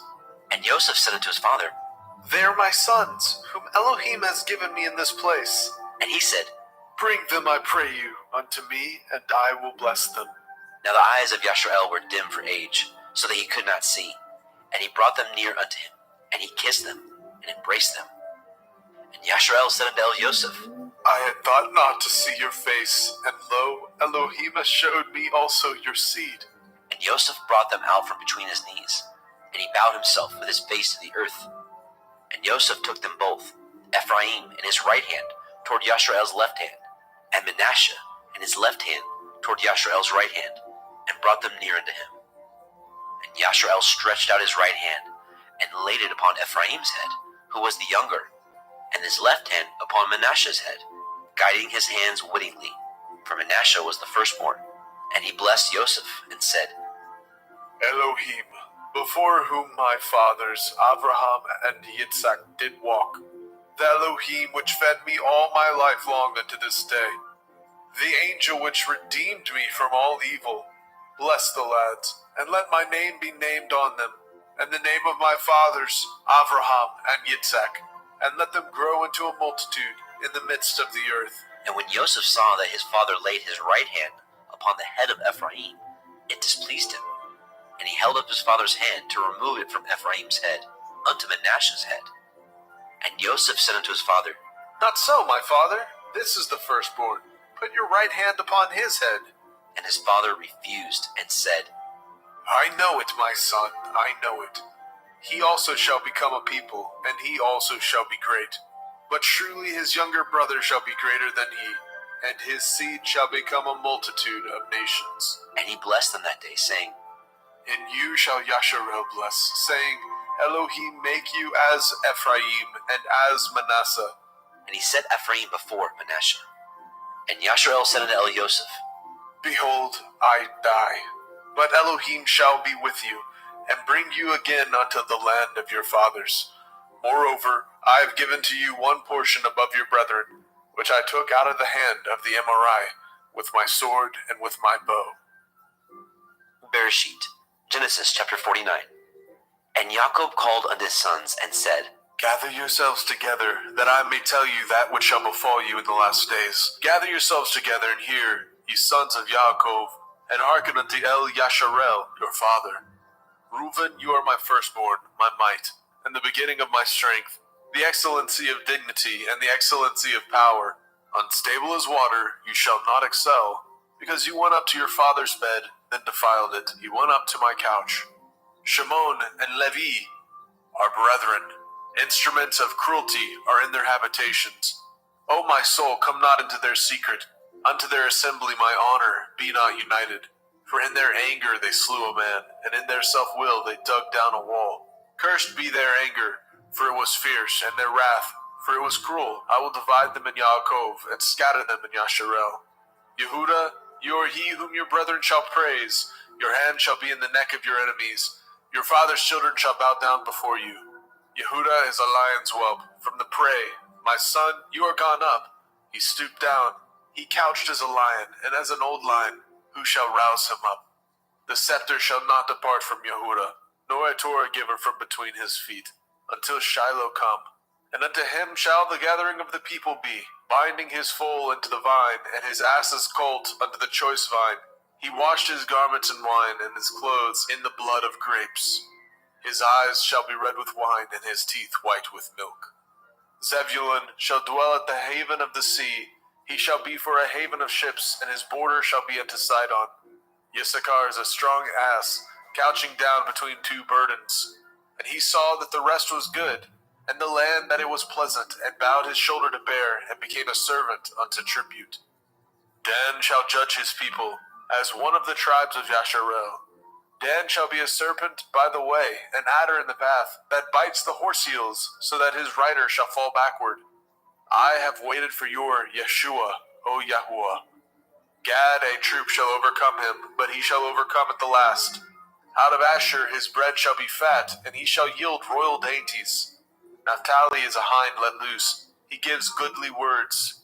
Joseph is a fruitful bough, even a fruitful bough by a well, whose branches run over the wall. The archers have sorely grieved him, and shot at him, and hated him. But his bow abode in strength, and the arms of his hands were made strong, by the hands of the mighty Elohim of Yaakov. Even by the Elohim of your father, who shall help you, and by El Shaddai, who shall bless you, with blessings of heaven above, blessings of the deep that lie under, blessings of the breast and of the womb. The blessings of your father have prevailed above the blessings of my progenitors, unto the utmost bound of the everlasting hills. They shall be on the head of Joseph, and on the crown of the head of him that was separated from his brethren. Benjamin shall raven as a wolf. In the morning he shall devour the prey, and at night he shall divide the spoil. All these are the 12 tribes of Yasharel, and this is it that their father spoke unto them, and blessed them. Every one according to his blessing he blessed them. And he charged them, and said unto them, I am to be gathered unto my people. Bury me with my fathers in the cave that is in the field of Ephron the Hittite, in the cave that is in the field of Machpelah, which is before Mamre, in the land of Canaan, which Abraham bought with the field of Ephron the Hittite for a possession of a burying place. There they buried Abraham and Sarah his woman. There they buried Yitzhak and Rivkah his woman. And there I buried Leah. The purchase of the field and of the cave that is therein was from the children of Heth. And when Yaakov had made an end of commanding his sons, he gathered up his feet into the bed, and yielded up his ruach, and was gathered unto his people. Bereshit, Genesis chapter 50. And Joseph fell upon his father's face, and wept upon him, and kissed him. And Joseph commanded his servants, the physicians, to embalm his father, and the physicians embalmed Yasharel. And 40 days were fulfilled for him, for so are fulfilled the days of those which are embalmed. And the Mitzrayim mourned for him 60 days. And when the days of his mourning were past, Joseph spoke unto the house of Pharaoh, saying, If now I have found grace in your eyes, speak, I pray you, in the ears of Pharaoh, saying, My father made me swear, saying, Lo, I die. In my grave, which I have dug for me in the land of Canaan, there shall you bury me. Now therefore let me go up, I pray you, and bury my father, and I will come again. And Pharaoh said, Go up, bury your father, according as he made you swear. And Joseph went up to bury his father, and with him went up all the servants of Pharaoh, the elders of his house, and all the elders of the land of Mitzrayim, and all the house of Joseph and his brethren, and his father's house. Only their little ones, and their flocks, and their herds, they left in the land of Goshen. And there went up with him both chariots and horsemen, and it was a very great company. And they came to the threshing floor of Atad, which is beyond the Yarden. And there they mourned with a great and very sore lamentation. And he made a mourning for his father 7 days.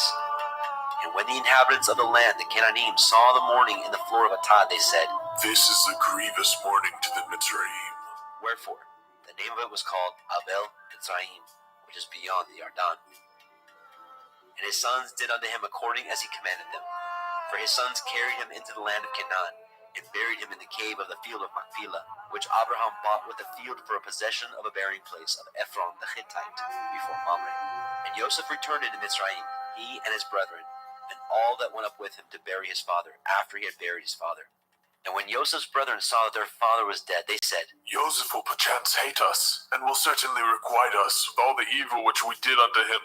And they sent a messenger unto Joseph, saying, Your father did command before he died, saying, So shall ye say unto Joseph, Forgive, I pray you now, the transgression of your brethren, and their sin, for they did unto you evil. And now we pray you, forgive the transgression of the servants of the Elohai of your father. And Joseph wept when they spoke unto him. And his brethren also went and fell down before his face, and they said, Behold, we be your servants. And Joseph said unto them, Fear not, for am I in the place of Elohim? But as for you, ye thought evil against me, but Elohim meant it unto good, to bring to pass, as it is this day, to save much people alive. Now therefore fear ye not, I will nourish you, and your little ones. And he comforted them, and spoke kindly to them. And Joseph dwelt in Mitzrayim, he and his father's house. And Joseph lived 110 years. And Joseph saw Ephraim's children of the 3rd generation. The children also of Machir the son of Manasseh were brought up upon Joseph's knees.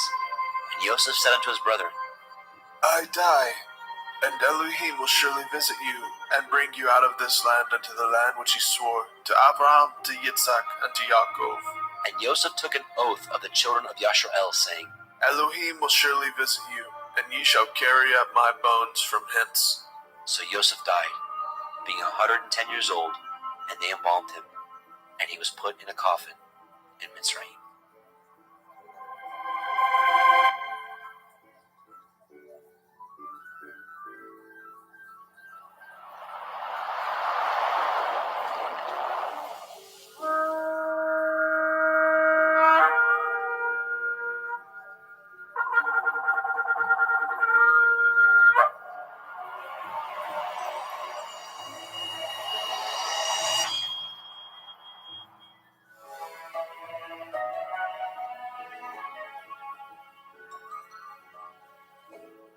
Vayikra, Leviticus chapter 1.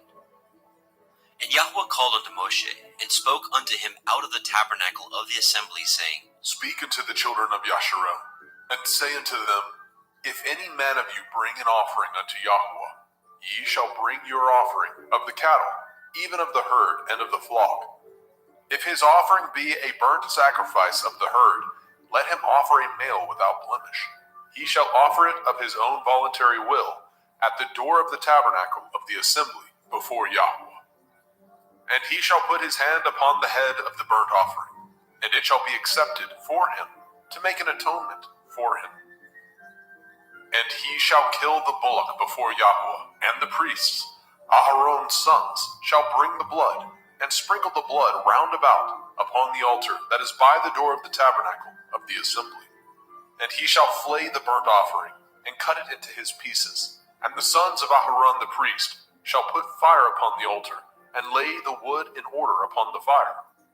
And the priests, Aharon's sons, shall lay the parts, the head, the fat, in order upon the wood that is on the fire, which is upon the altar. But his inwards and his legs shall he wash in water, and the priest shall burn all on the altar, to be a burnt sacrifice, an offering made by fire, of sweet savor unto Yahweh. And if his offering be of the flocks, namely of the sheep, or of the goats, for a burnt sacrifice, he shall bring it a male without blemish. And he shall kill it on the side of the altar northward, before Yahweh and the priests. Aharon's sons shall sprinkle his blood round about upon the altar. And he shall cut it into his pieces, with his head and his fat, and the priest shall lay them in order on the wood that is on the fire, which is upon the altar. But he shall wash the inwards of the legs with water, and the priest shall bring it all, and burn it upon the altar. It is a burnt sacrifice, an offering made by fire, of sweet savor unto Yahweh. And if the burnt sacrifice for his offering to Yahweh be of fowls, then he shall bring his offering of turtle doves, or of young pigeons. And the priest shall bring it unto the altar, and wring off his head, and burn it on the altar, and the blood thereof shall be wrung out at the side of the altar. And he shall pluck away his crop with his feathers, and cast it beside the altar on the east part, by the place of the ashes. And he shall cleave it with the wings thereof, but shall not divide it asunder. And the priest shall burn it upon the altar, upon the wood that is upon the fire. It is a burnt sacrifice, an offering made by fire, of sweet savor unto Yahweh. Vayikra, Leviticus chapter 2.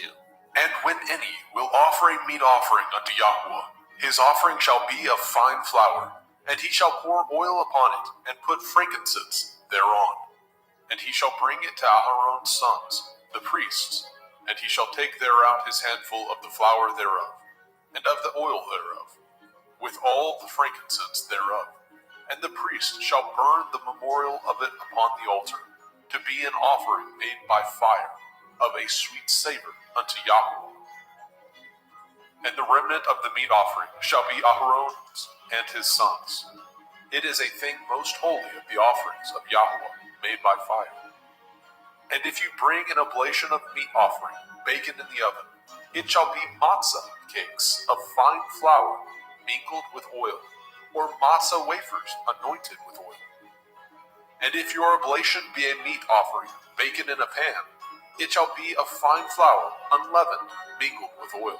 You shall part it in pieces, and pour oil thereon. It is a meat offering. And if your oblation be a meat offering, baken in the frying pan, it shall be made of fine flour with oil. And you shall bring the meat offering that is made of these things unto Yahweh. And when it is presented unto the priest, he shall bring it unto the altar. And the priest shall take from the meat offering a memorial thereof, and shall burn it upon the altar. It is an offering made by fire, of sweet savor unto Yahweh. And that which is left of the meat offering shall be Aharon's and his sons. It is a thing most holy of the offerings of Yahweh made by fire. No meat offering which ye shall bring unto Yahweh shall be made with leaven, for ye shall burn no leaven, nor any honey, in any offering of Yahweh made by fire. As for the oblation of the firstfruits, ye shall offer them unto Yahweh, but they shall not be burnt on the altar for a sweet savor. And every oblation of your meat offering shall ye season with salt, neither shall ye suffer the salt of the covenant of your Elohim to be lacking from your meat offering. And all your offerings you shall offer salt. And if you offer a meat offering of your firstfruits unto Yahweh, you shall offer the meat offering of your firstfruits, green ears of grain dried by the fire, even grain beaten out of full ears. And you shall put oil upon it, and lay frankincense thereon. It is a meat offering. And the priest shall burn the memorial of it, part of the beaten grain thereof, and part of the oil thereof, with all the frankincense thereof. It is an offering made by fire unto Yahuwah. Vaikra, Leviticus chapter 3. And if his oblation be a sacrifice of peace offering, if he offer it of the herd, whether it be a male or a female, he shall offer it without blemish before Yahuwah. And he shall lay his hand upon the head of his offering, and kill it at the door of the tabernacle of the assembly. And Aharon's sons, the priests, shall sprinkle the blood upon the altar round about. And he shall offer of the sacrifice of the peace offering an offering made by fire unto Yahuwah, the fat that covers the inwards, and all the fat that is upon the inwards, and the 2 kidneys, and the fat that is on them, which is by the flanks, and the caul above the liver, with the kidneys, it shall he take away. And Aharon's sons shall burn it on the altar upon the burnt sacrifice, which is upon the wood that is on the fire. It is an offering made by fire, of sweet savor unto Yahuwah. And if his offering for a sacrifice of peace offering unto Yahuwah be of the flock, male or female, he shall offer it without blemish. If he offer a lamb for his offering, then shall he offer before Yahuwah. And he shall lay his hand upon the head of his offering, and kill it before the tabernacle of the assembly. And Aharon's sons shall sprinkle the blood thereof round about upon the altar. And he shall offer of the sacrifice of the peace offering an offering made by fire unto Yahuwah, the fat thereof, and the whole rump. It shall he take off hard by the backbone, and the fat that covers the inwards, and all the fat that is upon the inwards, and the 2 kidneys, and the fat that is upon them, which is by the flanks, and the caul above the liver, and the kidneys, it shall he take away. And the priest shall burn it upon the altar. It is the food of the offering made by fire unto Yahuwah. And if his offering be a goat, then he shall offer it before Yahuwah. And he shall lay his hand upon the head of it, and kill it before the tabernacle of the assembly. And the sons of Aharon shall sprinkle the blood thereof upon the altar round about. And he shall offer thereof his offering, even an offering made by fire unto Yahuwah, the fat that covers the inwards, and all the fat that is upon the inwards, and the 2 kidneys, and the fat that is upon them, which is by the flanks, and the caul above the liver, with the kidneys, it shall he take away. And the priest shall burn them upon the altar. It is the food of the offering, made by fire for a sweet savor. All the fat is Yahuwah's. It shall be a perpetual statute for your generations throughout all your dwellings, that ye eat neither fat nor blood. Vaikra, Leviticus chapter 4. And Yahuwah spoke unto Moshe, saying, Speak unto the children of Yasharel, saying, If a soul shall sin through ignorance against any of the commandments of Yahuwah concerning things which ought not to be done, and shall do against any of them, if the priest that is anointed do sin according to the sin of the people, then let him bring for his sin, which he has sinned, a young bullock, without blemish unto Yahuwah, for a sin offering. And he shall bring the bullock unto the door of the tabernacle of the assembly before Yahuwah, and shall lay his hands upon the bullock's head, and kill the bullock before Yahuwah. And the priest that is anointed shall take of the bullock's blood, and bring it to the tabernacle of the assembly. And the priest shall dip his finger in the blood, and sprinkle of the blood 7 times before Yahuwah, before the veil of the sanctuary. And the priest shall put some of the blood upon the horns of the altar of sweet incense before Yahuwah, which is in the tabernacle of the assembly, and shall pour all the blood of the bullock at the bottom of the altar of the burnt offering, which is at the door of the tabernacle of the assembly. And he shall take off from it all the fat of the bullock for the sin offering, the fat that covers the inwards, and all the fat that is upon the inwards, and the 2 kidneys, and the fat that is upon them, which is by the flanks, and the caul above the liver, with the kidneys, it shall he take away. As it was taken off from the bullock of the sacrifice of peace offerings, and the priest shall burn them upon the altar of the burnt offering. And the skin of the bullock, and all his flesh, with his head, and with his legs, and his inwards, and his dung, Even the whole bullock shall he carry forth without the camp, unto a clean place, where the ashes are poured out, and burn him on the wood with fire. Where the ashes are poured out shall he be burnt. And if the whole assembly of Yasharel sin through ignorance, and the thing be hid from the eyes of the assembly, and they have done somewhat against any of the commandments of Yahweh, concerning things which should not be done, and are guilty, when the sin which they have sinned against it is known, then the assembly shall offer a young bullock for the sin, and bring him before the tabernacle of the assembly. And the elders of the assembly shall lay their hands upon the head of the bullock before Yahweh, and the bullock shall be killed before Yahweh. And the priest that is anointed shall bring of the bullock's blood to the tabernacle of the assembly. And the priest shall dip his finger in some of the blood, and sprinkle it 7 times before Yahweh, even before the veil. And he shall put some of the blood upon the horns of the altar, which is set before Yahweh, that is in the tabernacle of the assembly, and shall pour out all the blood at the bottom of the altar of the burnt offering, which is at the door of the tabernacle of the assembly. And he shall take all his fat from him, and burn it upon the altar.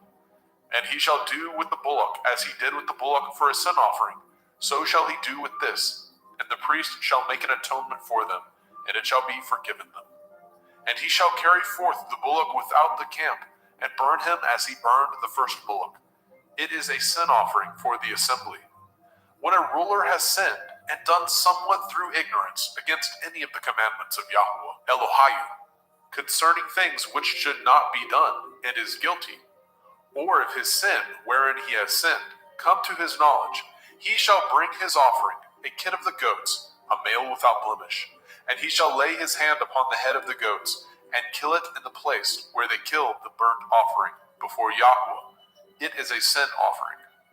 And the priest shall take of the blood of the sin offering with his finger, and put it upon the horns of the altar of burnt offering, and shall pour out his blood at the bottom of the altar of burnt offering. And he shall burn all his fat upon the altar, as the fat of the sacrifice of peace offerings. And the priest shall make an atonement for him, as concerning his sin, and it shall be forgiven him. And if any one of the common people sin through ignorance, which he does somewhat against any of the commandments of Yahweh, concerning things which ought not to be done, and be guilty, or if his sin, which he has sinned, come to his knowledge, then he shall bring his offering, a kid of the goats, a female without blemish, for his sin which he has sinned. And he shall lay his hand upon the head of the sin offering, and slay the sin offering in the place of the burnt offering. And the priest shall take of the blood thereof with his finger, and put it upon the horns of the altar of burnt offering, and shall pour out all the blood thereof at the bottom of the altar.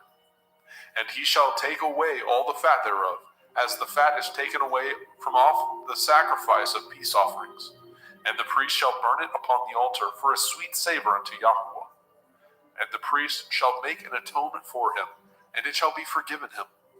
And if he bring a lamb for a sin offering, he shall bring it a female without blemish. And he shall lay his hand upon the head of the sin offering, and slay it for the sin offering in the place where they killed the burnt offering. And the priest shall take of the blood of the sin offering with his finger, and put it upon the horns of the altar of burnt offering, and shall pour out all the blood thereof at the bottom of the altar. And he shall take away all the fat thereof, as the fat of the lamb is taken away from the sacrifice of the peace offering. And the priest shall burn them upon the altar, according to the offering made by fire unto Yahweh.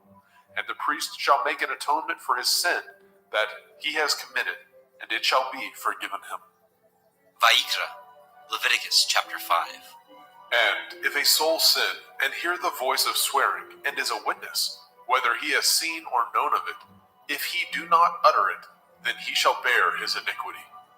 Or if a soul touch any unclean thing, whether it be a carcass of an unclean beast, or a carcass of unclean cattle, or the carcass of unclean creeping things, and if it be hidden from him, he also shall be unclean and guilty. Or if he touch the uncleanness of man, whatsoever uncleanness it be, that a man shall be defiled withal, and it be hid from him, when he knows of it, then he shall be guilty. Or if a soul swear, pronouncing with his lips to do evil, or to do good, whatsoever it be that a man shall pronounce with an oath, and it be hid from him, when he knows of it, then he shall be guilty in one of these. And it shall be, when he shall be guilty in one of these things, that he shall confess that he has sinned in that thing.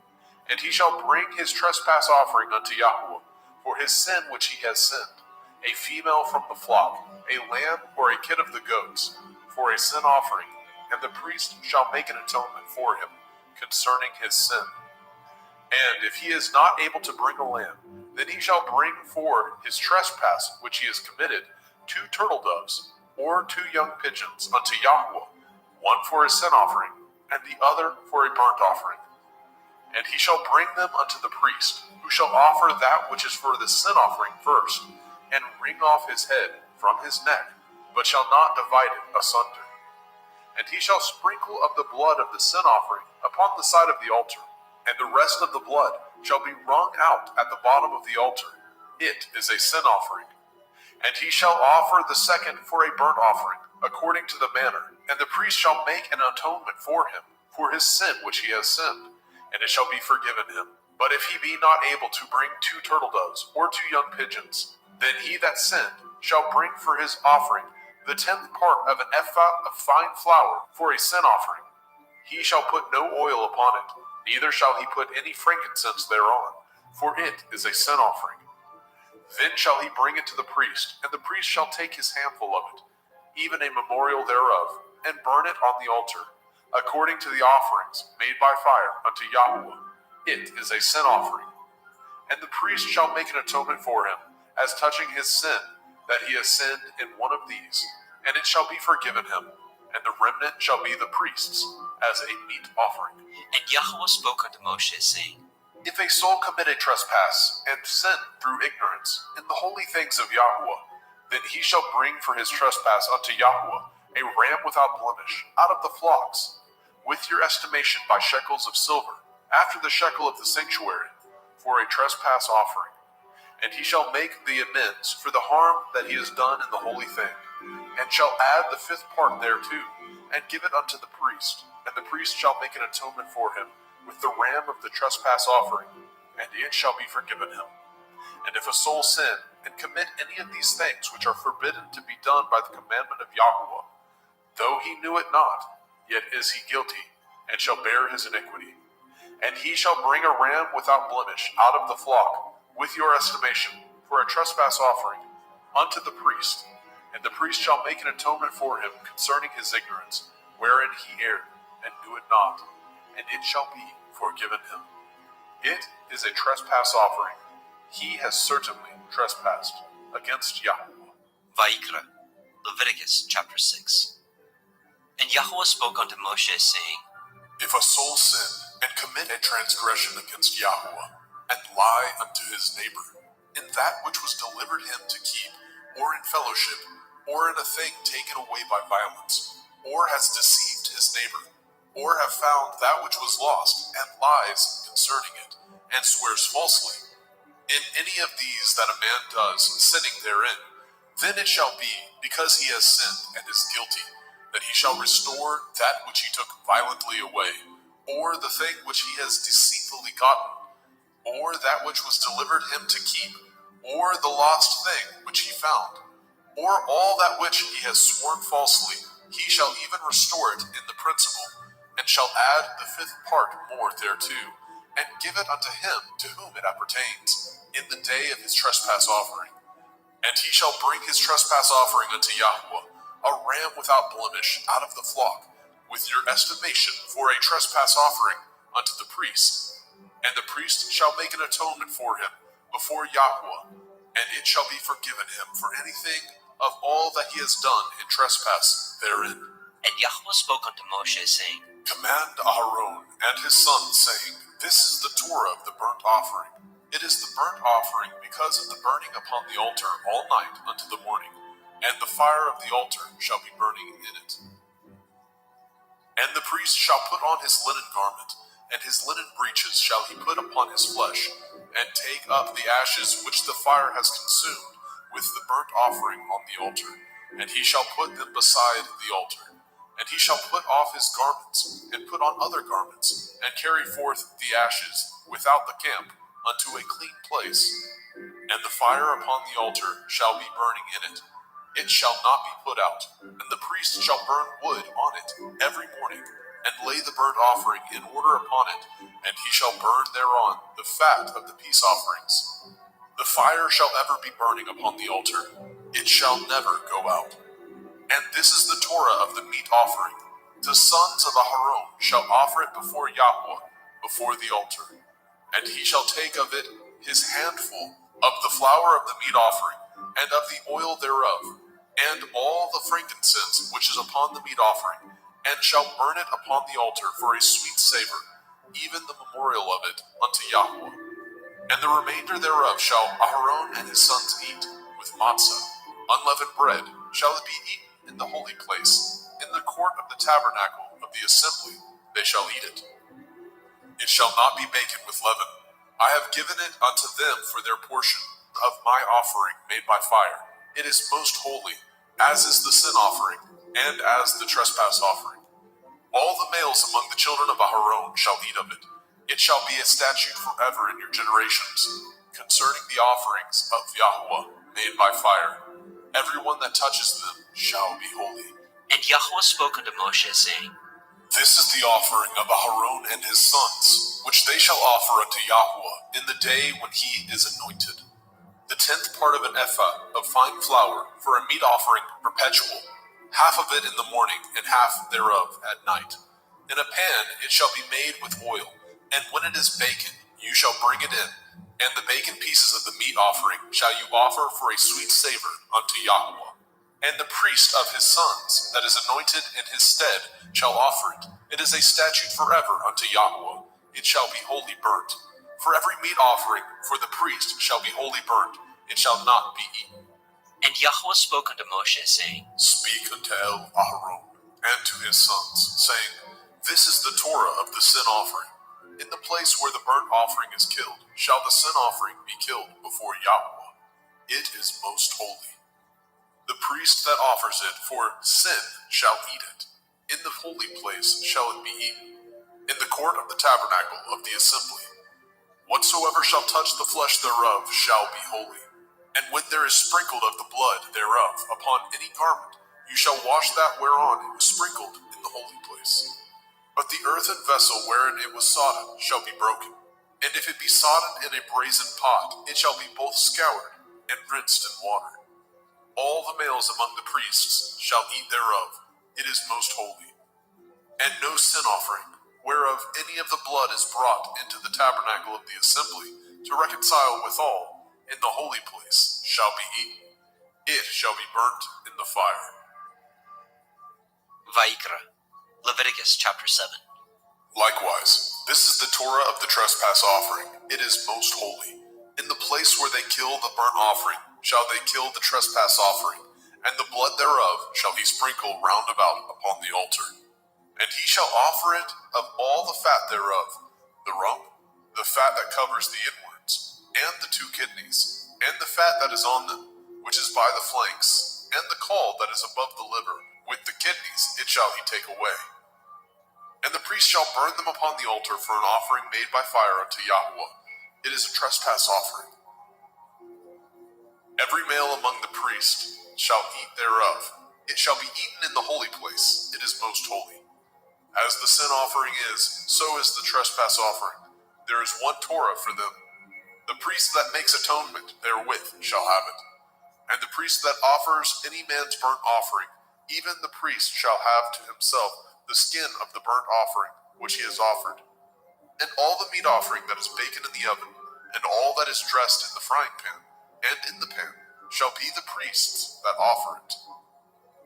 And every meat offering mingled with oil, and dry, shall all the sons of Aharon have, one as much as another. And this is the Torah of the sacrifice of peace offerings, which he shall offer unto Yahweh. If he offer it for thanksgiving, then he shall offer with the sacrifice of thanksgiving matzah, unleavened cakes, mingled with oil, and matzah wafers, anointed with oil, and cakes mingled with oil, of fine flour, fried. Besides the cakes, he shall offer for his offering hametz, leavened bread, with the sacrifice of thanksgiving of his peace offerings. And of it he shall offer one out of the whole oblation for a heave offering unto Yahweh, and it shall be the priest that sprinkles the blood of the peace offerings. And the flesh of the sacrifice of his peace offerings for thanksgiving shall be eaten the same day that it is offered. He shall not leave any of it until the morning. But if the sacrifice of his offering be a vow, or a voluntary offering, it shall be eaten the same day that he offers his sacrifice. On the morrow also the remainder of it shall be eaten. But the remainder of the flesh of the sacrifice on the third day shall be burnt with fire. And if any of the flesh of the sacrifice of his peace offerings be eaten at all on the third day, it shall not be accepted, neither shall it be imputed unto him that offers it. It shall be an abomination, and the soul that eats of it shall bear his iniquity. And the flesh that touches any unclean thing shall not be eaten. It shall be burnt with fire. And as for the flesh, all that be clean shall eat thereof. But the soul that eats of the flesh of the sacrifice of peace offerings that pertain unto Yahweh, having his uncleanness upon him, even that soul shall be cut off from his people. Moreover, the soul that shall touch any unclean thing, as the uncleanness of man, or any unclean beast, or any abominable unclean thing, and eat of the flesh of the sacrifice of peace offerings, which pertain unto Yahweh, even that soul shall be cut off from his people. And Yahweh spoke unto Moshe, saying, Speak unto the children of Yasharel, saying, Ye shall eat no manner of fat, of ox, or of sheep, or of goat, and the fat of the beast that dies of itself, and the fat of that which is torn with beast, may be used in any other use, but ye shall in no wise eat of it. For whosoever eats the fat of the beast, of which men offer an offering made by fire unto Yahweh, even the soul that eats it shall be cut off from his people. Moreover, ye shall eat no manner of blood, whether it be of fowl or of beast, in any of your dwellings. Whatsoever soul it be that eats any manner of blood, even that soul shall be cut off from his people. And Yahweh spoke unto Moshe, saying, Speak unto the children of Yasharel, saying, He that offers the sacrifice of his peace offerings unto Yahweh shall bring his oblation unto Yahweh of the sacrifice of his peace offerings. His own hand shall bring the offerings of Yahweh made by fire. The fat with the breast it shall he bring, that the breast may be waved for a wave offering before Yahweh. And the priest shall burn the fat upon the altar, but the breast shall be Aharon's and his sons'. And the right shoulder shall ye give unto the priest for a heave offering of the sacrifices of your peace offerings. He among the sons of Aharon that offers the blood of the peace offerings and the fat shall have the right shoulder for his part. For the wave breast and the heave shoulder have I taken of the children of Yasharel from off the sacrifices of their peace offerings, and have given them unto Aharon the priest, and unto his sons by a statute forever, from among the children of Yasharel.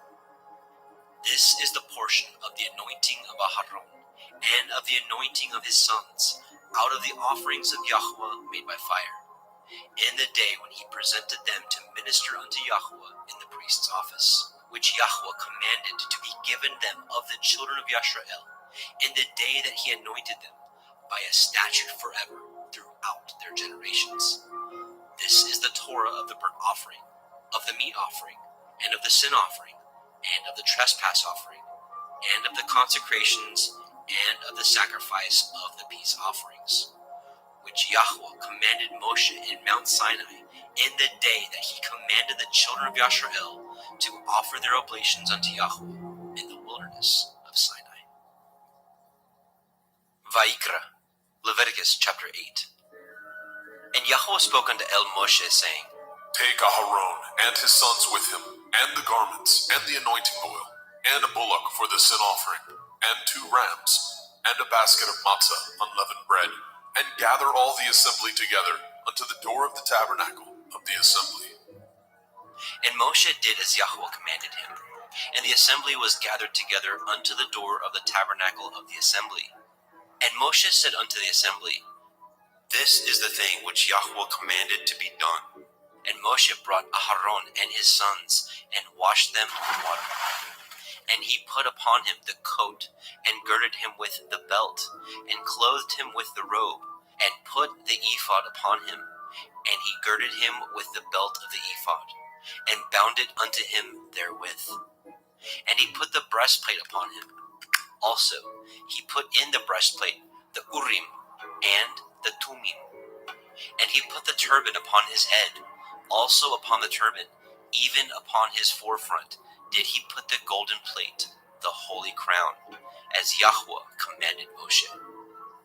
And Moshe took the anointing oil, and anointed the tabernacle, and all that was therein, and sanctified them. And he sprinkled thereof upon the altar 7 times, and anointed the altar and all his vessels, both the laver and his foot, to sanctify them. And he poured of the anointing oil upon Aharon's head, and anointed him, to sanctify him. And Moshe brought Aharon's sons, and put coats upon them, and girded them with belts, and put bonnets upon them, as Yahweh commanded Moshe. And he brought the bullock for the sin offering, and Aharon and his sons laid their hands upon the head of the bullock for the sin offering, and he slew it.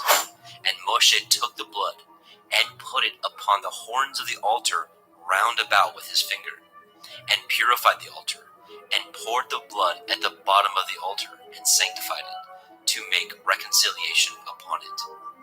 And he took all the fat that was upon the inwards, and the caul above the liver, and the 2 kidneys, and their fat, and Moshe burned it upon the altar. But the bullock, and his hide, and his flesh, and his dung, he burnt with fire without the camp, as Yahweh commanded Moshe. And he brought the ram for the burnt offering, and Aharon and his sons laid their hands upon the head of the ram, and he killed it. And Moshe sprinkled the blood upon the altar round about. And he cut the ram into pieces, and Moshe burnt the head, and the pieces, and the fat. And he washed the inwards and the legs in water, and Moshe burnt the whole ram upon the altar. It was a burnt sacrifice for a sweet savor, and an offering made by fire unto Yahweh, as Yahweh commanded Moshe. And he brought the other ram, the ram of consecration, and Aharon and his sons laid their hands upon the head of the ram, and he slew it. And Moshe took of the blood of it, and put it upon the tip of Aharon's right ear, and upon the thumb of his right hand, and upon the great toe of his right foot. And he brought Aharon's sons, and Moshe put of the blood upon the tip of their right ear, and upon the thumbs of their right hands, and upon the great toes of their right feet. And Moshe sprinkled the blood upon the altar round about. And he took the fat, and the rump, and the fat that was upon the inwards, and the caul above the liver, and the 2 kidneys, and their fat, and the right shoulder.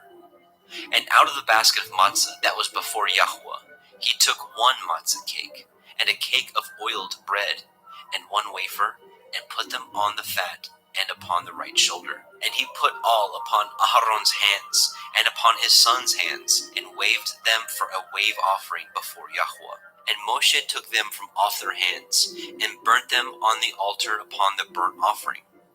They were consecrations for a sweet savor. It is an offering made by fire unto Yahweh. And Moshe took the breast, and waved it for a wave offering before Yahweh. For of the ram of consecration it was Moshe's part, as Yahweh commanded Moshe. And Moshe took of the anointing oil, and of the blood which was upon the altar, and sprinkled it upon Aharon and his garments, and upon his sons, and upon his sons' garments with him, and sanctified Aharon and his garments, and his sons' garments with him. And Moshe said unto Aharon and to his sons, Boil the flesh at the door of the tabernacle of the assembly, and there eat it, with the bread that is in the basket of consecrations, as I commanded, saying, Aharon and his sons shall eat it. And that which remains of the flesh and of the bread shall ye burn with fire. And ye shall not go out of the door of the tabernacle of the assembly in 7 days, until the days of your consecration be at an end. For 7 days shall he consecrate you. As he has done this day, so Yahweh has commanded to do, to make an atonement for you. Therefore shall ye abide at the door of the tabernacle of the assembly day and night 7 days, and guard the watch of Yahweh, that ye die not. For so I am commanded. So Aharon and his sons did all the things which Yahweh commanded by the hand of Moshe. Vaikra, Leviticus chapter 9. And it came to pass on the 8th day that Moshe called Aharon and his sons and the elders of Yisrael. And he said unto Aharon, Take a young calf for a sin offering, and a ram for a burnt offering, without blemish, and offer them before Yahweh. And unto the children of Yisrael you shall speak, saying, Take ye a kid of the goats for a sin offering, and a calf and a lamb, both of the first year, without blemish, for a burnt offering. Also a bullock and a ram for peace offerings, to sacrifice before Yahweh, and a meat offering mingled with oil. For today Yahweh will appear unto you. And they brought which Moshe commanded before the tabernacle of the assembly. And all the assembly drew near and stood before Yahweh.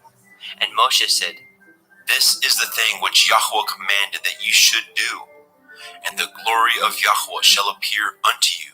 And Moshe said unto Aharon, Go unto the altar, and offer your sin offering, and your burnt offering, and make an atonement for yourself and for the people, and offer the offering of the people, and make an atonement for them, as Yahweh commanded.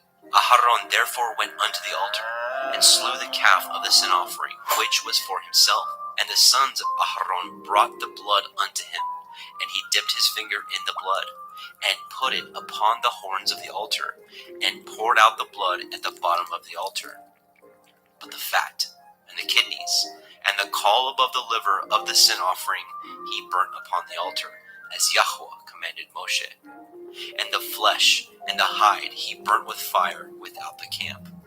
And he slew the burnt offering, and Aharon's sons presented unto him the blood, which he sprinkled round about upon the altar. And they presented the burnt offering unto him, with the pieces thereof, and the head, and he burnt them upon the altar. And he did wash the inwards and the legs, and burnt them upon the burnt offering on the altar. And he brought the people's offering, and took the goat, which was the sin offering for the people, and slew it, and offered it for sin as the first. And he brought the burnt offering, and offered it according to the manner. And he brought the meat offering, and took a handful thereof, and burnt it upon the altar, beside the burnt sacrifice of the morning. He slew also the bullock and the ram for a sacrifice of peace offerings, which was for the people. And Aharon's sons presented unto him the blood, which he sprinkled upon the altar round about. And the fat of the bullock and of the ram, the rump, and that which covers the inwards, and the kidneys, and the caul above the liver, and they put the fat upon the breasts, and he burnt the fat upon the altar. And the breasts and the right shoulder Aharon waved for a wave offering before Yahweh, as Moshe commanded.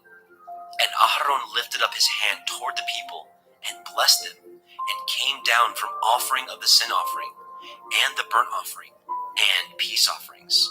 And Moshe and Aharon went into the tabernacle of the assembly, and came out, and blessed the people. And the glory of Yahweh appeared unto all the people. And there came a fire out from before Yahweh, and consumed upon the altar the burnt offering and the fat, which when all the people saw, they shouted and fell on their face. Vaikra, Leviticus chapter 10. And Nadab and Abihu, the sons of Aharon, took either of them his censer, and put fire therein, and put incense thereon, and offered strange fire before Yahweh, which he commanded them not. And there went out fire from Yahweh, and devoured them, and they died before Yahweh. Then Moshe said unto Aharon, This is that Yahweh spoke, saying, I will be sanctified in them that come nigh me, and before all the people I will be glorified. And Aharon held his peace. And Moshe called Mishael and Elishaphan, the sons of Uzziel, the uncle of Aharon, and said unto them, Come near, carry your brethren from before the sanctuary out of the camp. So they went near and carried them in their coats out of the camp, as Moshe had said. And Moshe said unto Aaron, and unto Eleazar, and unto Ithamar his sons, Uncover not your heads, neither rend your clothes, lest ye die, and lest the wrath come upon all the people.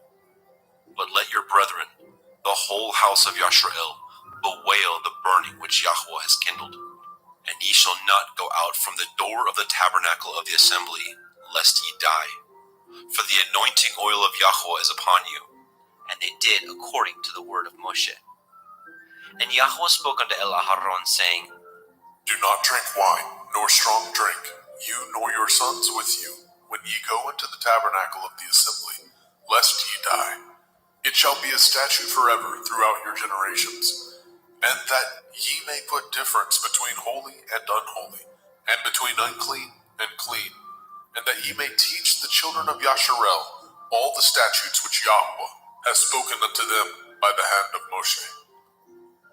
And Moshe spoke unto Aaron, and unto Eleazar, and unto Ithamar, his sons that were left, Take the meat offering that remains of the offerings of Yahweh made by fire, and eat it without leaven beside the altar, for it is most holy.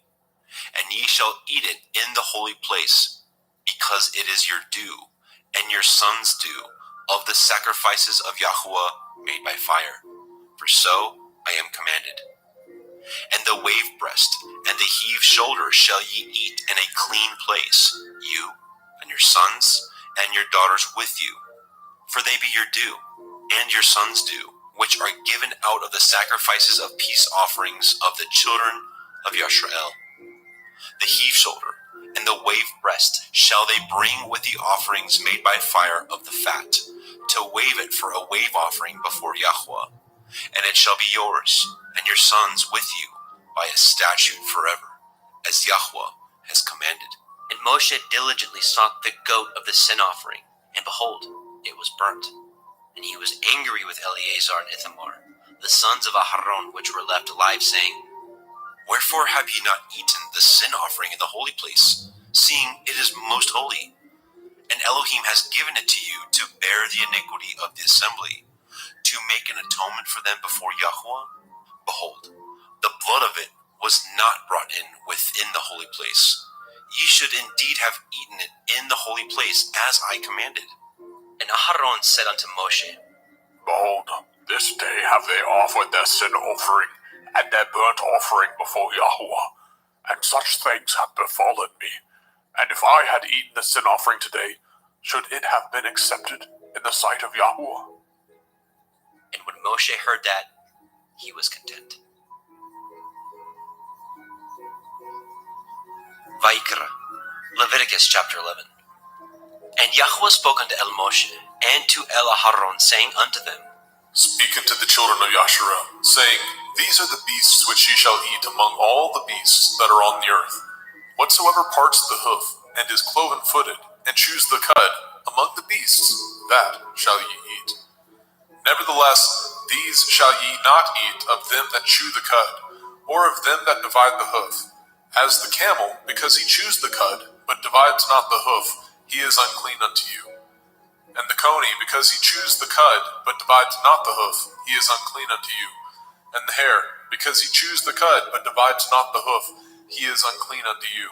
And the swine, though he divide the hoof, and be cloven-footed, yet he chews not the cud, he is unclean to you.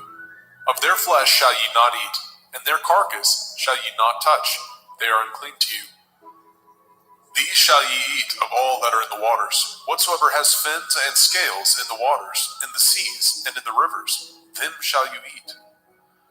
And all that have not fins and scales in the seas, and in the rivers, of all that move in the waters, and of any living thing which is in the waters, they shall be an abomination unto you.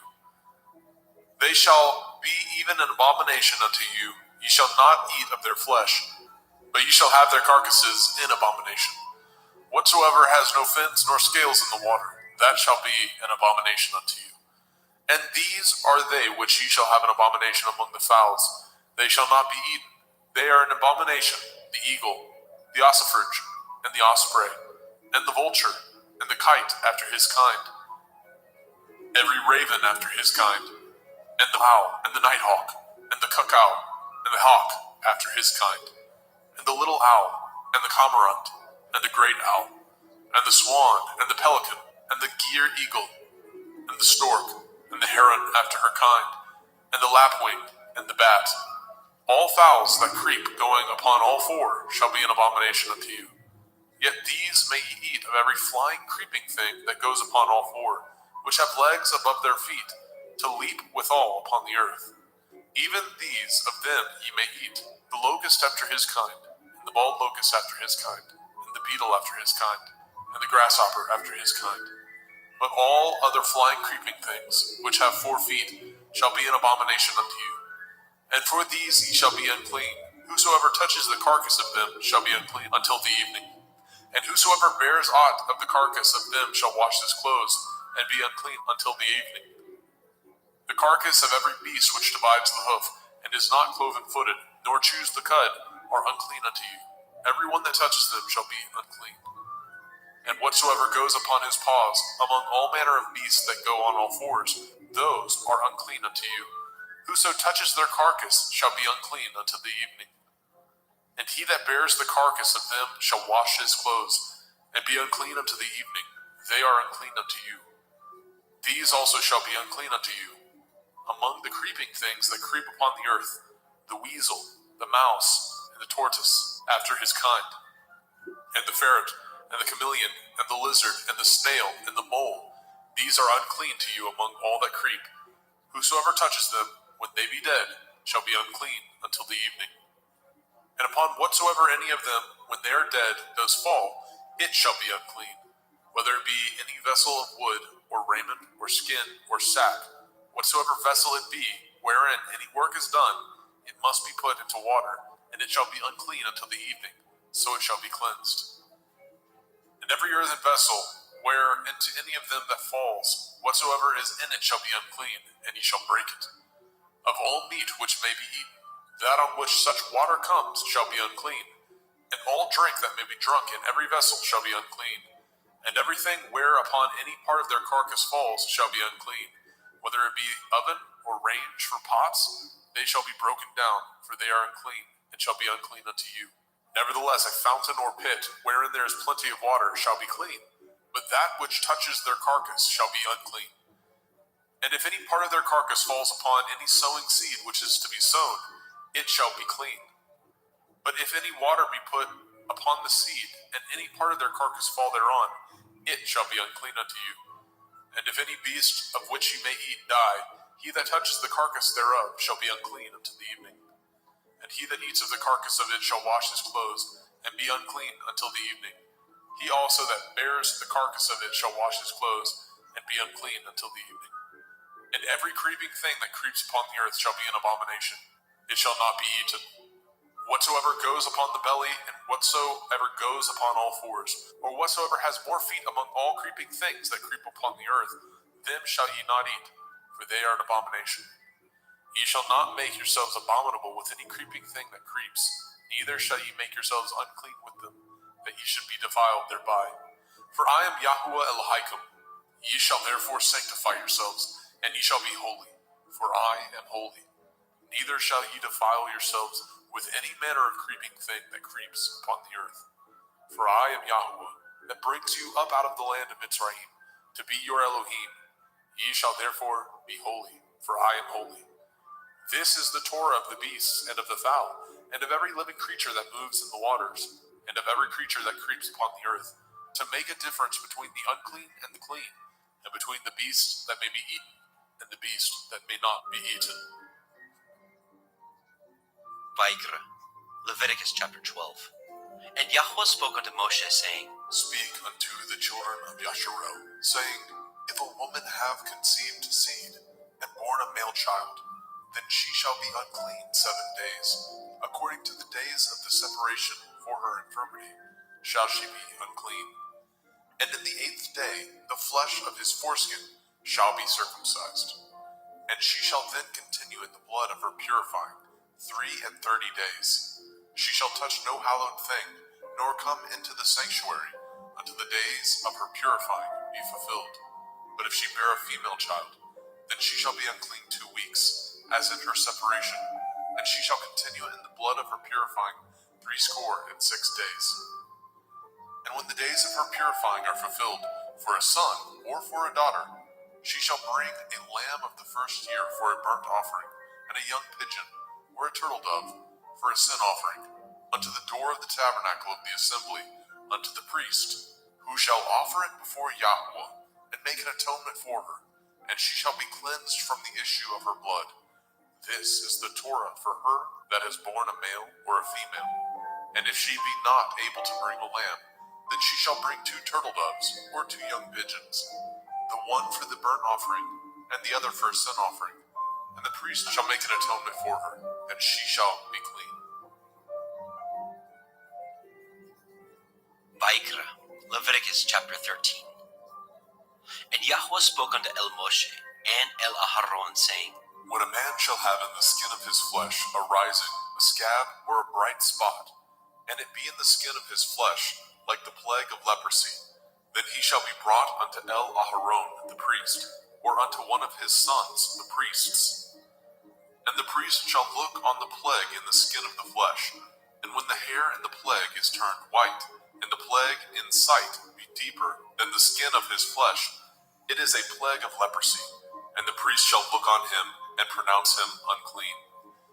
If the bright spot be white in the skin of his flesh, and in sight be not deeper than the skin, and the hair thereof be not turned white, then the priest shall shut up him that has the plague 7 days.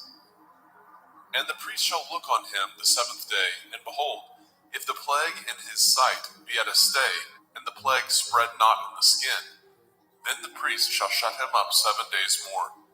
And the priest shall look on him again the 7th day, and behold, if the plague be somewhat dark, and the plague spread not in the skin, the priest shall pronounce him clean. It is but a scab, and he shall wash his clothes and be clean.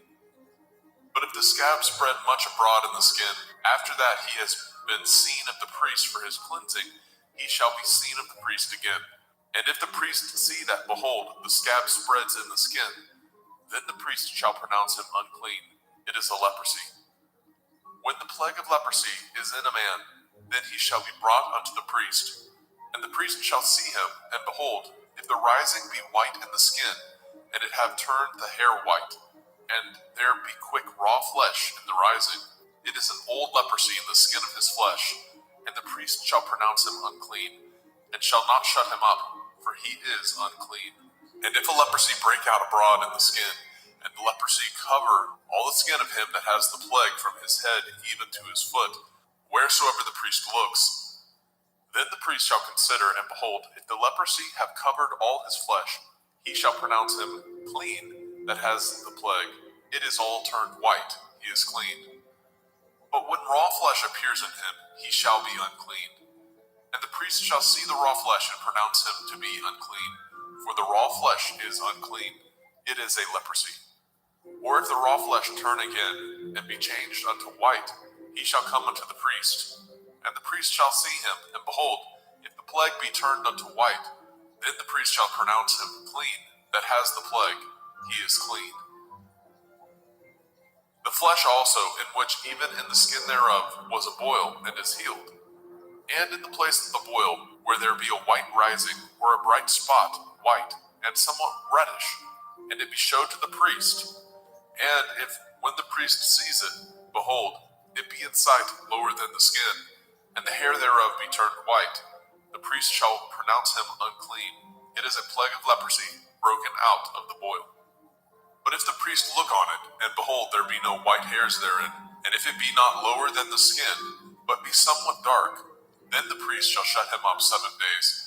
And if it spread much abroad in the skin, then the priest shall pronounce him unclean. It is a plague.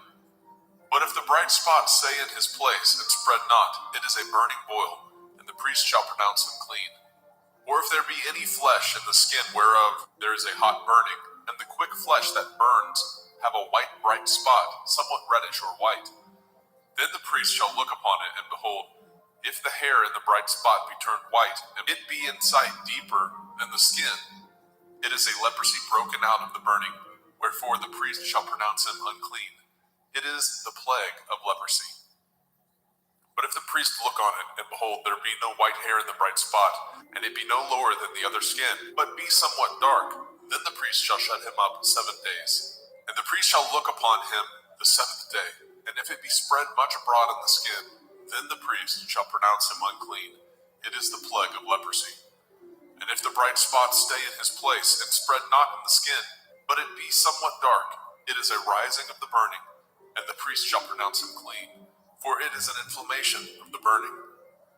If a man or woman have a plague upon the head or the beard, then the priest shall see the plague, and behold, if it be in sight deeper than the skin, and there be in it a yellow thin hair, then the priest shall pronounce him unclean.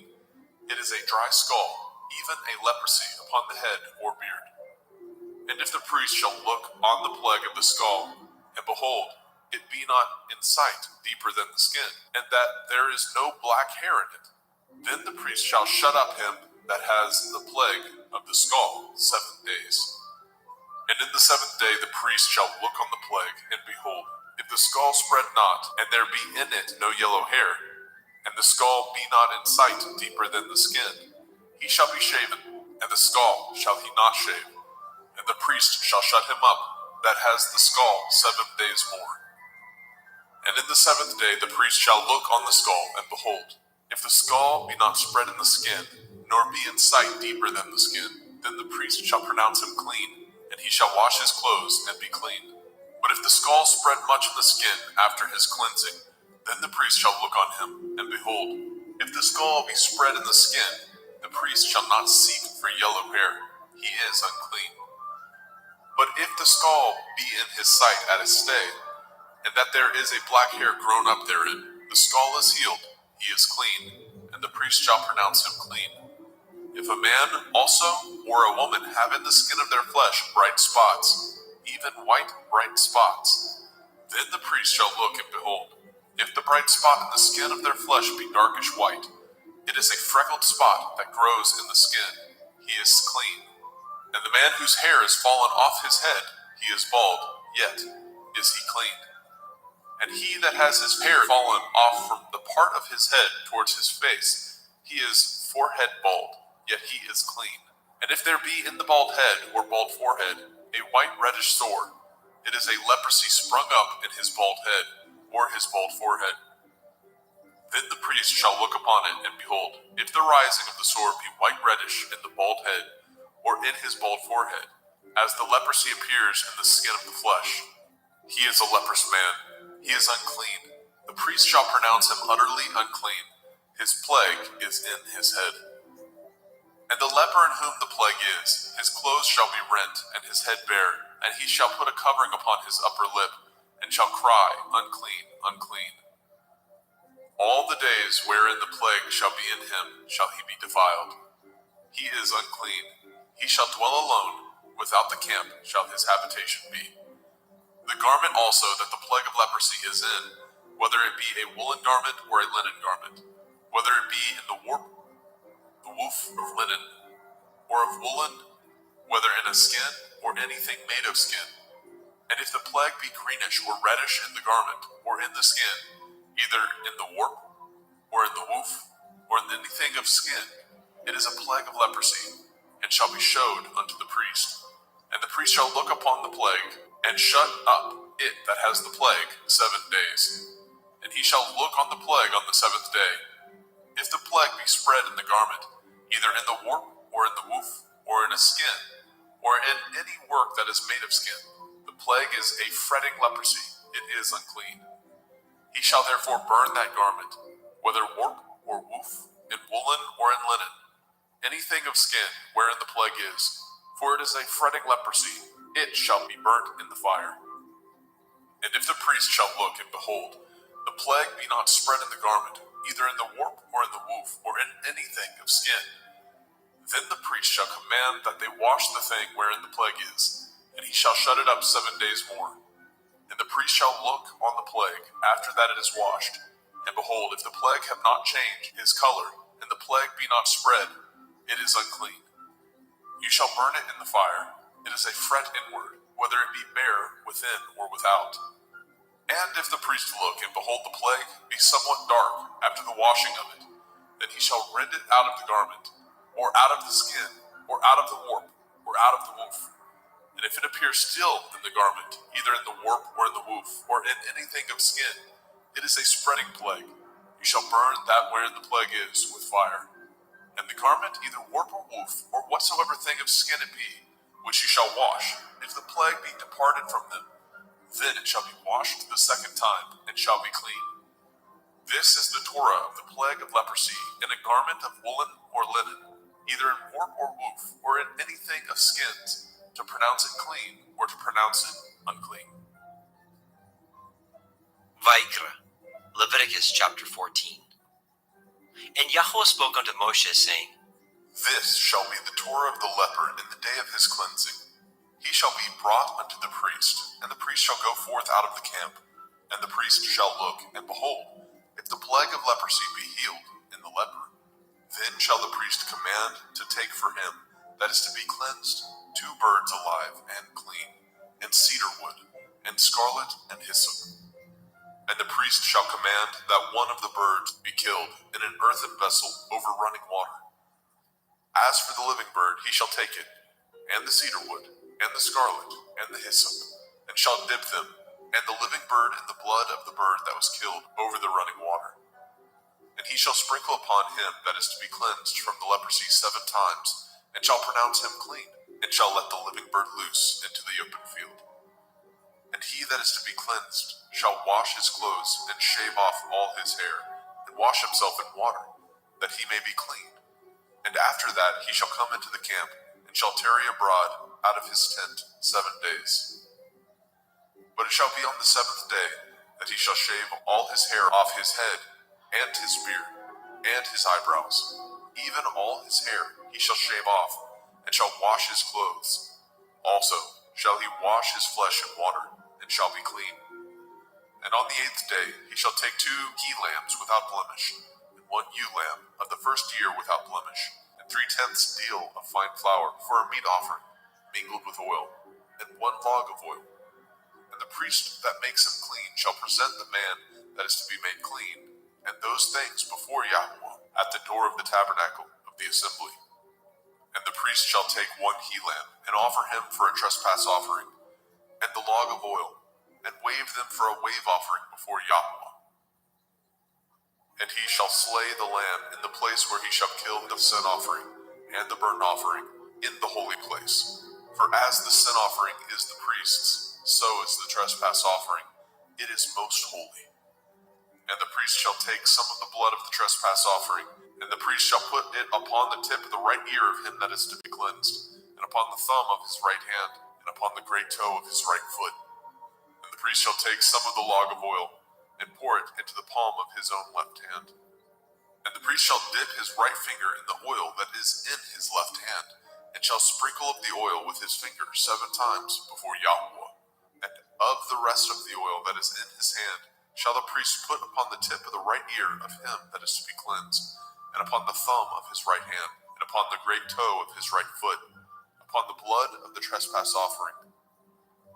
And the remnant of the oil that is in the priest's hand he shall pour upon the head of him that is to be cleansed, and the priest shall make an atonement for him before Yahweh. And the priest shall offer the sin offering, and make an atonement for him that is to be cleansed from his uncleanness, and afterwards he shall kill the burnt offering. And the priest shall offer the burnt offering and the meat offering upon the altar, and the priest shall make an atonement for him, and he shall be clean. And if he be poor, and cannot get so much, then he shall take 1 lamb for a trespass offering to be waved, to make an atonement for him, and 1/10 deal of fine flour mingled with oil for a meat offering, and a log of oil, and 2 turtle doves, or 2 young pigeons, such as he is able to get, and the one shall be a sin offering, and the other a burnt offering. And he shall bring them on the 8th day for his cleansing unto the priest, unto the door of the tabernacle of the assembly before Yahweh.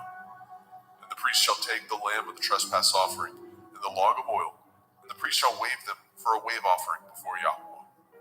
And he shall kill the lamb of the trespass offering, and the priest shall take some of the blood of the trespass offering, put it upon the tip of the right ear of him that is to be cleansed, and upon the thumb of his right hand, and upon the great toe of his right foot. And the priest shall pour of the oil into the palm of his own left hand. And the priest shall sprinkle with his right finger some of the oil that is in his left hand 7 times before Yahweh. And the priest shall put of that oil that is in his hand upon the tip of the right ear of him that is to be cleansed, and upon the thumb of his right hand, and upon the great toe of his right foot, upon the place of the blood of the trespass offering. And the rest of the oil that is in the priest's hand he shall put upon the head of him that is to be cleansed, to make an atonement for him before Yahweh. And he shall offer the one of the turtle doves, or of the young pigeons, such as he can get, even such as he is able to get, the one for a sin offering, and the other for a burnt offering, with the meat offering. And the priest shall make an atonement for him that is to be cleansed before Yahweh. This is the Torah of him in whom is the plague of leprosy, whose hand is not able to get that which pertains to his cleansing.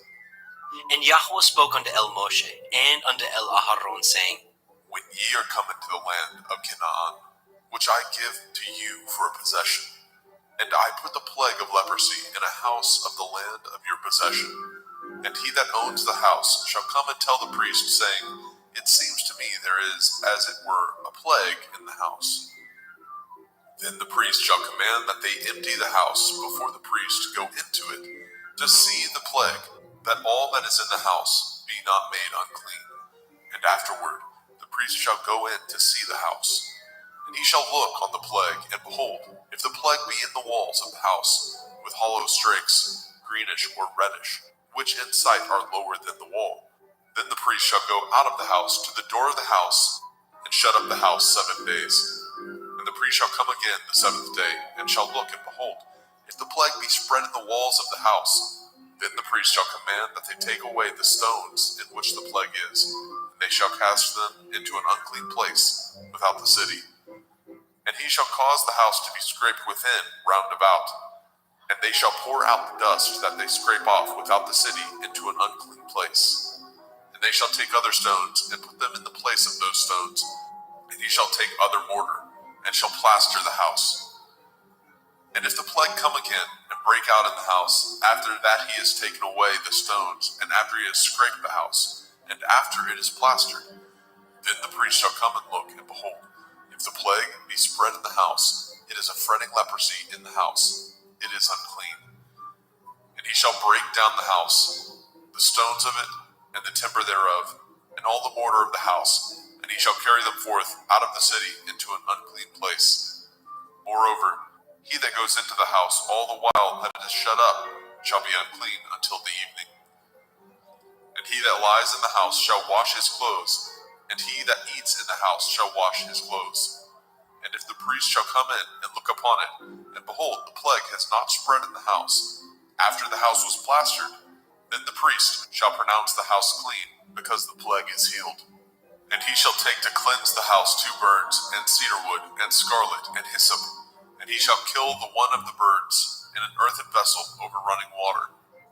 And he shall take the cedar wood, and the hyssop, and the scarlet, and the living bird, and dip them in the blood of the slain bird, and in the running water, and sprinkle the house 7 times. And he shall cleanse the house with the blood of the bird, and with the running water, and with the living bird, and with the cedar wood, and with the hyssop, and with the scarlet. But he shall let go of the living bird out of the city into the open field, and make an atonement for the house, and it shall be clean. This is the Torah for all manner of plague, of leprosy and scald, and for the leprosy of a garment, and of a house, and for a rising, and for a scab, and for a bright spot, to teach when it is unclean, and when it is clean. This is the Torah of leprosy. Vayikra, Leviticus chapter 15. And Yahweh spoke unto El Moshe and to El Aharon, saying, Speak unto the children of Yasharel, and say unto them, When any man has a running issue out of his flesh, because of his issue he is unclean. And this shall be his uncleanness in his issue, whether his flesh run with his issue, or his flesh be stopped from his issue. It is his uncleanness. Every bed whereon he lies that has the issue is unclean, and everything whereon he sits shall be unclean. And whosoever touches his bed shall wash his clothes, and bathe himself in water, and be unclean until the evening. And he that sits on anything whereon he sat, that has the issue, shall wash his clothes, and bathe himself in water, and be unclean until the evening. And he that touches the flesh of him that has the issue shall wash his clothes, and bathe himself in water, and be unclean until the evening. And if he that has the issue spit upon him that is clean, then he shall wash his clothes, and bathe himself in water, and be unclean until the evening. And what saddle soever he rides upon that has the issue shall be unclean. And whosoever touches anything that was under him shall be unclean until the evening. And he that bears any of those things shall wash his clothes, and bathe himself in water, and be unclean until the evening. And whomsoever he touches that has the issue, and has not rinsed his hands in water, he shall wash his clothes, and bathe himself in water, and be unclean until the evening. And the vessel of earth that he touches, which has the issue, shall be broken, and every vessel of wood shall be rinsed in water. And when he that has an issue is cleansed of his issue, then he shall number to himself 7 days for his cleansing, and wash his clothes, and bathe his flesh in running water, and shall be clean. And on the 8th day he shall take to him 2 turtle doves, or 2 young pigeons, and come before Yahweh unto the door of the tabernacle of the assembly, and give them unto the priest. And the priest shall offer them, the one for a sin offering, and the other for a burnt offering. And the priest shall make an atonement for him before Yahweh for his issue. And if any man's seed of copulation go out from him, then he shall wash all his flesh in water, and be unclean until the evening. And every garment and every skin whereon is the seed of copulation shall be washed with water, and be unclean until the evening. The woman also with whom the man shall lie with seed of copulation, they shall both bathe themselves in water, and be unclean until the evening. And if a woman have an issue, and her issue and her flesh be blood, she shall be put apart 7 days, and whosoever touches her shall be unclean until the evening. And everything that she lies upon in her separation shall be unclean. Everything also that she sits upon shall be unclean. And whosoever touches her bed shall wash his clothes, and bathe himself in water, and be unclean until the evening. And whosoever touches anything that she sat upon shall wash his clothes, and bathe himself in water, and be unclean until the evening. And if it be on her bed, or on anything whereon she sits, when he touches it, he shall be unclean until the evening.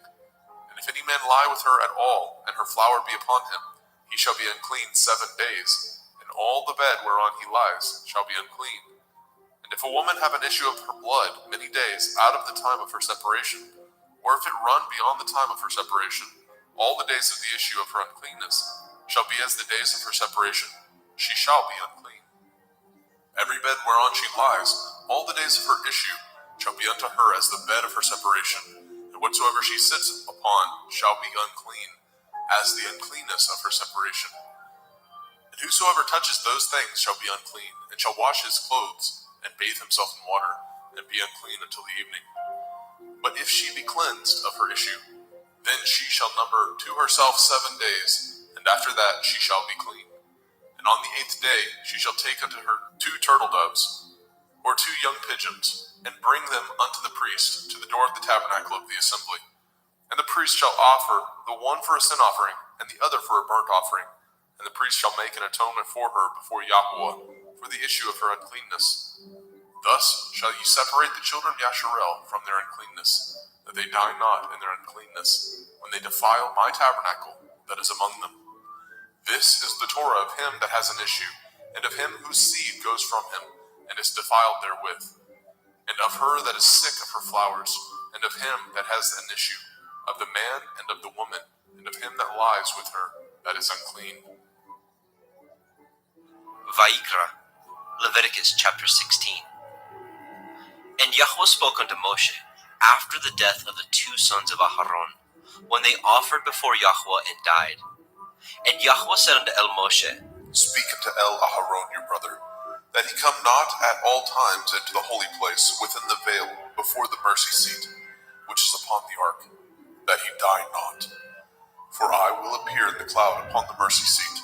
Thus shall Aharon come into the holy place, with a young bullock for a sin offering, and a ram for a burnt offering.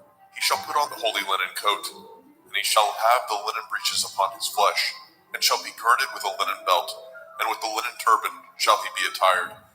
These are holy garments.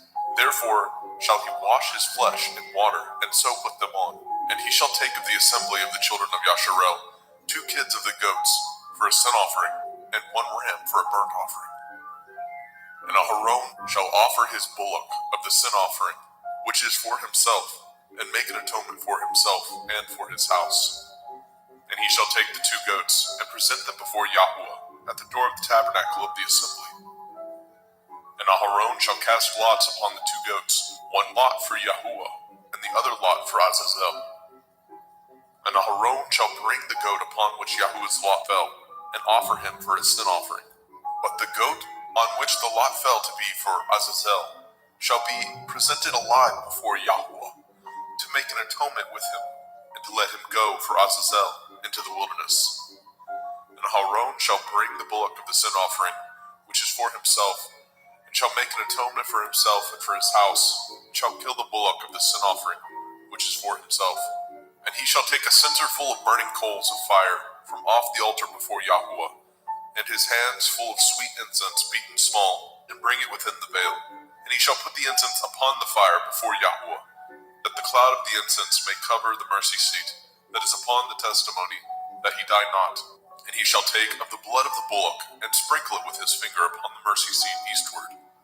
And before the mercy seat shall he sprinkle of the blood with his finger 7 times.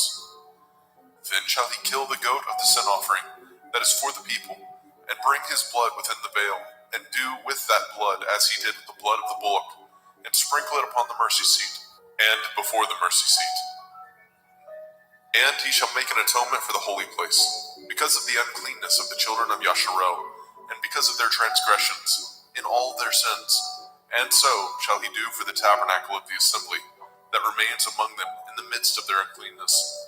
And there shall be no man in the tabernacle of the assembly, when he goes to make an atonement in the holy place, until he comes out, and have made an atonement for himself, and for his household, and for all the assembly of Yasharel. And he shall go out unto the altar that is before Yahuwah, and make an atonement for it, and shall take of the blood of the bullock, and of the blood of the goat, and put it upon the horns of the altar round about. And he shall sprinkle the blood upon it with his finger 7 times, and cleanse it, and hallow it from the uncleanness of the children of Yasharel. And when he has made an end of reconciling the holy place, and the tabernacle of the assembly, and the altar, he shall bring the live goat.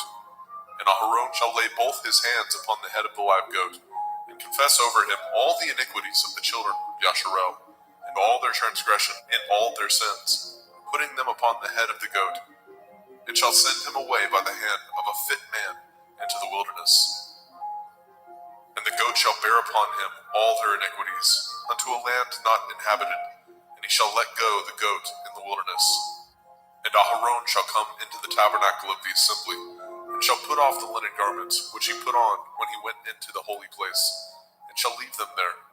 And he shall wash his flesh with water in the holy place, and put on his garments, and come forth, and offer his burnt offering, and the burnt offering of the people, and make an atonement for himself and for the people. And the fat of the sin offering shall he burn upon the altar.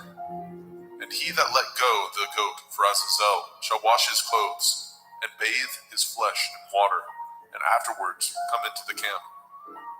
And the bullock for the sin offering, and the goat for the sin offering, and whose blood was brought in to make an atonement in the holy place, shall one carry forth without the camp, and they shall burn in the fire their skins, and their flesh, and their dung. And he that burns them shall wash his clothes, and bathe his flesh in water, and afterwards he shall come into the camp. And this shall be a statute forever unto you, that in the 7th month, on the 10th day of the month, ye shall afflict your souls, and do no work at all, whether it be one of your own country, or a stranger that sojourns among you.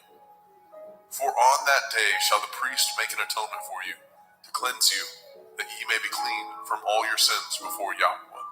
It shall be a Sabbath of rest unto you, and ye shall afflict your souls by a statute forever. And the priest, whom he shall anoint, and whom he shall consecrate to minister in the priest's office in his father's stead, shall make the atonement, and shall put on the linen clothes, even the holy garments, And he shall make an atonement for the holy sanctuary, and he shall make an atonement for the tabernacle of the assembly, and for the altar, and he shall make an atonement for the priests, and for all the people of the assembly. And this shall be an everlasting statute unto you, to make an atonement for the children of Yasharel for all their sins once a year. And he did as Yahweh commanded Moshe.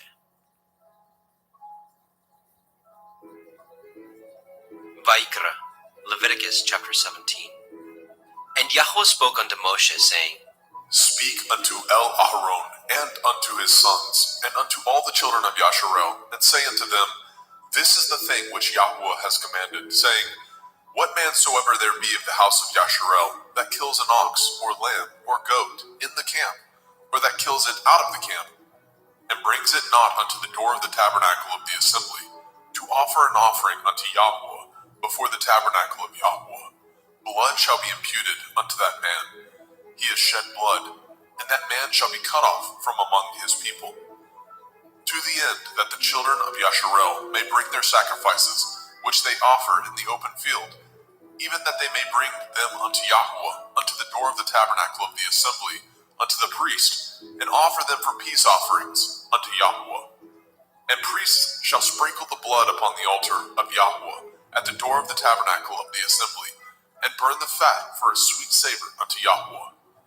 And they shall no more offer their sacrifices unto devils, after whom they have gone a-whoring. This shall be a statute forever unto them throughout their generations.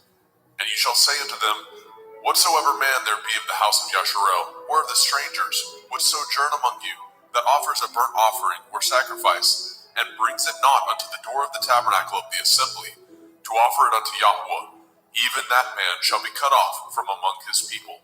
And whatsoever man there be of the house of Yasharel, or of the strangers that sojourn among you, that eats any manner of blood, I will even set my face against that soul that eats the blood, and will cut him off from among his people. For the soul of the flesh is in the blood. He and I have given it to you upon the altar to make an atonement for your souls. For it is the blood of him that makes an atonement in the soul. Therefore I said unto the children of Yasharel, No soul of you shall eat blood, neither shall any stranger that sojourns among you eat blood.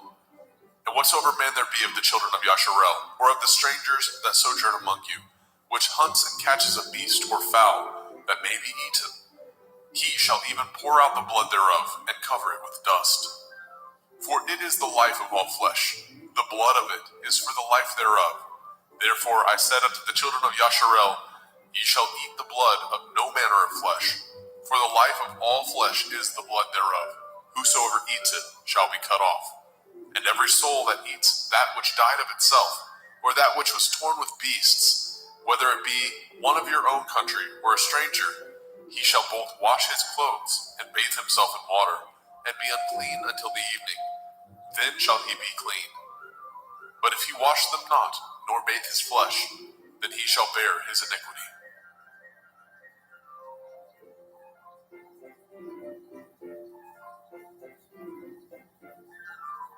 Vayikra, Leviticus chapter 18. And Yahweh spoke unto Moshe, saying, Speak unto the children of Yasharel, and say unto them, I am Yahweh Elohim. After the doings of the land of Mitzrayim, where ye dwell, shall ye not do. And after the doings of the land of Canaan, whither I bring you, shall ye not do. Neither shall ye walk in their ordinances. Ye shall do my judgments, and guard my ordinances, to walk therein. I am Yahuwah Elohim. Ye shall therefore guard my statutes and my judgments, which if a man do, he shall live in them. I am Yahweh. None of you shall approach to any that is near of kin to him, to uncover their nakedness. I am Yahweh. The nakedness of your father, or the nakedness of your mother, shall you not uncover. She is your mother. You shall not uncover her nakedness. The nakedness of your father's woman shall you not uncover. It is your father's nakedness. The nakedness of your sister, the daughter of your father, the daughter of your mother, whether she be born at home or born abroad, even their nakedness you shall not uncover. The nakedness of your son's daughter, or of your daughter's daughter, even their nakedness you shall not uncover, for theirs is your own nakedness. The nakedness of your father's woman's daughter, begotten of your father, she is your sister. You shall not uncover her nakedness. You shall not uncover the nakedness of your father's sister. She is your father's near kinswoman. You shall not uncover the nakedness of your mother's sister, for she is your mother's near kinswoman. You shall not uncover the nakedness of your father's brother. You shall not approach to his woman. She is your aunt. You shall not uncover the nakedness of your daughter-in-law. She is your son's woman. You shall not uncover her nakedness. You shall not uncover the nakedness of your brother's woman. It is your brother's nakedness. You shall not uncover the nakedness of a woman and her daughter. Neither shall you take her son's daughter or her daughter's daughter to uncover her nakedness, for they are your near kinswoman. It is wickedness. Neither shall you take a woman to her sister to vex her, to uncover her nakedness, beside the other in her lifetime. Also, you shall not approach unto a woman to uncover her nakedness, as long as she is put apart for her uncleanness. Moreover, you shall not lie carnally with your neighbor's woman to defile yourself with her. And you shall not let any of your seed pass through the fire to Molech, neither shall you profane the name of your Elohim. I am Yahweh. You shall not lie with mankind as with womankind. It is an abomination. Neither shall you lie with any beast to defile yourself therewith. Neither shall any woman stand before a beast to lie down thereto. It is confusion. Defile not ye yourselves in any of these things, for in all these the nations are defiled, which I cast out before you. And the land is defiled, therefore I do visit the iniquity thereof upon it, and the land itself vomits out her inhabitants. Ye shall therefore guard my statutes and my judgments, and shall not commit any of these abominations, neither any of your own nation, nor any stranger that sojourns among you. For all these abominations have the men of the land done, which were before you, and the land is defiled, that the land spew not you out also, when ye defile it, as it spewed out the nations that were before you. For whosoever shall commit any of these abominations, even the souls that commit them shall be cut off from among their people. Therefore shall ye guard my ordinance, that ye commit not any of these abominable customs, which were committed before you, and that ye defile not yourselves therein. I am Yahuwah Elohaikum.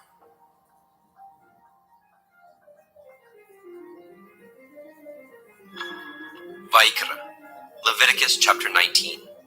And Yahweh spoke unto Moshe, saying, Speak unto all the assembly of the children of Yasharel, and say unto them, Ye shall be holy, for I, Yahuwah Elohaikum, am holy. Ye shall fear every man his mother and his father, and guard my Shabbathot. I am Yahuwah Elohaikum. Turn ye not unto idols, nor make to yourselves molten Elohim. I am Yahuwah Elohaikum. And if ye offer a sacrifice of peace offerings unto Yahuwah, ye shall offer it at your own will. It shall be eaten the same day ye offer it, and on the morrow. And if aught remain unto the third day, it shall be burnt in the fire. And if it be eaten at all on the third day, it is abominable. It shall not be accepted. Therefore everyone that eats it shall bear his iniquity, because he has profaned the hallowed thing of Yahuwah, and that soul shall be cut off from among his people. And when ye reap the harvest of your land, ye shall not wholly reap the corners of your field, neither shall you gather the gleanings of your harvest. And you shall not glean your vineyard, neither shall you gather every grape of your vineyard. You shall leave them for the poor and stranger. I am Yahuwah Elohaikum. Ye shall not steal, neither deal falsely, neither lie one to another. And ye shall not swear by my name falsely, neither shall you profane the name of your Elohim.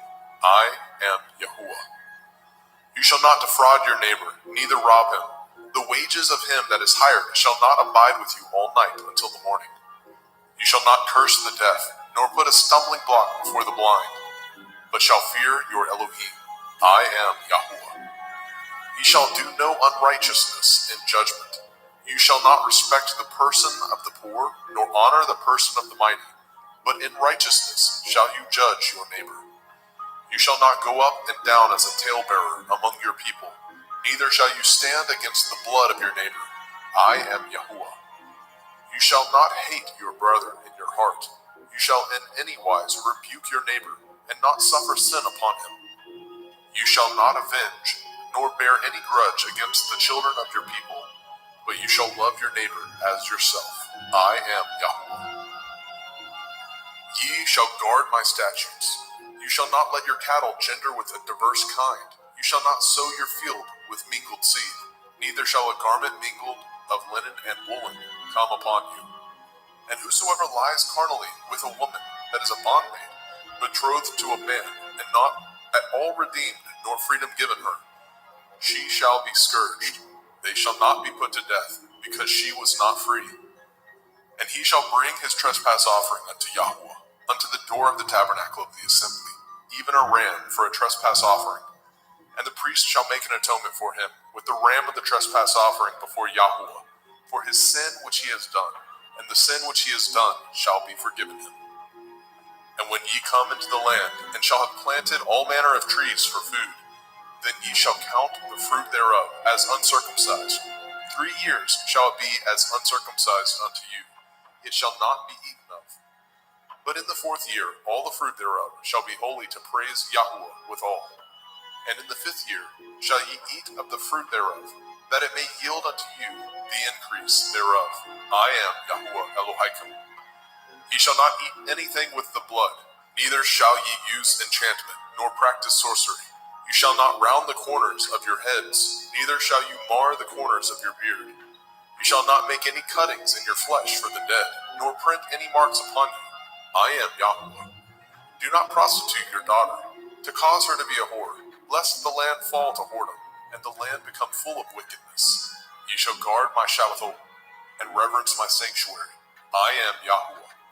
Regard not them that have familiar spirits, neither seek after wizards to be defiled by them. I am Yahweh Elohim. You shall rise up before the gray head, and honor the face of the old man, and fear your Elohim. I am Yahweh. And if a stranger sojourn with you in your land, ye shall not vex him. But the stranger that dwells with you shall be unto you as one born among you, and you shall love him as yourself. For ye were strangers in the land of Mitzrayim. I am Yahweh Elohim. Ye shall do no unrighteousness in judgment, in meat yard, in weight, or in measure. Just balances, just weights, a just ephah, and a just hin shall ye have. I am Yahweh Elohim, which brought you out of the land of Mitzrayim. Therefore shall ye guard all my statutes, and all my judgments, and do them. I am Yahweh.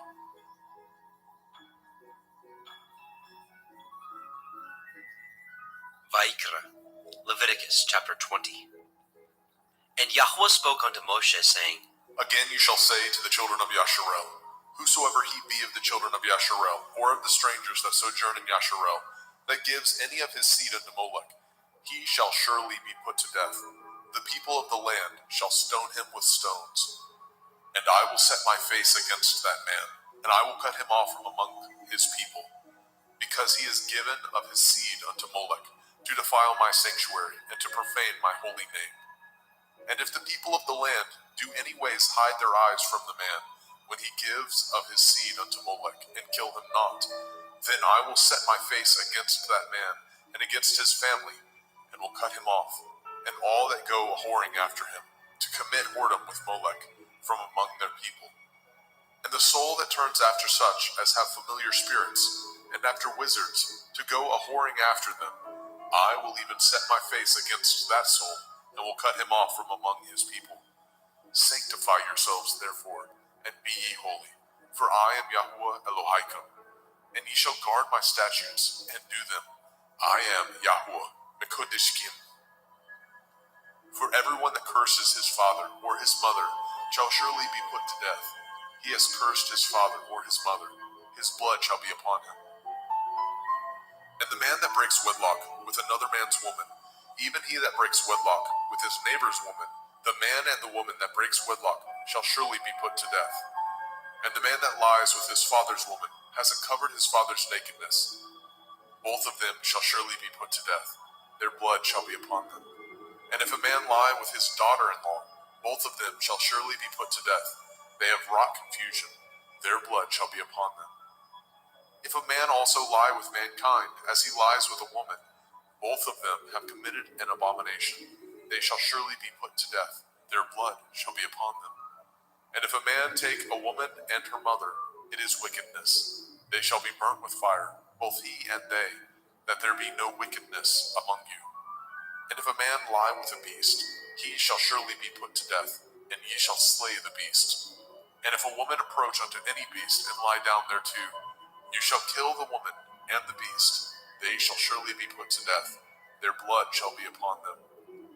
And if a man shall take his sister, his father's daughter, or his mother's daughter, and see her nakedness, and she see his nakedness, it is a wicked thing, and they shall be cut off in the sight of their people. He has uncovered his sister's nakedness, he shall bear his iniquity.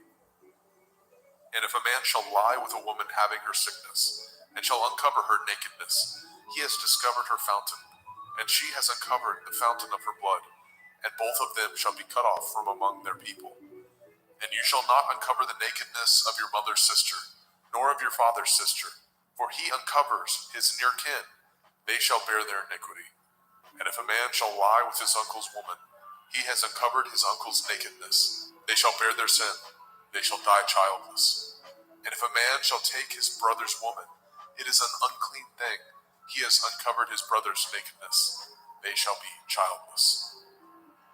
Ye shall therefore guard all my statutes and all my judgments, and do them, that the land whither I bring you to dwell therein spew you not out.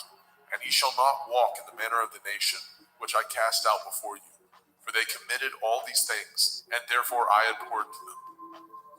But I have said unto you, ye shall inherit their land, and I will give unto you to possess it, a land that flows with milk and honey. I am Yahweh Elohim, which have separated you from other people. Ye shall therefore put difference between clean beasts and unclean, and between unclean fowls and clean. And ye shall not make your souls abominable by beast, or by fowl, or by any manner of living thing that creeps on the ground, which I have separated from you as unclean. And ye shall be holy unto me, for I, Yahweh, am holy, and have severed you from other people, that ye should be mine. A man also, or a woman that has a familiar spirit, or that is a wizard, shall surely be put to death. They shall stone them with stones, their blood shall be upon them. Vayikra, Leviticus chapter 21.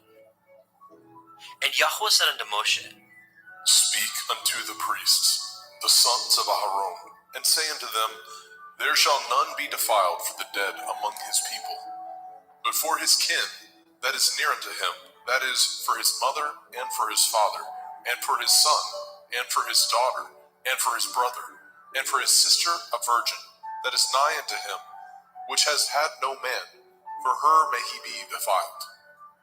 But he shall not defile himself, being a chief among his people, to profane himself. They shall not make baldness upon their head, neither shall they shave off the corners of their beard, nor make any cuttings in their flesh. They shall be holy unto their Elohim, and not profane the name of their Elohim. For the offerings of Yahweh made by fire, and the bread of their Elohim they do offer. Therefore they shall be holy. They shall not take a woman that is a whore, or profane, neither shall they take a woman put away from her man, for he is holy unto his Elohim. You shall sanctify him therefore, for he offers the bread of your Elohim. He shall be holy unto you, for I, Yahweh, which sanctify you, am holy. And the daughter of any priest, if she profane herself by playing the whore, she profanes her father, she shall be burnt with fire. And he that is high priest among his brethren, upon whose head the anointing oil was poured, and that is consecrated to put on the garments, shall not uncover his head, nor rend his clothes. Neither shall he go in to any dead body, nor defile himself for his father, or for his mother.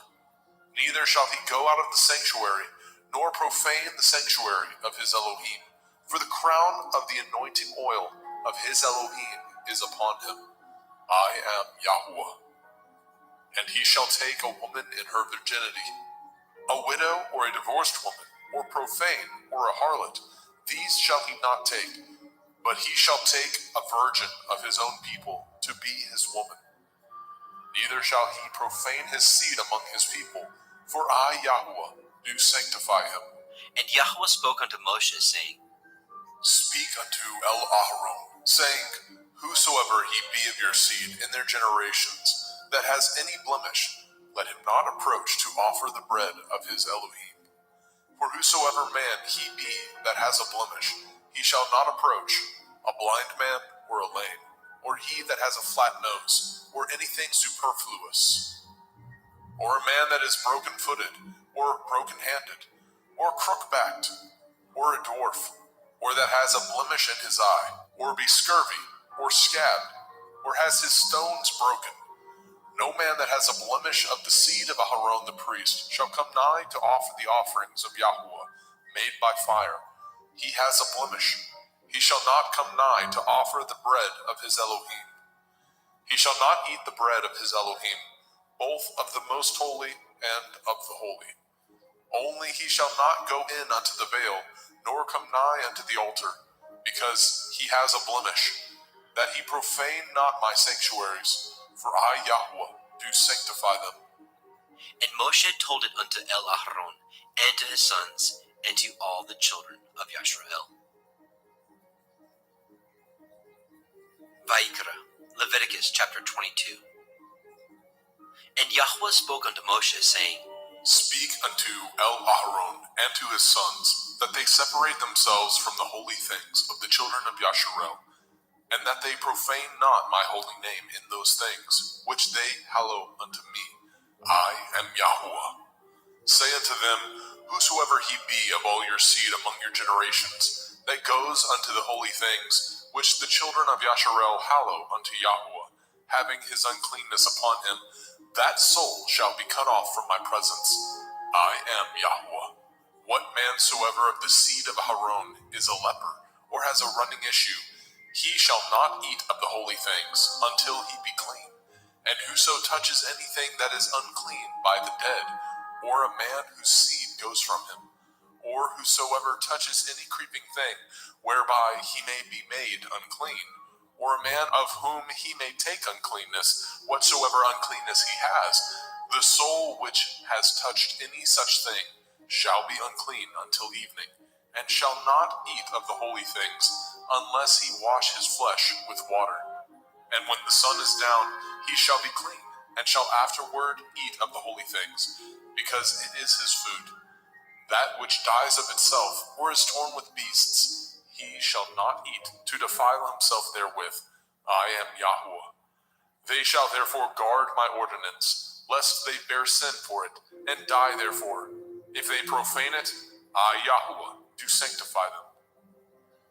There shall no stranger eat of the holy thing. A sojourner of the priest, or a hired servant, shall not eat of the holy thing. But if the priest buy any soul with his money, he shall eat of it. And he that is born in his house, they shall eat of his meat. If the priest's daughter also be married unto a stranger, she may not eat of an offering of the holy things. But if the priest's daughter be a widow or divorced, and have no child, and is returned unto her father's house, as in her youth, she shall eat of her father's meat, but there shall no stranger eat thereof. And if a man eat of the holy thing unwittingly, then he shall put the fifth part thereof unto it, and shall give it unto the priest with the holy thing. And they shall not profane the holy things of the children of Yasharel, which they offer unto Yahuwah, or suffer them to bear the iniquity of trespass when they eat their holy things. For I, Yahuwah, do sanctify them. And Yahuwah spoke unto Moshe, saying, Speak unto Aharon, and to his sons, and unto all the children of Yasharel, and say unto them, whatsoever he be of the house of Yasharel, or of the strangers in Yasharel, that will offer his oblation for all his vows, and for all his freewill offerings, which they will offer unto Yahuwah for a burnt offering, ye shall offer at your own will a male without blemish, of the cattle, of the sheep, or of the goats. But whatsoever has a blemish, that shall ye not offer, for it shall not be acceptable for you. And whosoever offers a sacrifice of peace offerings unto Yahuwah to accomplish his vow, or a freewill offering in cattle or sheep, it shall be perfect to be accepted. There shall be no blemish therein. Blind or broken, or maimed, or having a running sore, or scurvy, or scabbed, ye shall not offer these unto Yahuwah, nor make an offering by fire of them upon the altar unto Yahuwah. Either a bullock or a lamb that has anything superfluous, or lacking in his parts, that may you offer for a freewill offering, but for a vow it shall not be accepted. Ye shall not offer unto Yahweh that which is bruised, or crushed, or broken, or cut, neither shall ye make any offerings thereof in your land.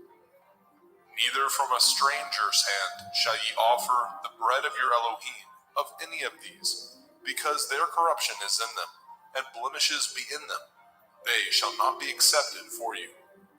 And Yahweh spoke unto Moshe, saying, When a bullock or a sheep or a goat is brought forth, then it shall be 7 days under the dam, and from the 8th day and thenceforth it shall be accepted for an offering made by fire unto Yahweh. And whether it be cow or ewe, ye shall not kill it, and her young, both in 1 day. And when ye offer a sacrifice of thanksgiving unto Yahweh, offer it at your own will.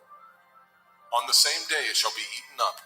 Ye shall leave none of it until the morrow. I am Yahweh. Therefore shall ye guard my commandments, and do them. I am Yahweh. Neither shall ye profane my holy name, but I will be hallowed among the children of Yasharel. I am Yahweh, which hallow you, that brought you out of the land of Mizraim, to be your Elohim. I am Yahweh.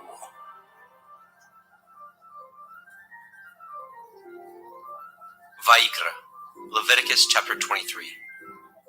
And Yahweh spoke unto Moshe, saying, Speak unto the children of Yasharel, and say unto them concerning the feasts of Yahweh, which ye shall proclaim to be holy assemblies. Even these are my feasts. 6 days shall work be done, but the 7th day is the Sabbath of rest, a holy assembly. Ye shall do no work therein. It is the Sabbath of Yahweh in all your dwellings. These are the feasts of Yahweh, even holy assemblies, which ye shall proclaim in their appointed times. In the 14th day of the 1st month at evening is Yahweh's Pesach. And on the 15th day of the same month is the feast of Matzah unto Yahweh. 7 days ye must eat matzah, unleavened bread. In the 1st day ye shall have a holy assembly. Ye shall do no servile work therein, but ye shall offer an offering made by fire unto Yahweh 7 days. In the 7th day is a holy assembly. Ye shall do no servile work therein. And Yahweh spoke unto Moshe, saying, Speak unto the children of Yasharel, and say unto them, When ye are come into the land which I give unto you, and shall reap the harvest thereof, then ye shall bring a sheaf of the first fruits of your harvest unto the priest. And he shall wave the sheaf before Yahweh, to be accepted for you. On the morrow after the Sabbath, the priest shall wave it. And ye shall offer that day when ye wave the sheaf, a he-lamb without blemish, of the 1st year, for a burnt offering unto Yahweh. And the meat offering thereof shall be 2/10 deals of fine flour mingled with oil, an offering made by fire unto Yahweh, for a sweet savor. And the drink offering thereof shall be of wine, the 4th part of a hin. And ye shall eat neither bread, nor parched grain, nor green ears, until the selfsame day that ye have brought an offering unto your Elohim. It shall be a statute forever throughout your generations, in all your dwellings. And ye shall count unto you from the morrow after the Sabbath, from the day that ye brought the sheaf of the wave offering, 7 Shavuot. Sabbaths shall be complete. Even unto the morrow after the 7th Sabbath shall ye number 50 days, and ye shall offer a new meat offering unto Yahweh. Ye shall bring out of your habitations 2 wave loaves of 2/10 deals. They shall be of fine flour. They shall be baken with leaven. They are the first fruits unto Yahweh. And ye shall offer with the bread 7 lambs, without blemish of the 1st year, and 1 bullock, and 2 rams. They shall be for a burnt offering unto Yahweh, with their meat offering, and their drink offerings, even an offering made by fire of sweet savor unto Yahweh. Then ye shall sacrifice 1 kid of the goats for a sin offering, and 2 lambs of the 1st year for a sacrifice of peace offerings. And the priest shall wave them with the bread of the first fruits for a wave offering before Yahweh. with the 2 lambs. They shall be holy to Yahweh for the priest. And ye shall proclaim on the selfsame day, that it may be a holy assembly unto you. Ye shall do no servile work therein. It shall be a statute forever in your dwellings throughout your generations. And when ye reap the harvest of your land, you shall not make clean riddance of the corners of your field when you reap. Neither shall you gather any gleanings of your harvest. You shall leave them unto the poor and to the stranger. I am Yahweh Elohim. And Yahweh spoke unto Moshe, saying, Speak unto the children of Yasharel, saying, In the 7th month, on the 1st day of the month, shall ye have a Sabbath, a memorial of blowing of shofarot, Yom Teruah, the Feast of Trumpets, the day of the awakening blast, a holy assembly. Ye shall do no servile work therein, but ye shall offer an offering made by fire unto Yahweh. And Yahweh spoke unto Moshe, saying, Also on the 10th day of this 7th month is Yom Kippurim, the day of atonement. It shall be a holy assembly unto you, and ye shall afflict your souls, and offer an offering made by fire unto Yahweh. And ye shall do no work in that same day, for it is Yom Kippurim, to make an atonement for you before Yahweh Elohim. For whatsoever soul it be that shall not be afflicted in that same day, he shall be cut off from among his people. And whatsoever soul it be that does any work in that same day, the same soul will I destroy from among his people. Ye shall do no manner of work. It shall be a statute forever throughout your generations in all your dwellings. It shall be unto you a Sabbath of rest, and ye shall afflict your souls in the 9th day of the month at evening. From evening unto evening shall ye celebrate your Sabbath. And Yahweh spoke unto Moshe, saying, Speak unto the children of Yasharel, saying, The 15th day of this 7th month shall be the feast of Sukkot, tabernacles, for 7 days unto Yahweh. On the 1st day shall be a holy assembly. Ye shall do no servile work therein. 7 days ye shall offer an offering made by fire unto Yahweh.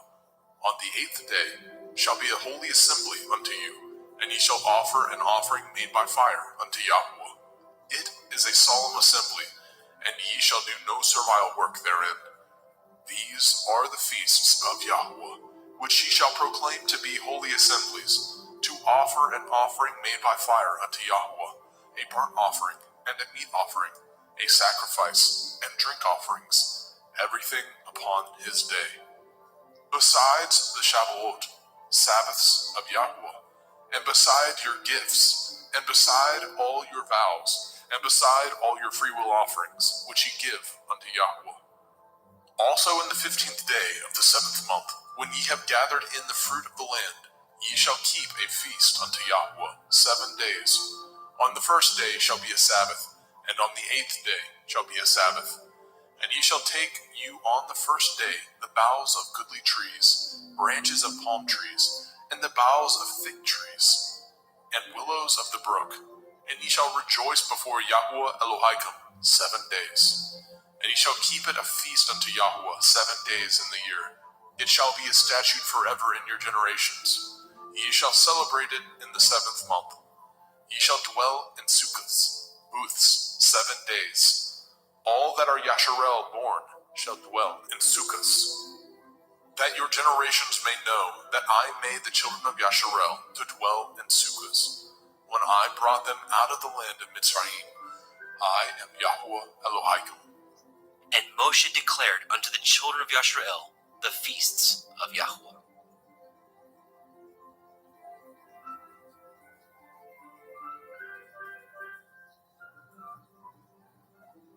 Vayikra, Leviticus chapter 24. And Yahweh spoke unto Moshe, saying, Command the children of Yasharel that they bring unto you pure olive oil, beaten for the light, to cause the lamps to burn continually, without the veil of the testimony. In the tabernacle of the assembly shall Aharon order it from the evening unto the morning before Yahweh continually. It shall be a statute forever in your generations. He shall order the lamps upon the pure menorah, 7-branched candlestick, before Yahweh continually. And you shall take fine flour, and bake 12 cakes thereof, 2/10 deals shall be in one cake, and you shall set them in 2 rows, 6 on a row, upon the pure table before Yahweh. And you shall put pure frankincense upon each row, that it may be on the bread for a memorial, even a memorial made by fire unto Yahweh. Every Sabbath he shall set it in order before Yahweh continually, being taken from the children of Yasharel by an everlasting covenant. And it shall be Aharon and his sons, and they shall eat it in the holy place, for it is most holy unto him of the offerings of Yahweh made by fire, by a perpetual statute.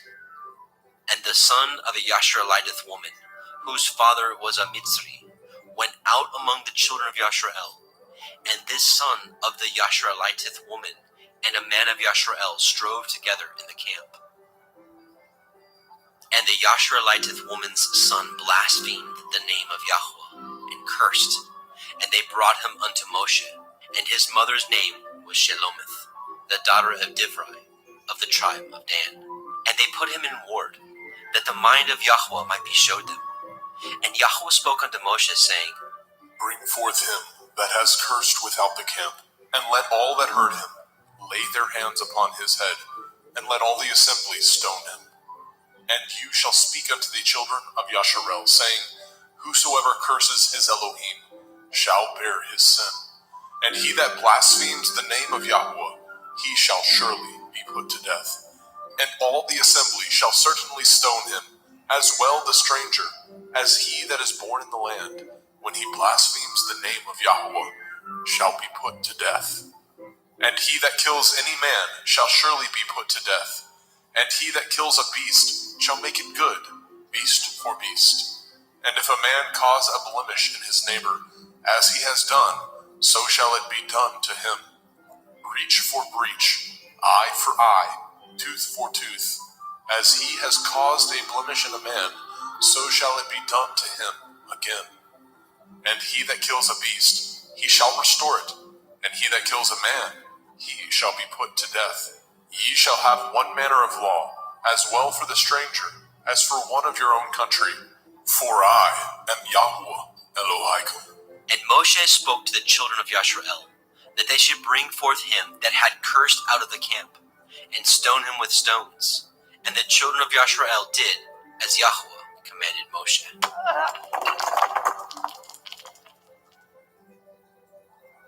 Vayikra, Leviticus chapter 25.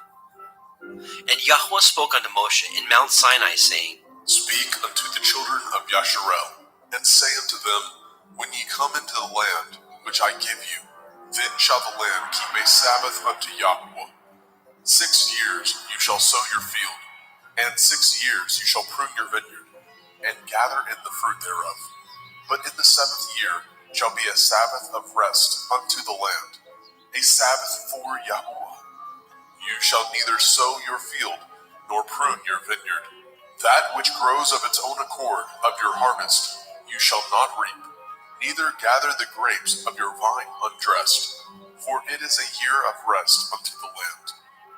And the Sabbath of the land shall be food for you and for your servant, and for your maid, and for your hired servant, and for your stranger that sojourns with you, and for your cattle, and for the beasts that are in your land, shall all the increase thereof be meat.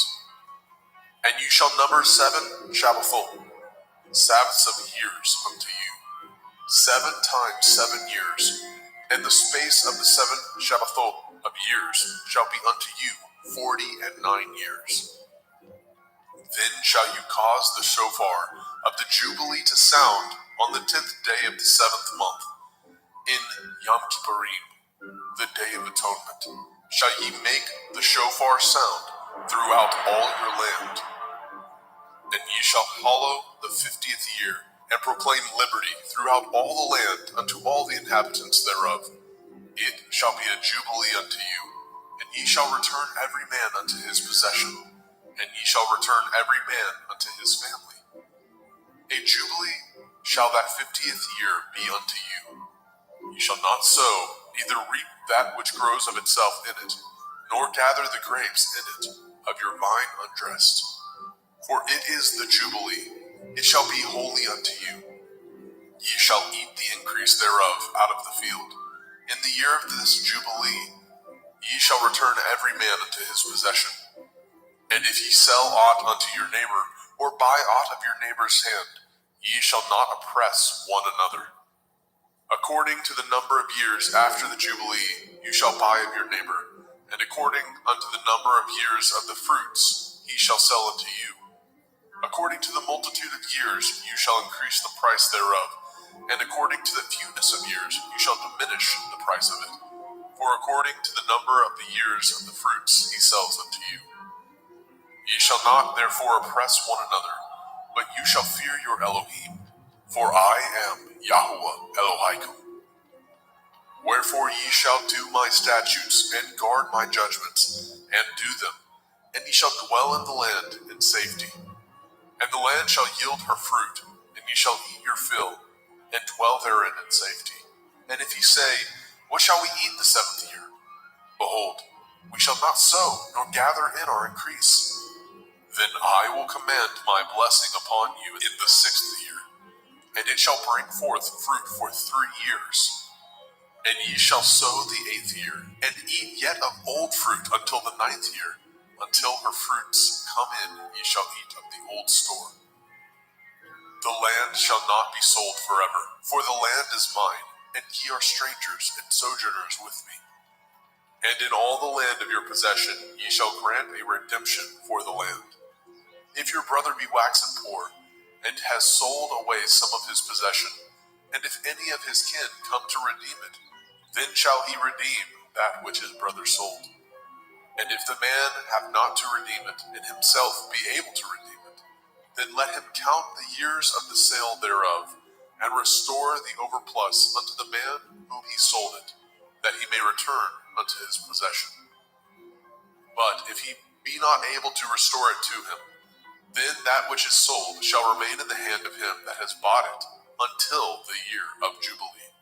And in the Jubilee it shall go out, and he shall return unto his possession.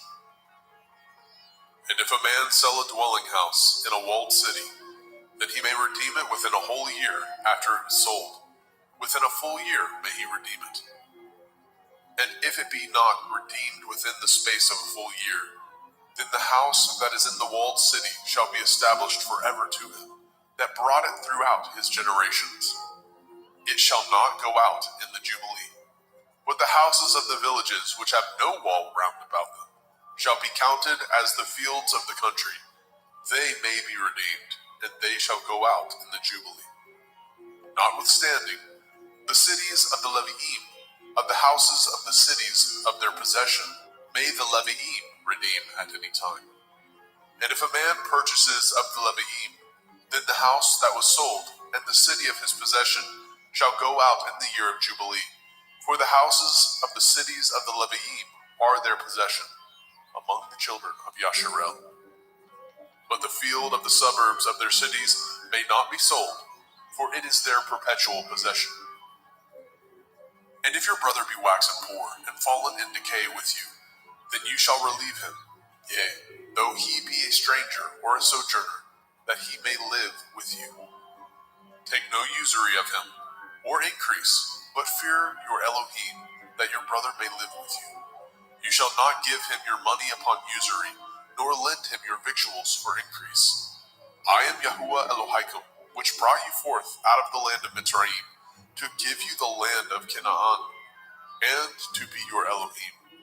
And if your brother that dwells by you be waxen poor, and be sold unto you, you shall not compel him to serve as a bondservant, but as a hired servant, and as a sojourner. He shall be with you, and shall serve you unto the year of Jubilee. And then shall he depart from you, both he and his children with him, and shall return unto his own family, and unto the possession of his fathers shall he return.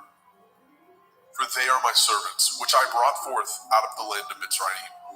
They shall not be sold as bondmen. You shall not rule over him with rigor, but shall fear your Elohim. Both your bondmen and your bondmaids, which you shall have, shall be of the heathen that are round about you, Of them shall ye buy bondmen and bondmaids. Moreover, of the children of the strangers that do sojourn among you, of them shall ye buy, and of their families that are with you, which they begat in your land, and they shall be your possession. And ye shall take them as an inheritance for your children after you, to inherit them for a possession. They shall be your bondmen forever.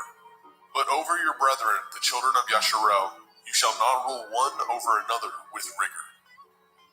And if a sojourner or a stranger wax rich by you, and your brother that dwells by him wax poor, and sell himself unto the stranger or sojourner by you, or to the stock of the stranger's family, after that he is sold, he may be redeemed again. One of his brethren may redeem him. Either his uncle or his uncle's son may redeem him, or any that is nigh of kin unto him of his family may redeem him, or if he be able, he may redeem himself. And he shall reckon with him that bought him from the year that he was sold unto him, unto the year of Jubilee. And the price of his sale shall be according to the number of years, according to the time of a hired servant shall it be with him. If there be yet many years behind, according unto them he shall give again the price of his redemption, out of the money that he was bought for. And if there remain but few years unto the year of Jubilee, then he shall count with him, and according unto his years shall he give him again the price of his redemption. And as a yearly hired servant shall be with him, and the other shall not rule with rigor over him in your sight. And if he be not redeemed in these years, then he shall go out in the year of Jubilee, both he and his children with him. For unto me the children of Yasharel are servants. They are my servants, whom I brought forth out of the land of Mitzrayim. I am Yahuwah Elohim. Vaikra, Leviticus chapter 26. Ye shall make you no idols, nor graven image, neither rear you up a standing image, neither shall ye set up any image of stone in your land, to bow down unto it, for I am Yahuwah Elohim. Ye shall guard my Sabbaths, and reverence my sanctuary. I am Yahuwah. If ye walk in my statutes, and guard my commandments, and do them, then I will give you rain in due season, and the land shall yield her increase, and the trees of the field shall yield their fruit. And your threshing shall reach unto the vintage, and the vintage shall reach unto the sowing time. And ye shall eat your bread to the full, and dwell in your land safely. And I will give peace in the land, lying down with nothing to fear, and the Sabbath of life, though evil be part of the land, there is no sword to bring in the land. And ye shall chase your enemies, and they shall fall before you by the sword. And 5 of you shall chase 100, and 100 of you shall put 10,000 to flight. And your enemies shall fall before you by the sword. For I will have respect unto you, and make you fruitful, and multiply you, and establish my covenant with you. And ye shall eat old store, and bring forth the old because of the new. And I will set my tabernacle among you, and my soul shall not abhor you. And I will walk among you, and will be your Elohim, and ye shall be my people. I am Yahuwah Elohim, which brought you forth out of the land of Mitzrayim, that ye should not be their bondmen. And I have broken the bands of your yoke, and made you go upright.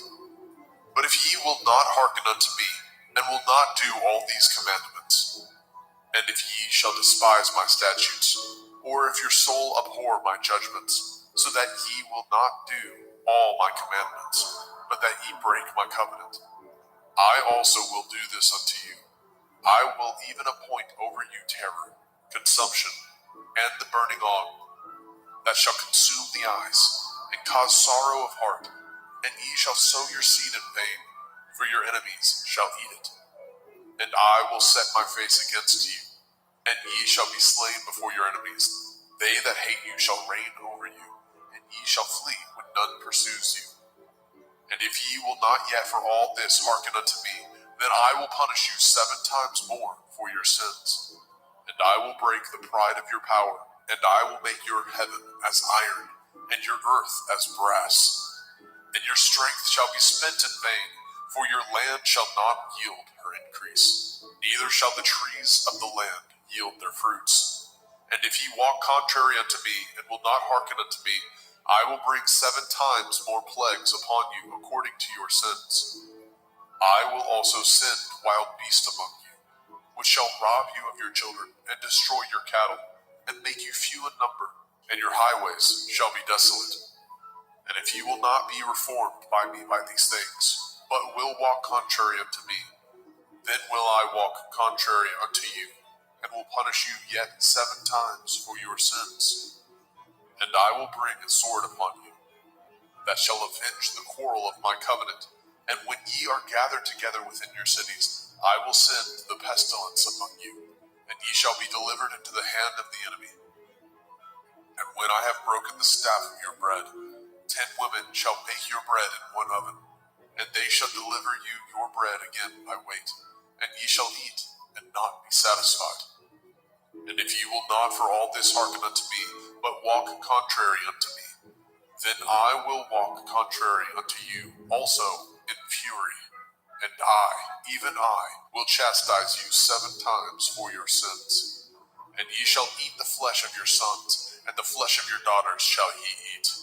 And I will destroy your high places, and cut down your images, and cast your carcasses upon the carcasses of your idols, and my soul shall abhor you. And I will make your cities waste, and bring your sanctuaries unto desolation. And I will not smell the savor of your sweet odors. And I will bring the land unto desolation, and your enemies which dwell therein shall be astonished at it. And I will scatter you among the heathen, and will draw out my sword after you. And your land shall be desolate, and your cities waste. Then shall the land enjoy her Shabbathot, as long as it lies desolate, and ye be in your enemy's land. Even then shall the land rest, and enjoy her Shabbathot. As long as it lies desolate, it shall rest, because it did not rest in your Shabbathot, when ye dwelt upon it. And upon them that are left alive of you, I will send a faintness into their hearts, in the land of their enemies, and the sound of a shaken leaf shall chase them, and they shall flee as fleeing from a sword, and they shall fall when none pursues. And they shall fall one upon another, as it were before a sword, when none pursues. And ye have no power to stand before your enemies. And ye shall perish among the heathen, and the land of your enemies shall eat you up. And they that are left of you shall pine away in their iniquity, in your enemies' lands, and also in the iniquities of their fathers shall they pine away with them. If they shall confess their iniquity, and the iniquity of their fathers, with their transgressions which they transgressed against me, and that also they have walked contrary unto me, and that I also have walked contrary unto them, and have brought them into the land of their enemies, if then their uncircumcised heart be humbled, and they then accept of the punishment of their iniquity, then I will remember my covenant with Yaakov, and also my covenant with Yitzhak, and also my covenant with Abraham will I remember, and I will remember the land. The land also shall be left of them, and shall enjoy her Sabbathot, while she lies desolate without them. And they shall accept of the punishment of their iniquity, because they despised my judgments, and because their soul abhorred my statutes. And yet, for all that, when they be in the land of their enemies, I will not cast them away, neither will I abhor them, to destroy them utterly, and to break my covenant with them. For I am Yahweh Elohim. But I will for their sakes remember the covenant of their ancestors, whom I brought forth out of the land of Mitzrayim, in the sight of the heathen, that I might be their Elohim. I am Yahweh. These are the commandments and judgments and Torah, which Yahweh made between him and the children of Yashrael in Mount Sinai by the hand of Moshe.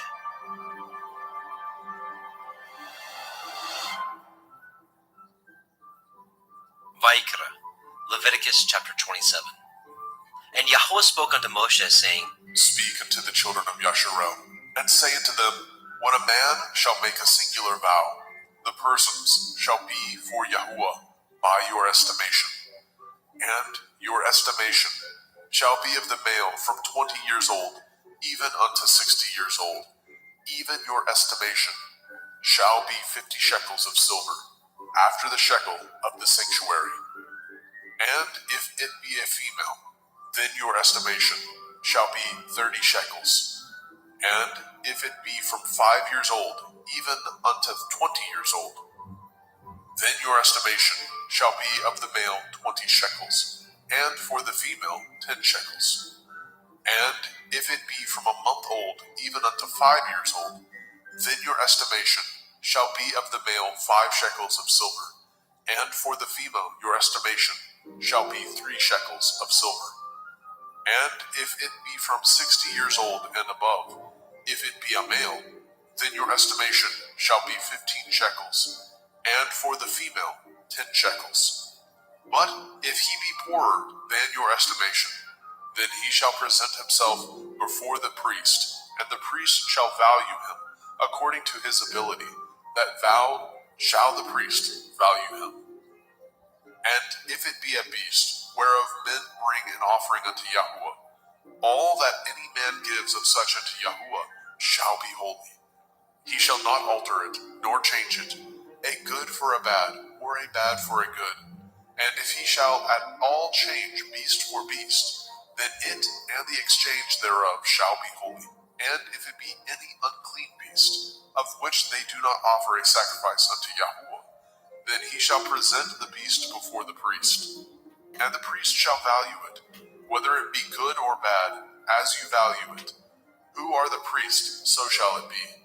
But if he will at all redeem it, then he shall add a 5th part thereof unto your estimation. And when a man shall sanctify his house to be holy unto Yahuwah, then the priest shall estimate it, whether it be good or bad. As the priest shall estimate it, so shall it stand. And if he that sanctified it will redeem his house, then he shall add the 5th part of the money of your estimation unto it, and it shall be his. And if a man shall sanctify unto Yahuwah some part of a field of his possession, then your estimation shall be according to the seed thereof. A omer of barley seed shall be valued at 50 shekels of silver. If he sanctify his field from the year of Jubilee, according to your estimation, it shall stand. But if he sanctify his field after the Jubilee, then the priest shall reckon unto him the money according to the years that remain, even unto the year of Jubilee, and it shall be abated from your estimation. And if he that sanctified the field will in any wise redeem it, then he shall add the 5th part of the money of your estimation unto it, and it shall be assured to him. And if he will not redeem the field, or if he have sold the field to another man, it shall not be redeemed any more. But the field, when it goes out in the Jubilee, shall be holy unto Yahuwah. As a field devoted, the possession thereof shall be the priest's. And if a man sanctify unto Yahuwah a field which he has bought, which is not of the fields of his possession, then the priest shall reckon unto him the worth of your estimation, even unto the year of the Jubilee. And he shall give your estimation in that day as a holy thing unto Yahuwah. In the year of the Jubilee, the field shall return unto him of whom it was bought, even to him to whom the possession of the land did belong. And all your estimation shall be according to the shekel of the sanctuary. 20 gerahs shall be the shekel. Only the firstling of the beasts, which should be Yahuwah's firstling, no man shall sanctify it, whether it be ox or sheep. It is Yahuwah's. And if it be of an unclean beast, and he shall redeem it according to your estimation, and shall add a 5th part of it thereto, or if it be not redeemed, then it shall be sold according to your estimation. Notwithstanding, no devoted thing that a man shall devote unto Yahuwah of all that he has, both of man and beast, and of the field of his possession, shall be sold or redeemed. Every devoted thing is most holy unto Yahuwah. None devoted, which shall be devoted of men, shall be redeemed, but shall surely be put to death. And all the tithe of the land, whether of the seed of the land, or of the fruit of the tree, is Yahuwah's. It is holy unto Yahuwah. And if a man shall at all redeem aught of his tithes, he shall add thereto the 5th part thereof. And concerning the tithe of the herd, or of the flock, even of whatsoever passes under the rod, the 10th shall be holy unto Yahweh. He shall not search whether it be good or bad, neither shall he change it. And if he change it at all, then both it and the change thereof shall be holy. It shall not be redeemed. These are the commandments which Yahweh commanded Moshe for the children of Yisrael in Mount Sinai.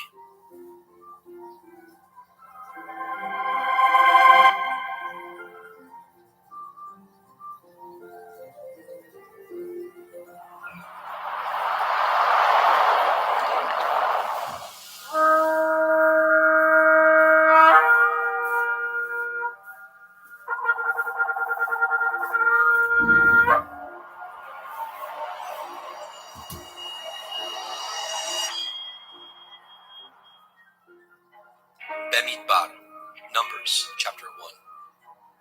And Yahweh spoke unto Moshe in the wilderness of Sinai, in the tabernacle of the assembly, on the first day of the second month, in the second year after they were come out of the land of Mitzrayim, saying, Take ye the sum of all the assembly of the children of Yasharel, after their families, by the house of their fathers, with the number of their names, every male by their polls, from 20 years old and upward, all that are able to go forth to war in Yasharel. You and Aharon shall number them by their armies, and with you there shall be a man of every tribe, everyone head of the house of his fathers. And these are the names of the men that shall stand with you. Of the tribe of Reuben, Elitzur, the son of Shedeur; of Shimon, Shalumiel, the son of Suri Yeshidai; of Yehuda, Nachshon, the son of Aminadab; of Yissachar, Nathaniel, the son of Suar; of Zebulun, Eliav, the son of Shalom; of the children of Joseph; of Ephraim, Elishama, the son of Amihud; of Manasseh, Gamliel, the son of Pedastir; of Benjamin, Abidan, the son of Gideoni; of Dan, Achiezer, the son of Amishadai; of Asher, Pagiel, the son of Okran; of Gad, Eliasaph, the son of Deuel; of Naphtali, Ahira, the son of Enan. These were the renowned of the assembly, princes of the tribes of their fathers, heads of thousands in Yasharel. And Moshe and Aharon took these men which are expressed by their names, and they assembled all the assembly together on the first day of the second month. And they declared their pedigrees after their families, by the house of their fathers, according to the number of the names, from 20 years old and upwards by their polls. As Yahweh commanded Moshe, so he numbered them in the wilderness of Sinai. And the children of Reuben, Yasharel's eldest son, by their generations, after their families, by the house of their fathers, according to the number of the names, by their polls, every male from 20 years old and upward, all that were able to go forth to war. Those that were numbered of them, even of the tribe of Reuben, were 46,500. Of the children of Shimon, by their generations, after their families, by the house of their fathers, those that were numbered of them, according to the number of the names, by their polls, every male from 20 years old and upward, all that were able to go forth to war. Those that were numbered of them, even of the tribe of Shimon, were 59,300.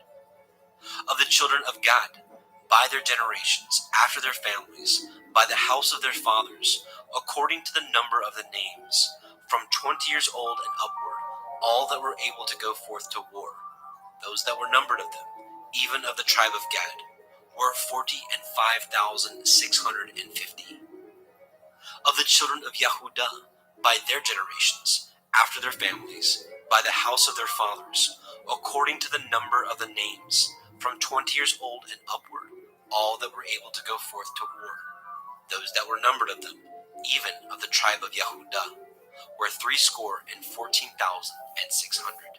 Of the children of Issachar, by their generations, after their families, by the house of their fathers, according to the number of the names, from 20 years old and upward, all that were able to go forth to war. Those that were numbered of them, even of the tribe of Issachar, were 54,400.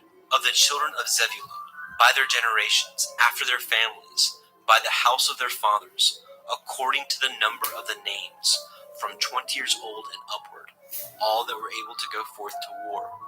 Those that were numbered of them, even of the tribe of Zebulun, were 57,400.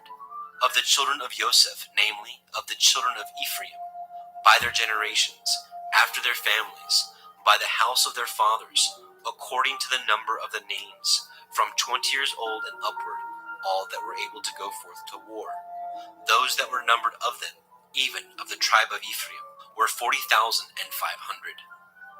Of the children of Manasseh, by their generations, after their families, by the house of their fathers, according to the number of the names, from 20 years old and upward, all that were able to go forth to war. Those that were numbered of them, even of the tribe of Manasseh, were 32,200. Of the children of Benjamin, by their generations, after their families, by the house of their fathers, according to the number of the names, from 20 years old and upward, all that were able to go forth to war. Those that were numbered of them, even of the tribe of Benjamin, were 35,400. Of the children of Dan, by their generations, after their families, by the house of their fathers, according to the number of the names, from 20 years old and upward, all that were able to go forth to war. Those that were numbered of them, even of the tribe of Dan, were 62,700. Of the children of Asher, by their generations, after their families, by the house of their fathers, according to the number of the names, from 20 years old and upward, all that were able to go forth to war. Those that were numbered of them, even of the tribe of Asher, were 41,500. Of the children of Naphtali, through their generations, after their families, by the house of their fathers, according to the number of the names, from 20 years old and upward, all that were able to go forth to war. Those that were numbered of them, even of the tribe of Naphtali, were 53,400. These are those that were numbered, which Moshe and Aharon numbered, and the princes of Yashrael, being 12 men, each one was for the house of his fathers. So were all those that were numbered of the children of Yashrael, by the house of their fathers, from 20 years old and upward, all that were able to go forth to war in Yashrael. Even all they that were numbered were 600,000 and 3,550.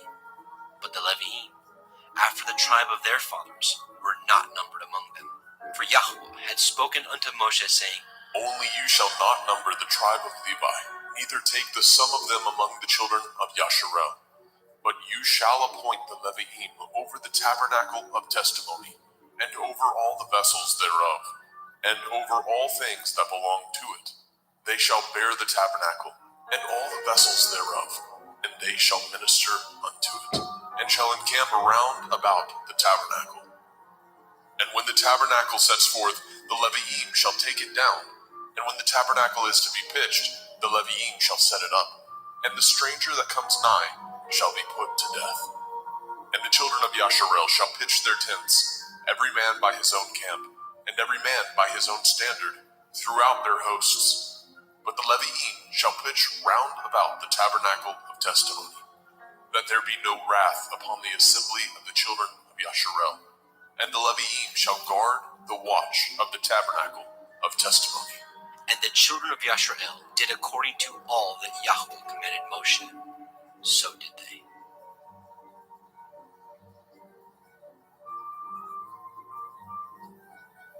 Bemidbar, Numbers chapter 2. And Yahweh spoke unto El Moshe and unto El Aharon, saying, Every man of the children of Yasharel shall pitch by his own standard, with the ensign of their father's house far off about the tabernacle of the assembly shall they pitch. And on the east side, towards the rising of the sun, shall they of the standard of the camp of Yehudah pitch throughout their armies. And Nachshon, the son of Aminadab, shall be captain of the children of Yehudah. And his host, and those that were numbered of them, were 14,600.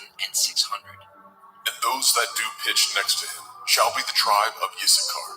And Nathaniel, the son of Zuar, shall be captain of the children of Issachar.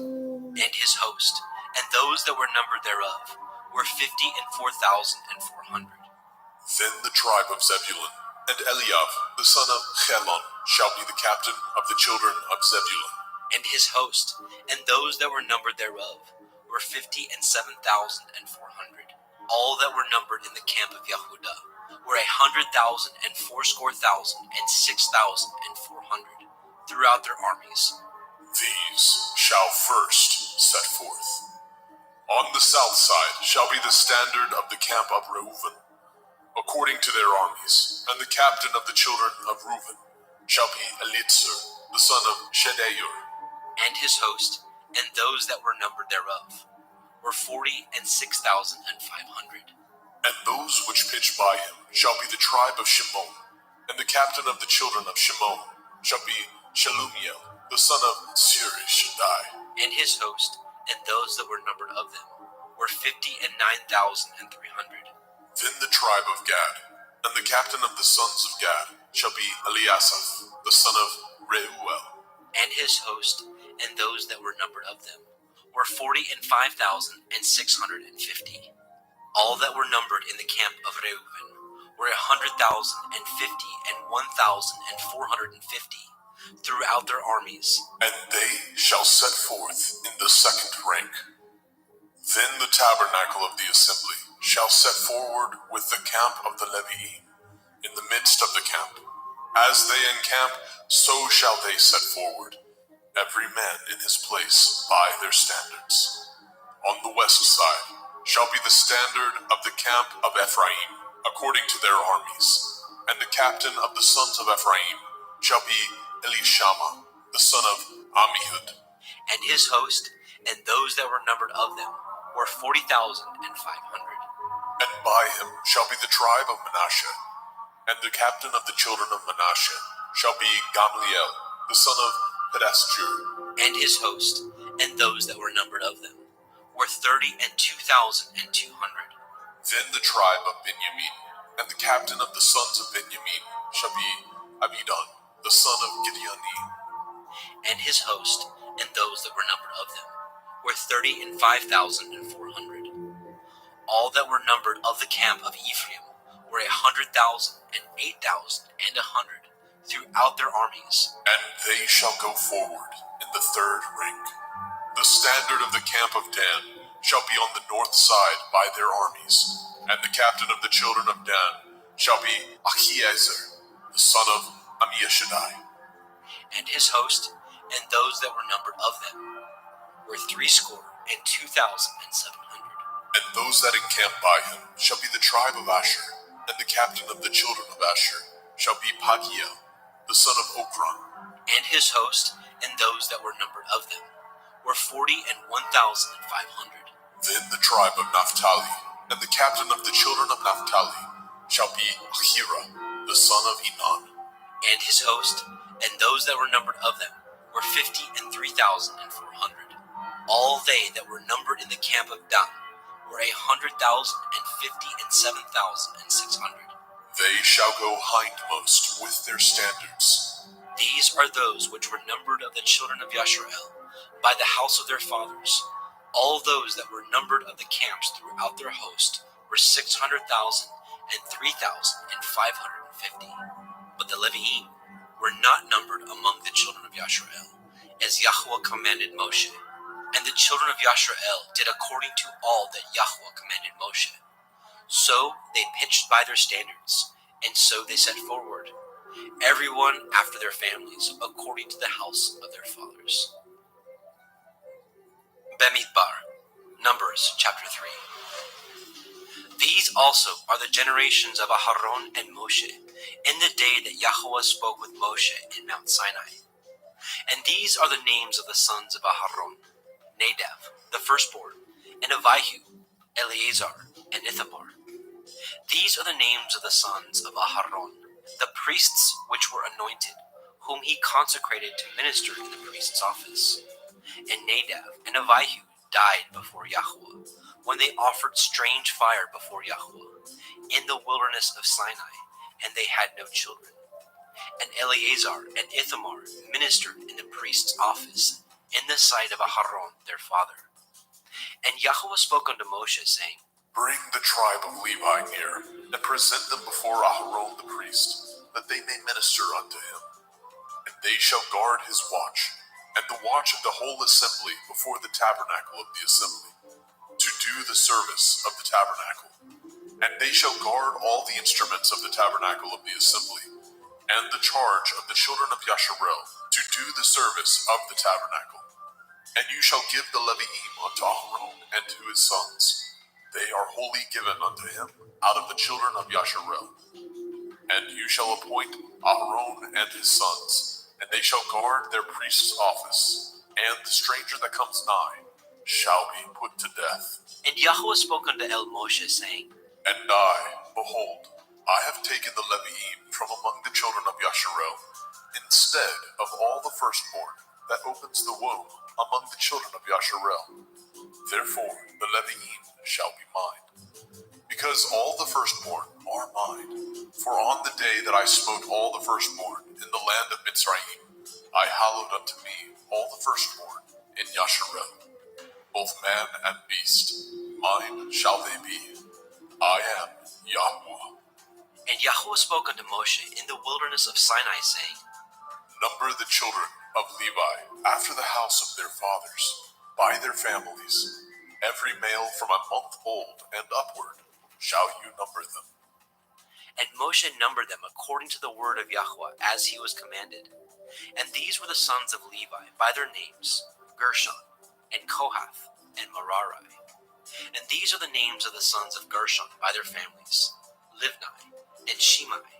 And the sons of Kohath by their families, Amram, and Yitzchar, Chevron, and Uziel.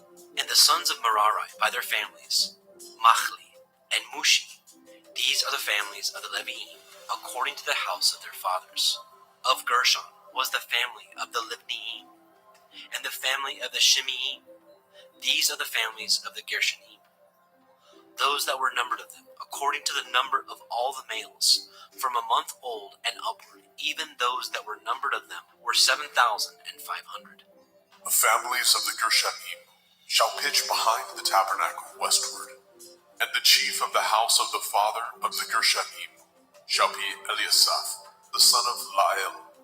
And the charge of the sons of Gershon in the tabernacle of the assembly shall be the tabernacle, and the tent, the covering thereof, and the hanging for the door of the tabernacle of the assembly, and the hangings of the court, and the curtain for the door of the court, which is by the tabernacle, and by the altar round about, and the cords of it for all the service thereof. And of Kohath was the family of the Amramim, and the family of the Yitzharim, and the family of the Chevronim, and the family of the Uzielim.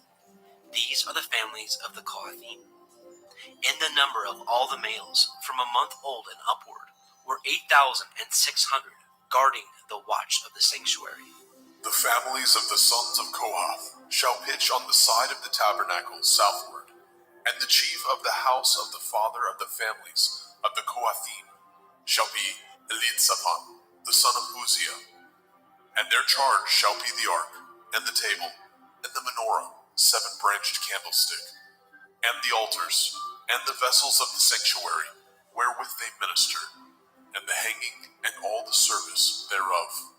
And Eleazar, the son of Aharon the priest, shall be chief over the chief of the Leviim, and have the oversight of them that guard the watch of the sanctuary. Of Merari was the family of the Machlim, and the family of the Mushim.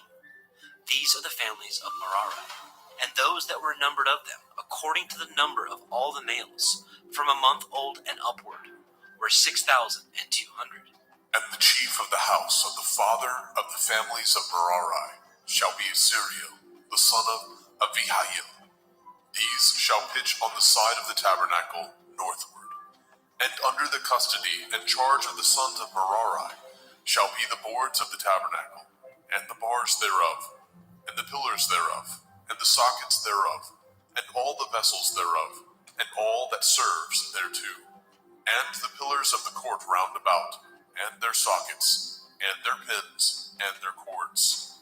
But those that encamp before the tabernacle towards the east, even before the tabernacle of the assembly, eastward, shall be Moshe, and Aharon, and his sons, guarding the watch of the sanctuary, for the watch of the children of Yasharel, and the stranger that comes nigh shall be put to death. And all that were numbered of the Leviim, which Moshe and Aharon numbered at the commandment of Yahweh, throughout their families, all the males from a month old and upward were 22,000.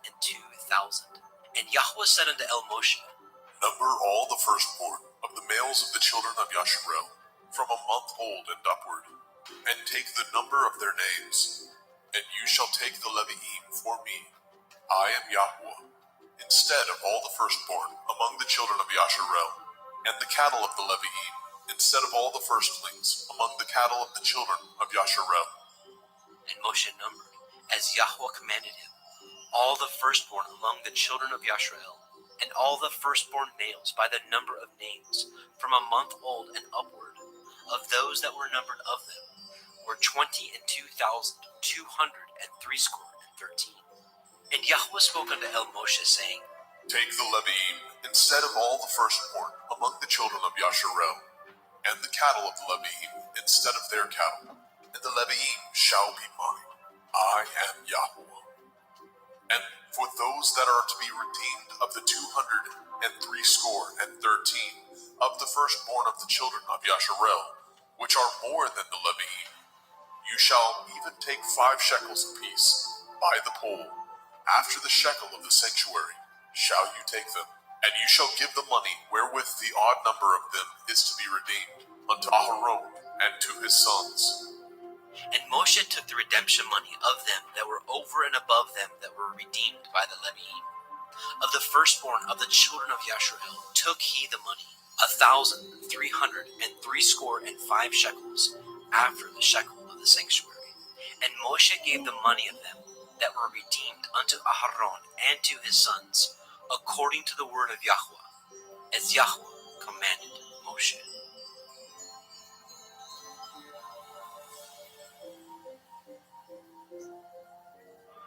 Bamidbar, Numbers chapter 4.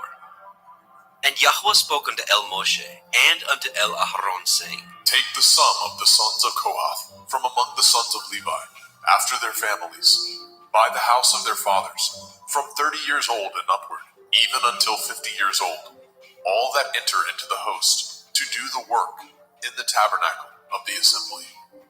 This shall be the service of the sons of Kohath in the tabernacle of the assembly, about the most holy things.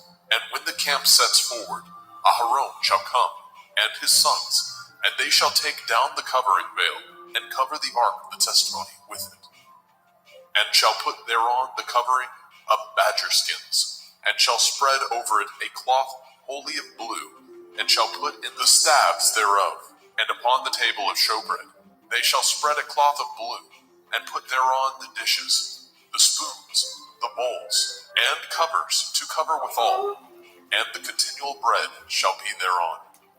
And they shall spread upon them a cloth of scarlet, and cover the same with a covering of badger skins, and shall put in the staves thereof. And they shall take a cloth of blue, and cover the menorah, 7-branched candlestick, of the light, and his lamps, and his tongs, and his snuff dishes, and all the oil vessels thereof, wherewith they minister unto it. And they shall put it, and all the vessels thereof, within a covering of badger skins, and shall put it upon a bar. And upon the golden altar they shall spread a cloth of blue, and cover it with a covering of badger skins, and shall put the staves thereof.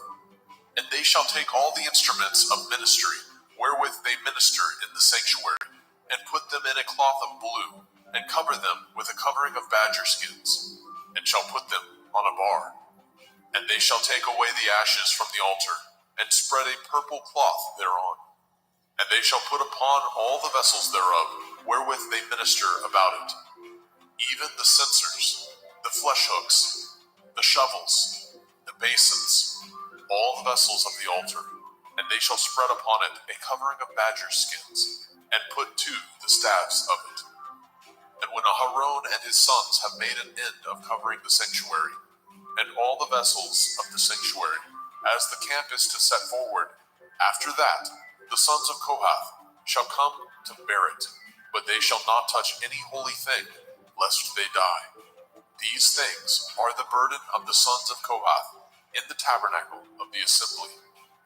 And to the office of Eleazar, the son of Aharon, the priest, pertains the oil for the light, and the sweet incense, and the daily meat offering, and the anointing oil, and the oversight of all the tabernacle, and of all that therein is, in the sanctuary, and in the vessels thereof.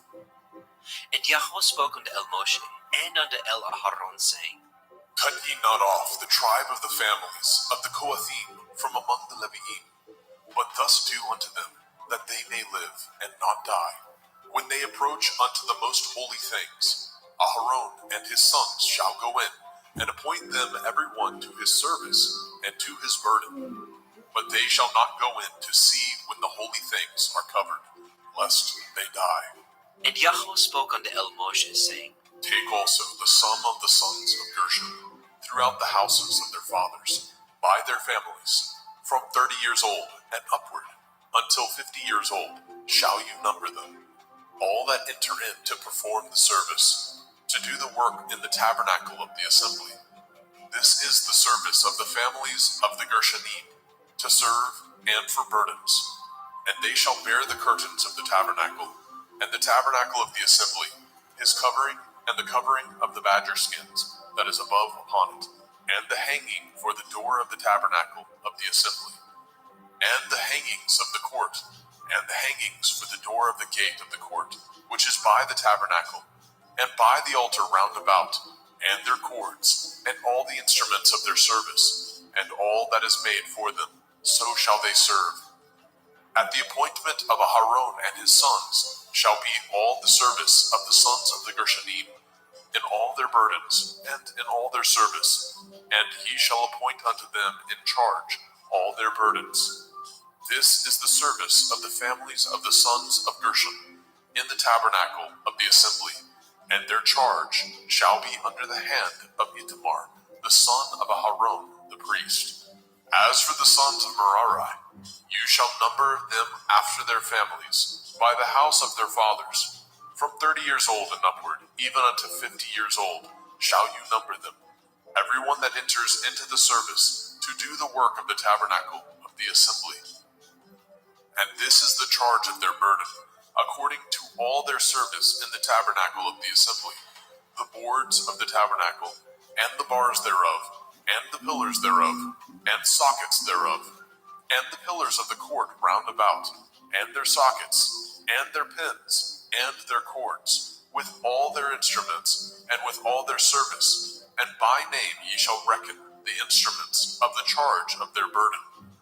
This is the service of the families of the sons of Merari, according to all their service, in the tabernacle of the assembly, under the hand of Itamar, the son of Aharon, the priest. And Moshe and Aharon and the chief of the assembly numbered the sons of the Kohathim after their families, and after the house of their fathers, from 30 years old and upward, even unto 50 years old, every one that enters into the service, for the work in the tabernacle of the assembly. And those that were numbered of them by their families were 2,750. These were they that were numbered of the families of the Kohathim, all that might do service in the tabernacle of the assembly, which Moshe and Aharon did number according to the commandment of Yahweh by the hand of Moshe. And those that were numbered of the sons of Gershon throughout their families, and by the house of their fathers, from 30 years old and upward, even unto 50 years old, every one that enters into the service for the work in the tabernacle of the assembly. Even those that were numbered of them throughout their families, by the house of their fathers, were 2,630. These are they that were numbered of the families of the sons of Gershon, of all that might do service in the tabernacle of the assembly, whom Moshe and Aharon did number according to the commandment of Yahweh. And those that were numbered of the families of the sons of Merari, throughout their families, by the house of their fathers, from 30 years old and upward, even unto 50 years old, everyone that entered into the service for the work in the tabernacle of the assembly, even those that were numbered of them after their families, were 3,200. These be those that were numbered of the families of the sons of Merari, whom Moshe and Aharon numbered according to the word of Yahweh by the hand of Moshe. All those that were numbered of the Leviim, whom Moshe and Aharon and the chief of Yashrael numbered, after their families, and after the house of their fathers, from 30 years old and upward, even unto 50 years old, everyone that came to do the service of the ministry and the service of the burden in the tabernacle of the assembly, even those that were numbered of them, were 8,540. According to the commandment of Yahweh, they were numbered by the hand of Moshe, everyone according to his service, and according to his burden. Thus were they numbered of him, as Yahweh commanded Moshe.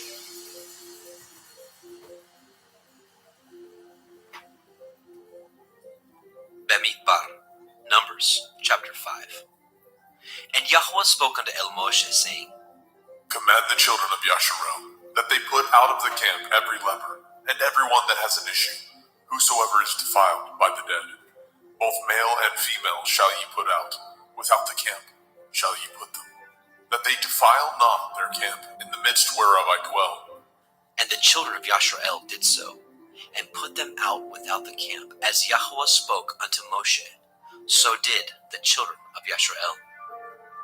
And Yahweh spoke unto Moshe, saying, Speak unto the children of Yasharel, when a man or woman shall commit any sin that men commit, to do a trespass against Yahweh, and that person be guilty, then they shall confess their sin which they have done, and he shall recompense his trespass with the principal thereof, and add unto it the 5th part thereof, and give it unto him against whom he has trespassed. But if the man have no kinsman to recompense the trespass unto, let the trespass be recompensed unto Yahweh, even to the priest, beside the ram of the atonement, whereby an atonement shall be made for him. And every offering of all the holy things of the children of Yasharel, which they bring unto the priest, shall be his. And every man's hallowed thing shall be his. Whatsoever any man gives the priest, it shall be his. And Yahweh spoke unto Moshe, saying, Speak unto the children of Yasharel, and say unto them, If any man's woman go aside, and commit a trespass against him, and a man lie with her carnally, and it be hid from the eyes of her man, and be kept close, and she be defiled, and there be no witness against her, neither she be taken with the manner, and the ruach of jealousy come upon him, and he be jealous of his woman, and she be defiled. Or if the ruach of jealousy come upon him, and he be jealous of his woman, and she be not defiled, then shall the man bring his woman unto the priest, and he shall bring her offering for her, the 10th part of an ephah of barley meal. He shall pour no oil upon it, nor put frankincense thereon, for it is an offering of jealousy, an offering of memorial, bringing iniquity to remembrance. And the priest shall bring her near, and set her before Yahweh. And the priest shall take holy water in an earthen vessel, and of the dust that is in the floor of the tabernacle the priest shall take, and put it into the water. And the priest shall set the woman before Yahweh, and uncover the woman's head, and put the offering of memorial in her hands, which is the jealousy offering. And the priest shall have in his hand the bitter water, that causes the curse. And the priest shall charge her by an oath, and say unto the woman, If no man have lain with you, and if you have not gone aside to uncleanness with another instead of your man, be free from this bitter water that causes the curse. But if you have gone aside to another instead of your man, and if you be defiled, and some man have lain with you beside your man, then the priest shall charge the woman with an oath of cursing, and the priest shall say unto the woman, Yahweh make you a curse and an oath among your people, when Yahweh makes your thigh to rot, and your belly to swell. And this water that causes the curse shall go into your bowels, to make your belly to swell, and your thigh to rot, And the woman shall say, Amen, Amen. And the priest shall write these curses in a sefer, and he shall blot them out with the bitter water. And he shall cause the woman to drink the bitter water that causes the curse, and the water that causes the curse shall enter into her and become bitter. Then the priest shall take the jealousy offering out of the woman's hand, and shall wave the offering before Yahweh, and offer it upon the altar. And the priest shall take a handful of the offering, even the memorial thereof, and burn it upon the altar, and afterward shall cause the woman to drink the water. And when he has made her to drink the water, then it shall come to pass, that if she be defiled, and have done trespass against her man, that the water that causes the curse shall enter into her, and become bitter, and her belly shall swell, and her thigh shall rot, and the woman shall be a curse among her people. And if the woman be not defiled, but be clean, then she shall be free, and shall conceive seed. This is the Torah of jealousies, when a woman goes aside to another instead of her man, and is defiled. Or when the ruach of jealousy come upon him, and he be jealous over his woman, and shall set the woman before Yahweh, and the priest shall execute upon her all this Torah. Then shall the man be guiltless from iniquity, and his woman shall bear her iniquity. Bemidbar, Numbers chapter 6. And Yahweh spoke unto El Moshe, saying, Speak unto the children of Yasharel, and say unto them, when either man or woman shall separate themselves to vow a vow of a Nazir, to separate themselves unto Yahweh, he shall separate himself from wine and strong drink, and shall drink no vinegar of wine, or vinegar of strong drink. Neither shall he drink any liquor of grapes, nor eat moist grapes, or dry. All the days of his separation shall he eat nothing that is made of the vine tree, from the kernels even to the husk. All the days of the vow of his separation there shall no razor come upon his head, until the days be fulfilled, in which he separates himself unto Yahweh. He shall be holy, and shall let the locks of the hair of his head grow. All the days that he separates himself unto Yahweh, he shall come at no dead body. He shall not make himself unclean for his father, or for his mother, for his brother, or for his sister, when they die, because the consecration of his Elohim is upon his head. All the days of his separation he is holy unto Yahweh. And if any man die very suddenly by him, and he has defiled the head of his consecration, then he shall shave his head in the day of his cleansing. On the 7th day shall he shave it. And on the 8th day he shall bring 2 turtle doves, or 2 young pigeons, to the priest, to the door of the tabernacle of the assembly. And the priest shall offer the one for a sin offering, and the other for a burnt offering, and make an atonement for him, for that he sinned by the dead, and shall hallow his head that same day. And he shall consecrate unto Yahweh the days of his separation, and shall bring a lamb of the first year for a trespass offering, but the days that were before shall be lost, because his separation was defiled. And this is the Torah of the Nazir. When the days of his separation are fulfilled, he shall be brought unto the door of the tabernacle of the assembly, and he shall offer his offering unto Yahweh, 1 he-lamb of the first year, without blemish, for a burnt offering, and 1 ewe-lamb of the first year, without blemish, for a sin offering, and 1 ram without blemish, for peace offerings, and a basket of matzah, unleavened bread, cakes of fine flour mingled with oil, and wafers of matzah anointed with oil, and their meat offering, and their drink offerings.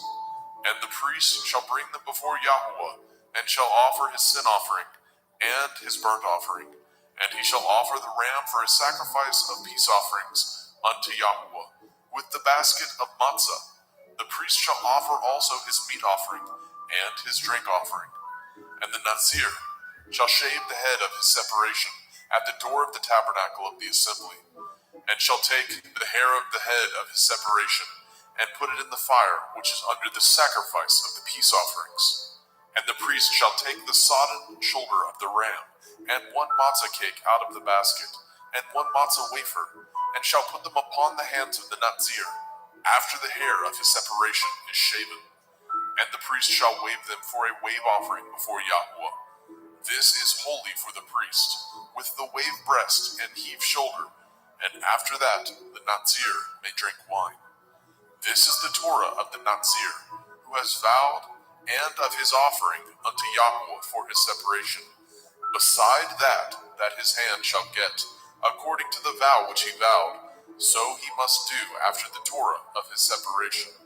And Yahweh spoke unto Moshe, saying, Speak unto El-Aharon and unto his sons, saying, On this wise ye shall bless the children of Yasharel, saying unto them, Yahweh bless you and guard you. Yahweh make his face shine upon you and be gracious unto you. Yahweh lift up his countenance upon you and give you peace. And they shall put my name upon the children of Yasharel, and I will bless them.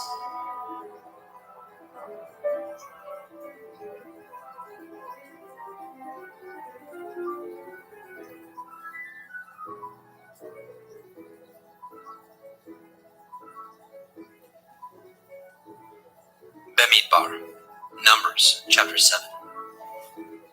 And it came to pass on the day that Moshe had fully set up the tabernacle, and had anointed it, and sanctified it, and all the instruments thereof, both the altar and all the vessels thereof, and had anointed them, and sanctified them, that the princes of Yasharel, heads of the house of their fathers, who were the princes of the tribes, and were over them that were numbered, offered.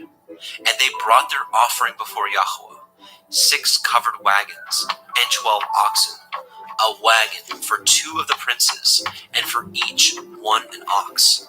And they brought them before the tabernacle. And Yahweh spoke unto Moshe, saying, Take it of them, that they may be to do the service of the tabernacle of the assembly, and you shall give them unto the Leviim, to every man according to his service. And Moshe took the wagons and the oxen, and gave them unto the Leviim. 2 wagons and 4 oxen he gave unto the sons of Gershon, according to their service. And 4 wagons and 8 oxen he gave unto the sons of Merari, according unto their service, under the hand of Ithamar, the son of Aharon the priest. But unto the sons of Kohath he gave none, because the service of the sanctuary belonging unto them was that they should bear upon their shoulders. And the princes offered for dedicating of the altar in the day that it was anointed. Even the princes offered their offering before the altar. And Yahweh said unto El Moshe, They shall offer their offering, each prince on his day, for the dedicating of the altar. And he that offered his offering the first day was Nechshon, the son of Amminadab, of the tribe of Yehudah. And his offering was 1 silver charger, the weight thereof was 130 shekels, 1 silver bowl of 70 shekels, after the shekel of the sanctuary. Both of them were full of fine flour, mingled with oil for a meat offering. 1 spoon of 10 shekels of gold, full of incense. 1 young bullock, 1 ram, 1 lamb of the first year for a burnt offering. 1 kid of the goats for a sin offering. And for a sacrifice of peace offerings, 2 oxen, 5 rams, 5 he-goats, 5 lambs of the first year. This was the offering of Nechshon, the son of Amminadab. On the second day, Nethanel, the son of Tzuar, prince of Issachar, did offer. He offered for his offering 1 silver charger, the weight whereof was 130 shekels, 1 silver bowl of 70 shekels, after the shekel of the sanctuary, both of them full of fine flour, mingled with oil for a meat offering. 1 spoon of gold of 10 shekels, full of incense. 1 young bullock, 1 ram, 1 lamb of the first year for a burnt offering. 1 kid of the goats for a sin offering. And for a sacrifice of peace offerings, 2 oxen, 5 rams, 5 he-goats, 5 lambs of the first year. This was the offering of Nethanel, the son of Tzuar. On the third day, Eliav, the son of Chelon, prince of the children of Zebulun, did offer.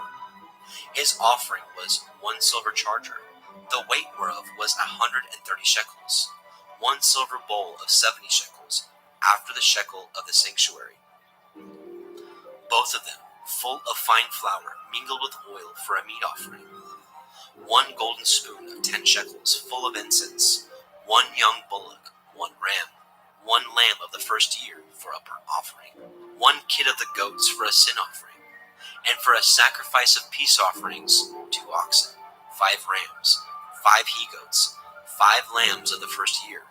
This was the offering of Eliav, the son of Helon. On the 4th day, Elitzur, the son of Shedur, prince of the children of Reuben, did offer. His offering was 1 silver charger of the weight of 130 shekels, 1 silver bowl of 70 shekels, after the shekel of the sanctuary, both of them full of fine flour mingled with oil for a meat offering, 1 golden spoon of 10 shekels full of incense, 1 young bullock, 1 ram, 1 lamb of the first year for a burnt offering, 1 kid of the goats for a sin offering, and for a sacrifice of peace offerings, 2 oxen, 5 rams, 5 he-goats, 5 lambs of the first year. This was the offering of Elitzur, the son of Shedur. On the 5th day, Shelumiel, the son of Tzurishaddai, prince of the children of Shimon, did offer. His offering was 1 silver charger, the weight whereof was 130 shekels, 1 silver bowl of 70 shekels, after the shekel of the sanctuary, both of them full of fine flour mingled with oil for a meat offering, 1 golden spoon of 10 shekels full of incense, 1 young bullock, 1 ram, 1 lamb of the first year for a burnt offering, 1 kid of the goats for a sin offering, and for a sacrifice of peace offerings, 2 oxen, 5 rams, 5 he-goats, 5 lambs of the first year. This was the offering of Shelumiel, the son of Tzurishaddai. On the 6th day, Elisaph, the son of Deuel, prince of the children of Gad, offered. His offering was 1 silver charger of the weight of 130 shekels, a silver bowl of 70 shekels, after the shekel of the sanctuary, both of them full of fine flour mingled with oil for a meat offering, 1 golden spoon of 10 shekels full of incense, 1 young bullock, 1 ram, 1 lamb of the first year for a burnt offering, 1 kid of the goats for a sin offering, and for a sacrifice of peace offerings, 2 oxen, 5 rams, 5 he-goats, 5 lambs of the first year. This was the offering of Elisaph, the son of Deuel. On the 7th day, Elishama, the son of Ammihud, prince of the children of Ephraim, offered.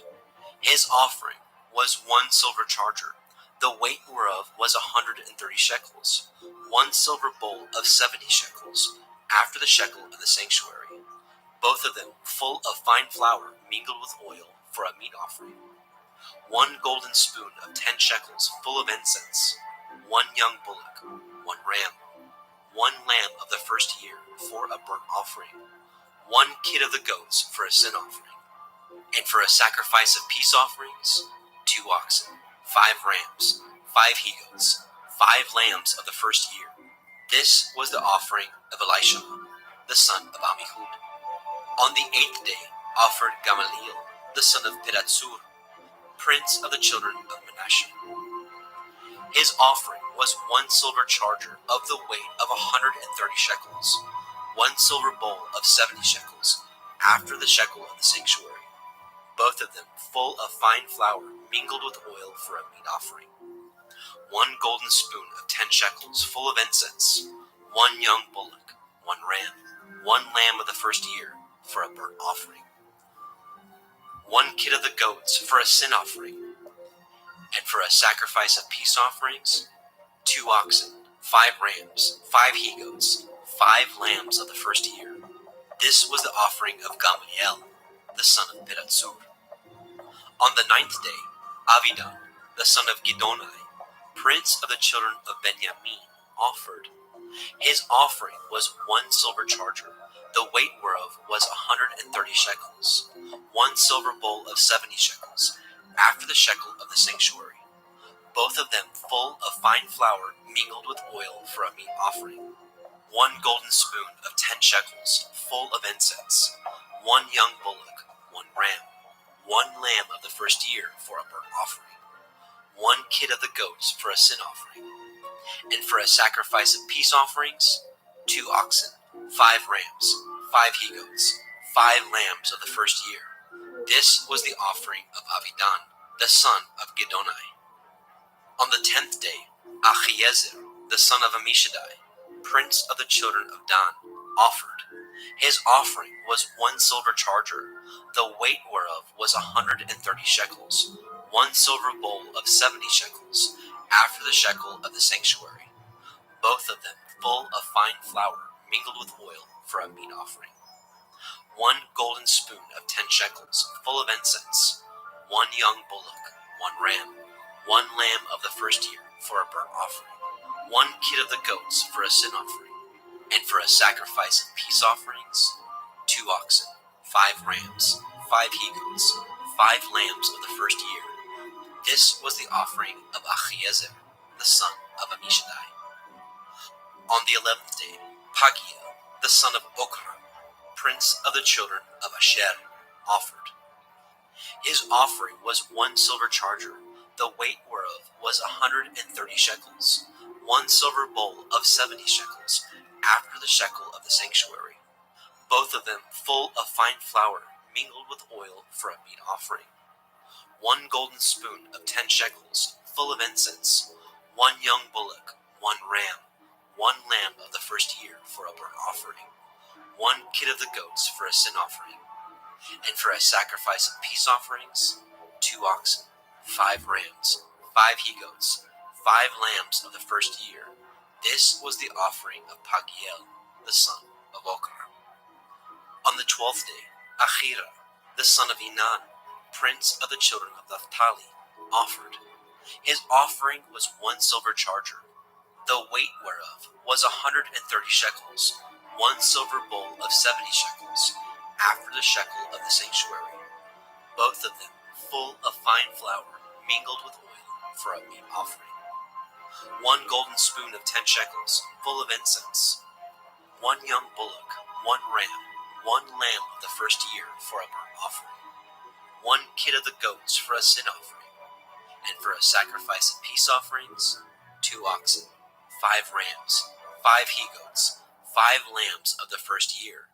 This was the offering of Achira, the son of Enan. This was the dedication of the altar, in the day when it was anointed, by the princes of Yashrael. 12 chargers of silver, 12 silver bowls, 12 spoons of gold, each charger of silver weighing 130 shekels, each bowl 70.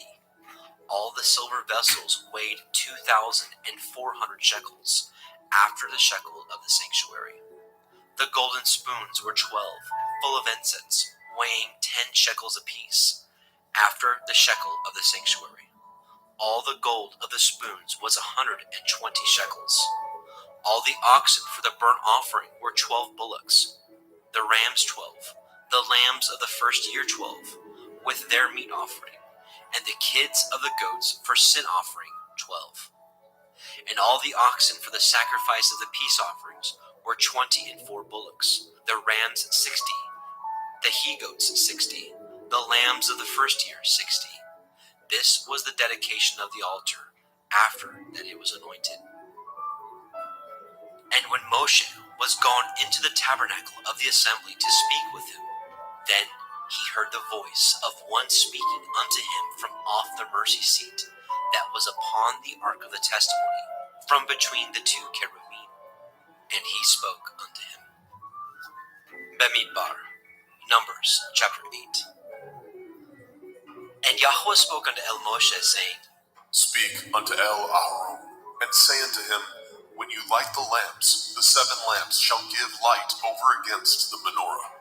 And Aharon did so. He lighted the lamps thereof over against the menorah, as Yahweh commanded Moshe. And this work of the menorah was of beaten gold, unto the shaft thereof, unto the flowers thereof, was beaten-work, according unto the pattern which Yahweh had showed Moshe. So he made the menorah. And Yahweh spoke unto Moshe, saying, Take the Levi'im from among the children of Yasharel, and cleanse them. And thus shall you do unto them, to cleanse them. Sprinkle water purifying upon them, and let them shave all their flesh, and let them wash their clothes, and so make themselves clean. Then let them take a young bullock with his meat offering, even fine flour mingled with oil, and another young bullock shall you take for a sin offering. And you shall bring the Levi'im before the tabernacle of the assembly, and you shall gather the whole assembly of the children of Yasharel together. And you shall bring the Levi'im before Yahweh, and the children of Yasharel shall put their hands upon the Levi'im. And Aharon shall offer the Levi'im before Yahweh for an offering of the children of Yasharel, that they may execute the service of Yahweh. And the Levi'im shall lay their hands upon the heads of the bullocks, and you shall offer the one for a sin offering, and the other for a burnt offering unto Yahweh, to make an atonement for the Levi'im. And you shall set the Levi'im before Aharon and before his sons, and offer them for an offering unto Yahweh. Thus shall you separate the Levi'im from among the children of Yasharel, and the Levi'im shall be mine. And after that shall the Levi'im go in to do the service of the tabernacle of the assembly, and you shall cleanse them, and offer them for an offering. For they are wholly given unto me from among the children of Yasharel, instead of such as open every womb, even instead of the firstborn of all the children of Yasharel, have I taken them unto me. For all the firstborn of the children of Yasharel are mine, both man and beast. On the day that I smote every firstborn in the land of Mitzrayim, I sanctified them for myself. And I have taken the Levi'im for all the firstborn of the children of Yasharel. And I have given the Levi'im as a gift to Aharon and to his sons from among the children of Yasharel, to do the service of the children of Yasharel in the tabernacle of the assembly, and to make an atonement for the children of Yasharel, that there be no plague among the children of Yasharel, when the children of Yasharel come nigh unto the sanctuary. And Moshe and Aharon and all the assembly of the children of Yasharel did to the Levi'im according unto all that Yahweh commanded Moshe concerning the Levi'im. So did the children of Yasharel unto them. And the Levi'im were purified, and they washed their clothes, and Aharon offered them as an offering before Yahweh. And Aharon made an atonement for them to cleanse them. And after that went the Levi'im in to do their service in the tabernacle of the assembly before Aharon, and before his sons, as Yahweh had commanded Moshe concerning the Levi'im, so did they unto them. And Yahweh spoke unto Moshe, saying, This is that belongs unto the Levi'im, from 20 and 5 years old and upward. They shall go in to wait upon the service of the tabernacle of the assembly. And from the age of 50 years they shall cease waiting upon the service thereof, and shall serve no more, but shall minister with their brethren in the tabernacle of the assembly, to guard the watch, and shall do no service. Thus shall you do unto the Levi'im touching their charge. Bemidbar, Numbers chapter 9. And Yahweh spoke unto El Moshe in the wilderness of Sinai, in the first month of the second year, after they were come out of the land of Mitzrayim, saying, Let the children of Yasharel also keep the Pesach at his appointed time, in the 14th day of this month at evening. Ye shall keep it in his appointed time, according to all the rites of it, and according to all the ceremonies thereof, shall ye keep it. And Moshe spoke unto the children of Yasharel, that they should keep the Pesach. And they kept the Pesach on the 14th day of the first month at evening, in the wilderness of Sinai, according to all that Yahweh commanded Moshe. So did the children of Yasharel. And there were certain men who were defiled by the dead body of a man, that they could not keep the Pesach on that day. And they came before Moshe, and before Aharon on that day. And those men said unto him, We are defiled by the dead body of a man. Wherefore are we kept back, and we may not offer an offering of Yahuwah on his appointed season among the children of Yasharel. And Moshe said unto them, Stand still, and I will hear what Yahweh will command concerning you. And Yahweh spoke unto Moshe, saying, Speak unto the children of Yasharel, saying, If any man of you or of your posterity shall be unclean by reason of a dead body, or be in a journey afar off, yet he shall keep the Pesach unto Yahweh. The 14th day of the 2nd month at evening they shall keep it, and eat it with matzah and bitter herbs. They shall leave none of it unto the morning, nor break any bone of it. According to all the ordinances of the Pesach, they shall keep it. But the man that is clean, and is not in a journey, and forbears to keep the Pesach, even the same soul shall be cut off from among his people, because he brought not the offering of Yahweh in his appointed season. That man shall bear his sin. And if a stranger shall sojourn among you, and will keep the Pesach unto Yahweh, according to the ordinance of the Pesach, and according to the manner thereof, so shall he do. Ye shall have one ordinance both for the stranger, and for him that was born in the land. And on the day that the tabernacle was reared up, the cloud covered the tabernacle, namely, the tent of the testimony. And at evening there was upon the tabernacle, as it were, the appearance of fire until the morning. So it was always. The cloud covered it by day, and the appearance of fire by night. And when the cloud was taken up from the tabernacle, then after that the children of Yasharel journeyed. And in the place where the cloud abode, there the children of Yasharel pitched their tents. At the commandment of Yahweh the children of Yasharel journeyed, and at the commandment of Yahweh they pitched. As long as the cloud abode upon the tabernacle, they rested in their tents. And when the cloud tarried long upon the tabernacle many days, then the children of Yasharel did guard the watch of Yahweh, and journeyed not. And so it was, when the cloud was a few days upon the tabernacle, according to the commandment of Yahweh, they abode in their tents, and according to the commandment of Yahweh, they journeyed.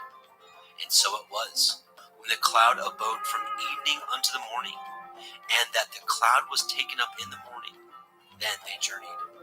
Whether it was by day or by night that the cloud was taken up, they journeyed.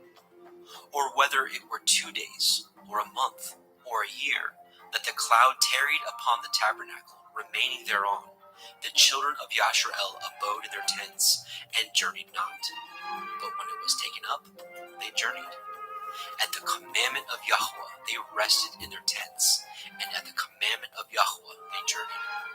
They guarded the watch of Yahweh at the commandment of Yahweh by the hand of Moshe.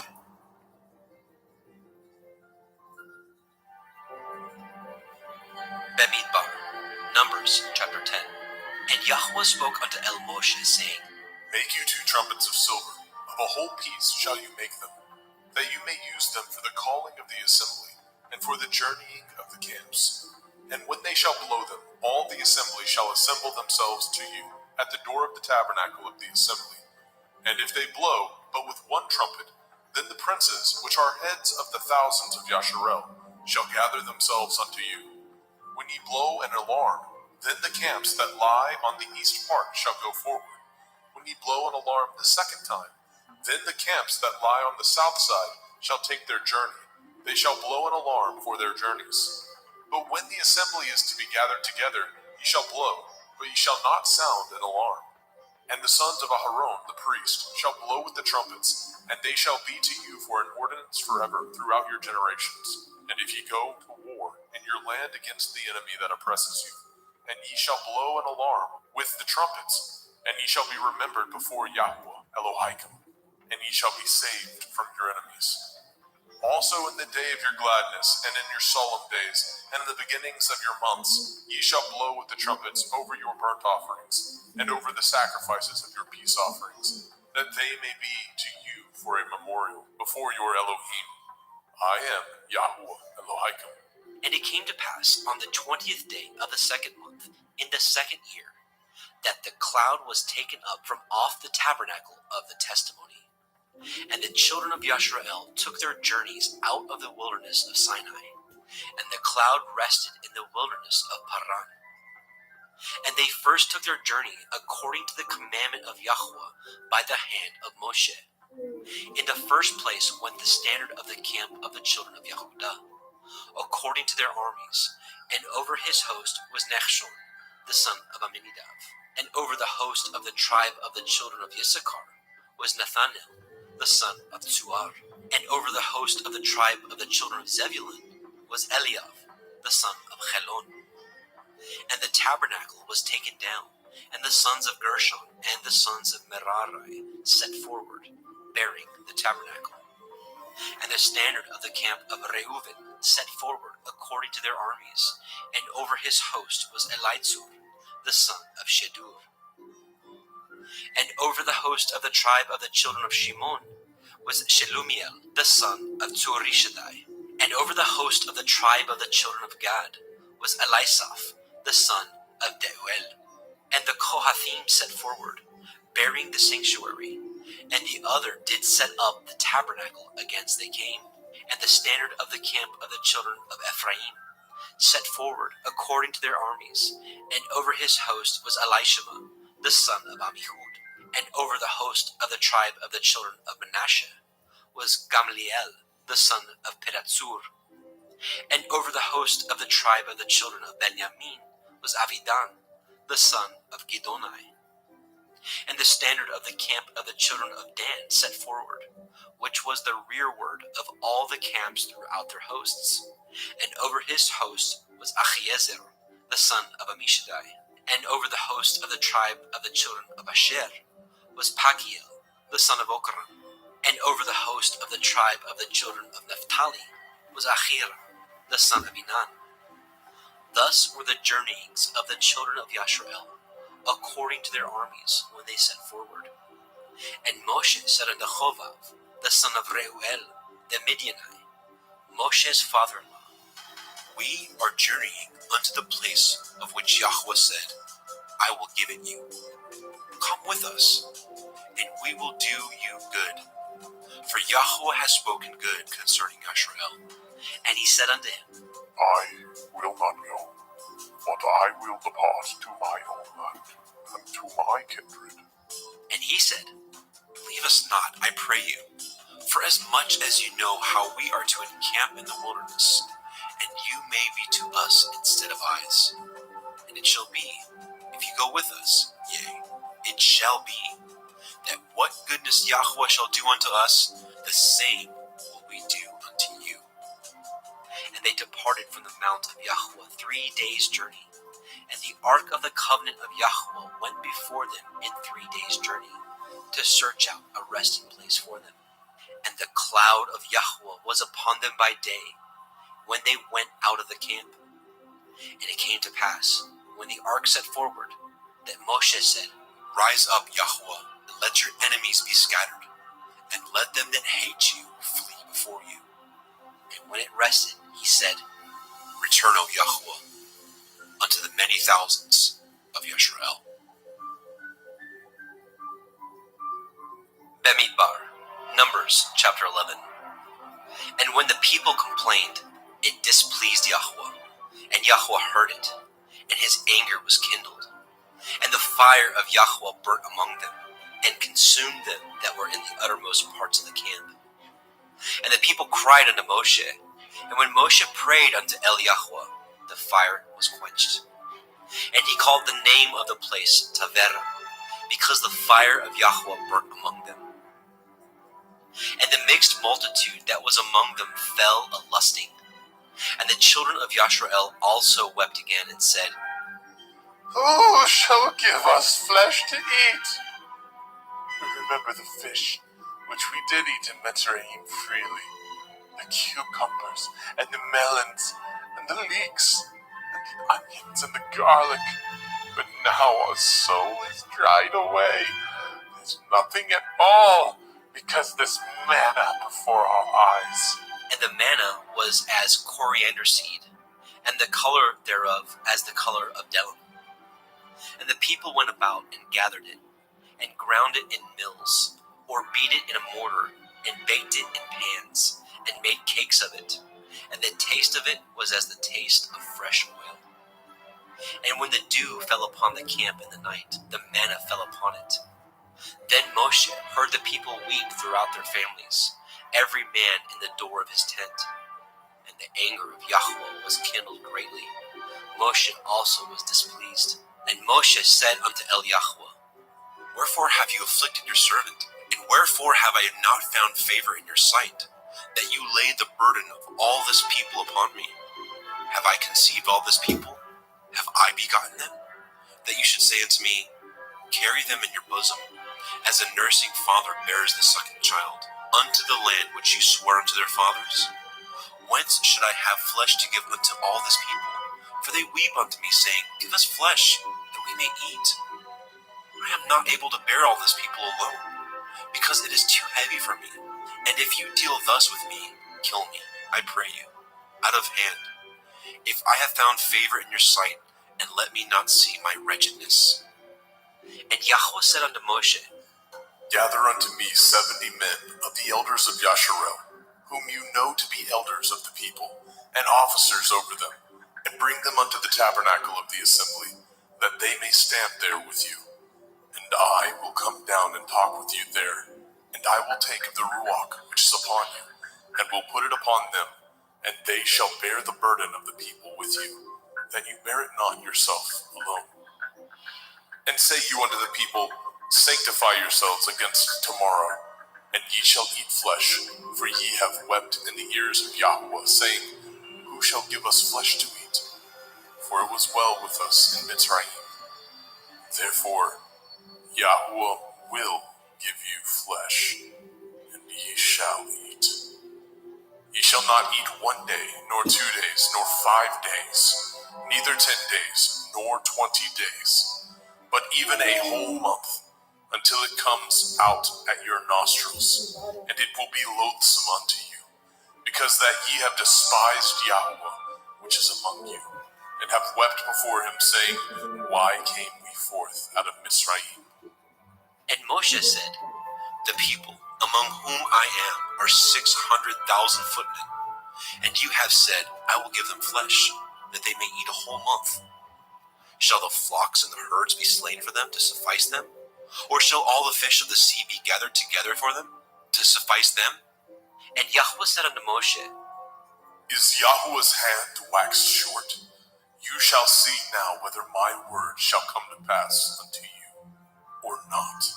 And Moshe went out and told the people the words of Yahweh, and gathered the 70 men of the elders of the people, and set them round about the tabernacle. And Yahweh came down in a cloud, and spoke unto him, and took of the Ruach that was upon him, and gave it unto the 70 elders. And it came to pass, that when the Ruach rested upon them, they prophesied, and did not cease. But there remained 2 of the men in the camp. The name of the one was Eldad, and the name of the other Medad. And the Ruach rested upon them. And they were of them that were written, but went not out unto the tabernacle. And they prophesied in the camp. And there ran a young man and told Moshe, and said, Eldad and Medad do prophesy in the camp. And Yahusha, the son of Nun, the servant of Moshe, one of his young men, answered and said, My lord Moshe, forbid them. And Moshe said unto him, Envy you for my sake?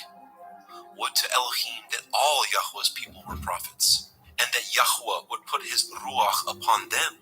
And Moshe got him into the camp, he and the elders of Yasharel.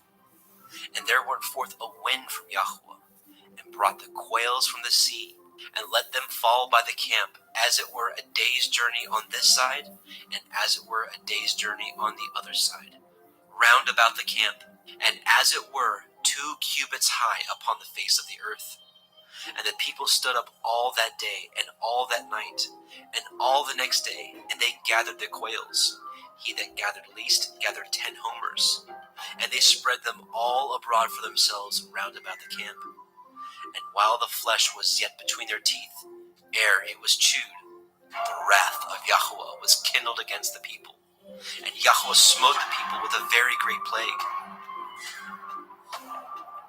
And he called the name of that place Kivrot hat Ta'ava, because there they buried the people that lusted. And the people journeyed from Kivrot hat Ta'ava unto Chatzeroth, and abode at Chatzeroth. Bemidbar, Numbers chapter 12. And Miriam and Aharon spoke against Moshe because of the Cushite woman whom he had married, for he had married a Cushite woman. And they said, Has Yahweh indeed spoken only by Moshe? Has he not spoken also by us? and Yahweh heard it. Now the man Moshe was very meek, above all the men which were upon the face of the earth. And Yahweh spoke suddenly unto El Moshe, and unto El Aharon, and unto Miriam. Come out, ye three, unto the tabernacle of the assembly. And they three came out. And Yahweh came down in the pillar of the cloud, and stood in the door of the tabernacle, and called Aharon and Miriam. And they both came forth. And he said, Hear now my words. If there be a prophet among you, I, Yahweh, will make myself known unto him in a vision, and will speak unto him in a dream. My servant Moshe is not so, who is faithful in all my house. With him will I speak mouth to mouth, even apparently, and not in dark speeches, and in similitudes. Of Yahweh shall he behold. Wherefore then were ye not afraid to speak against my servant Moshe? and the anger of Yahweh was kindled against him, and he departed. And the cloud departed from off the tabernacle, and behold, Miriam became leprous, white as snow. And Aharon looked upon Miriam, and behold, she was leprous. And Aharon said unto Moshe, Alas, my lord, I beseech you, lay not the sin upon us, wherein we have done foolishly, and wherein we have sinned. Let her not be as one dead, of whom the flesh is half consumed when he comes out of his mother's womb. And Moshe cried unto El Yahweh, saying, Heal her now, O El, I beseech you. And Yahweh said unto Moshe, If her father had but spit in her face, should she not be ashamed 7 days?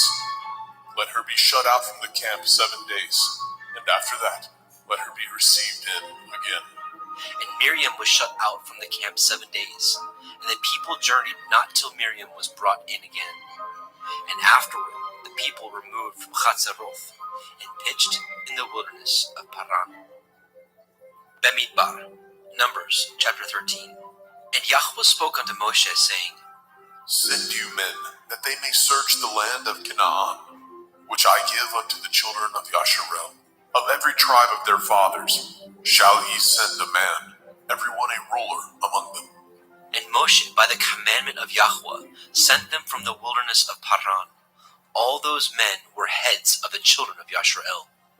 And these were their names: of the tribe of Reuben, Shammua, the son of Zakur; of the tribe of Shimon, Shaphat, the son of Horai; of the tribe of Yehudah, Caleb, the son of Yefuneh; of the tribe of Issachar, Yigal, the son of Yosef; of the tribe of Ephraim, Husha, the son of Nun; of the tribe of Benjamin, Palti, the son of Raphu; of the tribe of Zebulun, Gadiel, the son of Sodi; of the tribe of Yosef, namely, of the tribe of Manasseh, Gadi, the son of Susi; of the tribe of Dan, Amiel, the son of Gemali; of the tribe of Asher, Setur, son of Mikael; of the tribe of Naphtali, Nachmi, the son of Vofsi; of the tribe of Gad, Geuel, the son of Maki.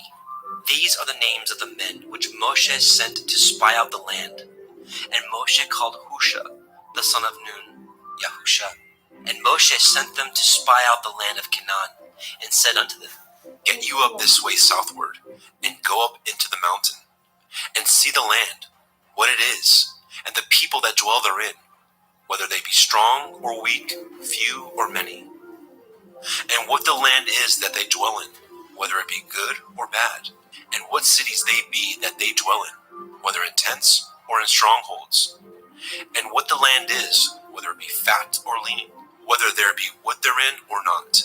And be ye of good courage, and bring of the fruit of the land, Now the time was the time of the first ripe grapes. So they went up, and searched the land from the wilderness of Sin unto Rehov, as men come to Hamath.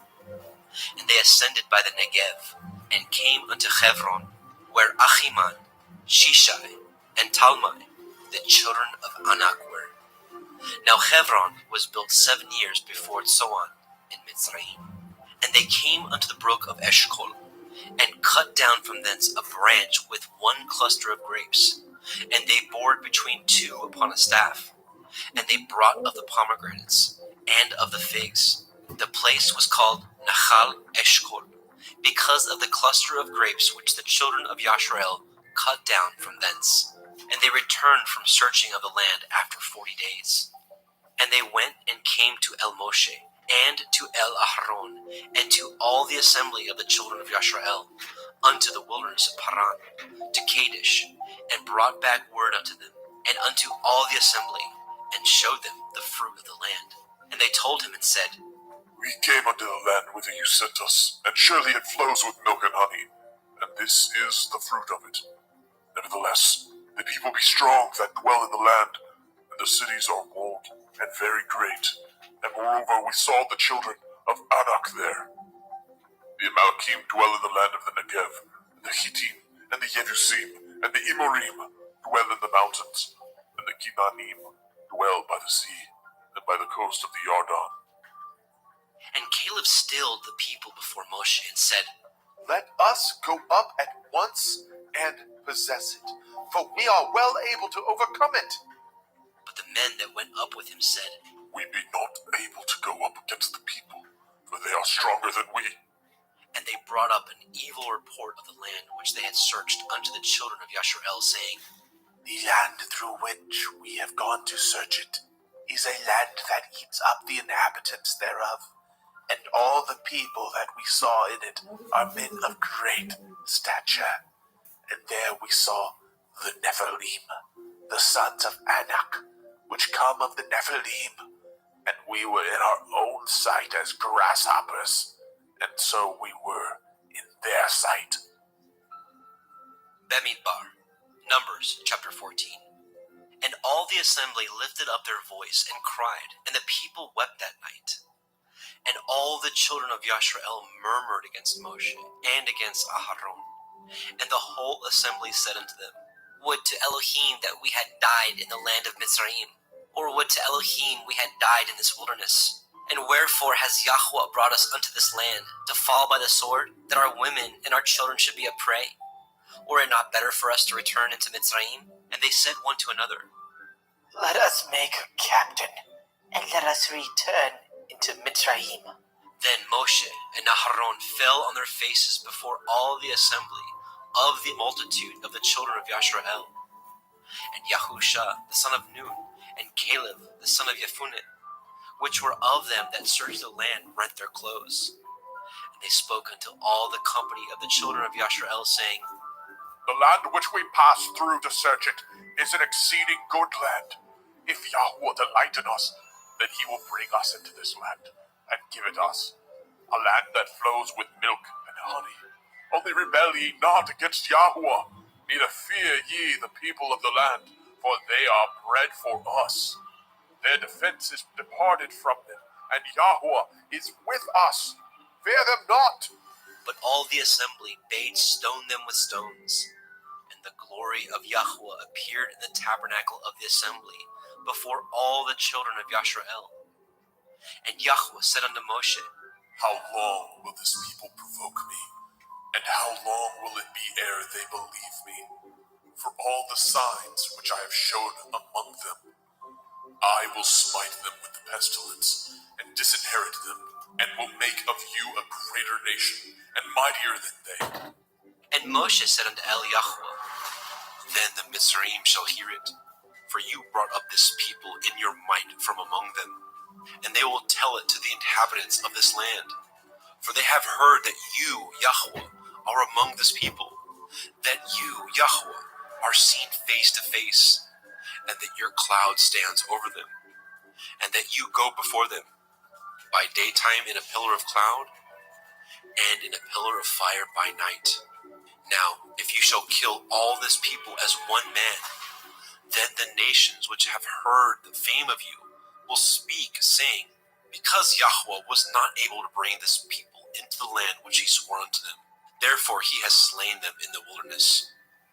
And now, I beseech you, let the power of my Adonai be great, according as you have spoken, saying, Yahweh is long-suffering and of great mercy, forgiving iniquity and transgression, and by no means clearing the guilty, visiting the iniquity of the fathers upon the children unto the third and fourth generation. Pardon, I beseech you, the iniquity of this people according unto the greatness of your mercy, and as you have forgiven this people from Mitzrayim even until now. And Yahweh said, I have pardoned according to your word. But as truly as I live, all the earth shall be filled with the glory of Yahweh. Because all those men which have seen my glory and my miracles, which I did in Mitzrayim and in the wilderness, and have tempted me now these 10 times, and have not hearkened to my voice, surely they shall not see the land which I swore unto their fathers, neither shall any of them that provoked me see it. But my servant Caleb, because he had another Ruach with him, and has followed me fully, him will I bring into the land whereinto he went, and his seed shall possess it. Now the Amalekim and the Canaanite dwelt in the valley. Tomorrow turn you, and get you into the wilderness, by the way of the Red Sea. And Yahweh spoke unto El Moshe and unto El Aharon, saying, How long shall I bear with this evil assembly, which murmur against me? I have heard the murmurings of the children of Yasharel, which they murmur against me. Say unto them, As truly as I live, says Yahweh, as ye have spoken in my ears, so will I do to you.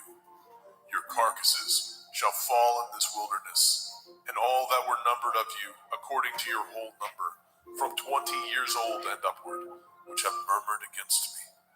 Doubtless ye shall not come into the land, concerning which I swore to make you dwell therein, save Caleb, the son of Jephunneh, and Yahusha, the son of Nun. But your little ones, which ye said should be a prey, them will I bring in, and they shall know the land which ye have despised. But as for you, your carcasses, they shall fall in this wilderness, and your children shall wander in the wilderness 40 years, and bear your whoredoms, until your carcasses be wasted in the wilderness. After the number of the days in which ye searched the land, even 40 days, each day for a year, shall ye bear your iniquities, even 40 years, and ye shall know my breach of promise. I, Yahweh, have said, I will surely do it unto all this evil assembly that are gathered together against me. In this wilderness they shall be consumed, and there they shall die. And the men which Moshe sent to search the land, who returned and made all the assembly to murmur against him, by bringing up a slander upon the land, even those men that did bring up the evil report upon the land, died by the plague before Yahweh. But Yahusha, the son of Nun, and Caleb, the son of Jephunneh, which were of the men that went to search the land, lived still. And Moshe told these things unto all the children of Yasharel, and the people mourned greatly. And they rose up early in the morning, and got them up into the top of the mountain, saying, Lo, we be here, and will go up unto the place which Yahweh has promised, for we have sinned. And Moshe said, Wherefore now do ye transgress the commandment of Yahweh? But it shall not prosper. Go not up, for Yahweh is not among you, that ye be not smitten before your enemies. For the Amalekim and the Canaanite are there before you, and ye shall fall by the sword, because ye are turned away from Yahweh. Therefore Yahweh will not be with you. But they presumed to go up unto the top of the hill. Nevertheless, the ark of the covenant of Yahweh and Moshe departed not out of the camp. Then the Amalekim came down, and the Canaanite which dwelt in that hill, and smote them, and discomfited them, even unto Hormah. Bemidbar, Numbers chapter 15. And Yahweh spoke unto Moshe, saying, Speak unto the children of Yasharel, and say unto them, When ye are come into the land of your habitations, which I give unto you, and will make an offering by fire unto Yahweh, a burnt offering, or a sacrifice in performing a vow, or in a freewill offering, or in your solemn feasts, to make a sweet savor unto Yahweh, of the herd or of the flock. Then shall he that offers his offering unto Yahweh bring a meat offering of a 10th deal of flour, mingled with the 4th part of a hin of oil, and the 4th part of a hin of wine. For a drink offering shall you prepare with the burnt offering or sacrifice, for 1 lamb, or for a ram you shall prepare for a meat offering 2/10 deals of flour mingled with the 3rd part of a hin of oil. And for a drink offering you shall offer the 3rd part of a hin of wine, for a sweet savor unto Yahweh. And when you prepare a bullock for a burnt offering, or for a sacrifice in performing a vow, or peace offerings unto Yahweh, then shall he bring with a bullock a meat offering of 3/10 deals of flour mingled with a half a hin of oil. And you shall bring for a drink offering half a hin of wine, for an offering made by fire, of a sweet savor unto Yahweh. Thus shall it be done for 1 bullock, or for 1 ram, or for a lamb, or a kid. According to the number that ye shall prepare, so shall ye do to everyone according to their number. All that are born of the country shall do these things after this manner, an offering made by fire, of a sweet savor unto Yahweh. And if a stranger sojourn with you, or whosoever be among you in your generations, and will offer an offering made by fire, of a sweet savor unto Yahweh, as ye do, so he shall do. 1 ordinance shall be both for you of the assembly, and also for the stranger that sojourns with you, an ordinance forever in your generations. As ye are, so shall the stranger be before Yahweh. 1 Torah and 1 manner of law shall be for you, and for the stranger that sojourns with you. And Yahweh spoke unto Moshe, saying, Speak unto the children of Yasharel, and say unto them, When ye come into the land whither I bring you, then it shall be, that when ye eat of the bread of the land, ye shall offer up a heave offering unto Yahweh. Ye shall offer up a cake of the first of your dough for a heave offering. As ye do the heave offering of the threshing floor, so shall ye heave it. Of the first of your dough ye shall give it unto Yahweh, a heave offering in your generations. And if ye have erred, and not observed all these commandments, which Yahweh has spoken unto Moshe, even all that Yahweh has commanded you by the hand of Moshe, from the day that Yahweh commanded Moshe, and henceforth among your generations, then it shall be, if aught be committed by ignorance, without the knowledge of the assembly, that all the assembly shall offer 1 young bullock for a burnt offering, for a sweet savor unto Yahweh, with his meat offering, and his drink offering, according to the manner, and 1 kid of the goats for a sin offering. And the priest shall make an atonement for all the assembly of the children of Yasharel, and it shall be forgiven them, for it is ignorance. And they shall bring their offering, a sacrifice made by fire unto Yahweh, and their sin offering before Yahweh, for their ignorance. And it shall be forgiven all the assembly of the children of Yasharel, and the stranger that sojourns among them, seeing all the people were in ignorance. And if any soul sin through ignorance, then he shall bring a she-goat of the first year for a sin offering, and the priest shall make an atonement for the soul that sins ignorantly, when he sins by ignorance before Yahweh, to make an atonement for him, and it shall be forgiven him. Ye shall have 1 Torah for him that sins through ignorance, both for him that is born among the children of Yasharel, and for the stranger that sojourns among them. But the soul that does aught presumptuously, whether he be born in the land or a stranger, the same reproaches Yahweh, and that soul shall be cut off from among his people. Because he has despised the word of Yahweh, and has broken his commandment, that soul shall utterly be cut off, his iniquity shall be upon him. And while the children of Yasharel were in the wilderness, they found a man that gathered sticks upon the Shabbat. And they that found him gathering sticks brought him unto Moshe and Aharon, and unto all the assembly, and they put him in ward, because it was not declared what should be done to him. And Yahweh said unto Moshe, The man shall surely be put to death. All the assembly shall stone him with stones without the camp.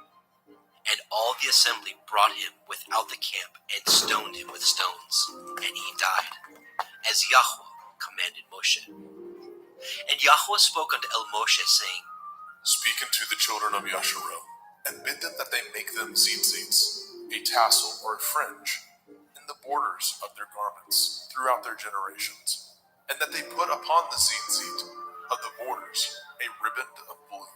And it shall be unto you a tzitzit, that ye may look upon it and remember all the commandments of Yahweh, and do them, and that ye seek not after your own heart and your own eyes, which ye use to go a-whoring, that ye may remember and do all my commandments, and be holy unto your Elohim.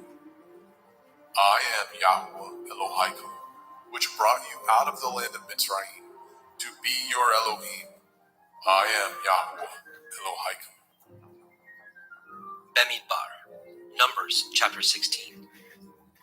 Now Korach, the son of Yitzchar, the son of Kohath, the son of Levi, and Dathan, and Abiram, the sons of Eliav, and On, the son of Peleth, sons of Reuben, took men, and they rose up before Moshe, with certain of the children of Yashrael, 250 princes of the assembly, famous in the assembly, men of renown.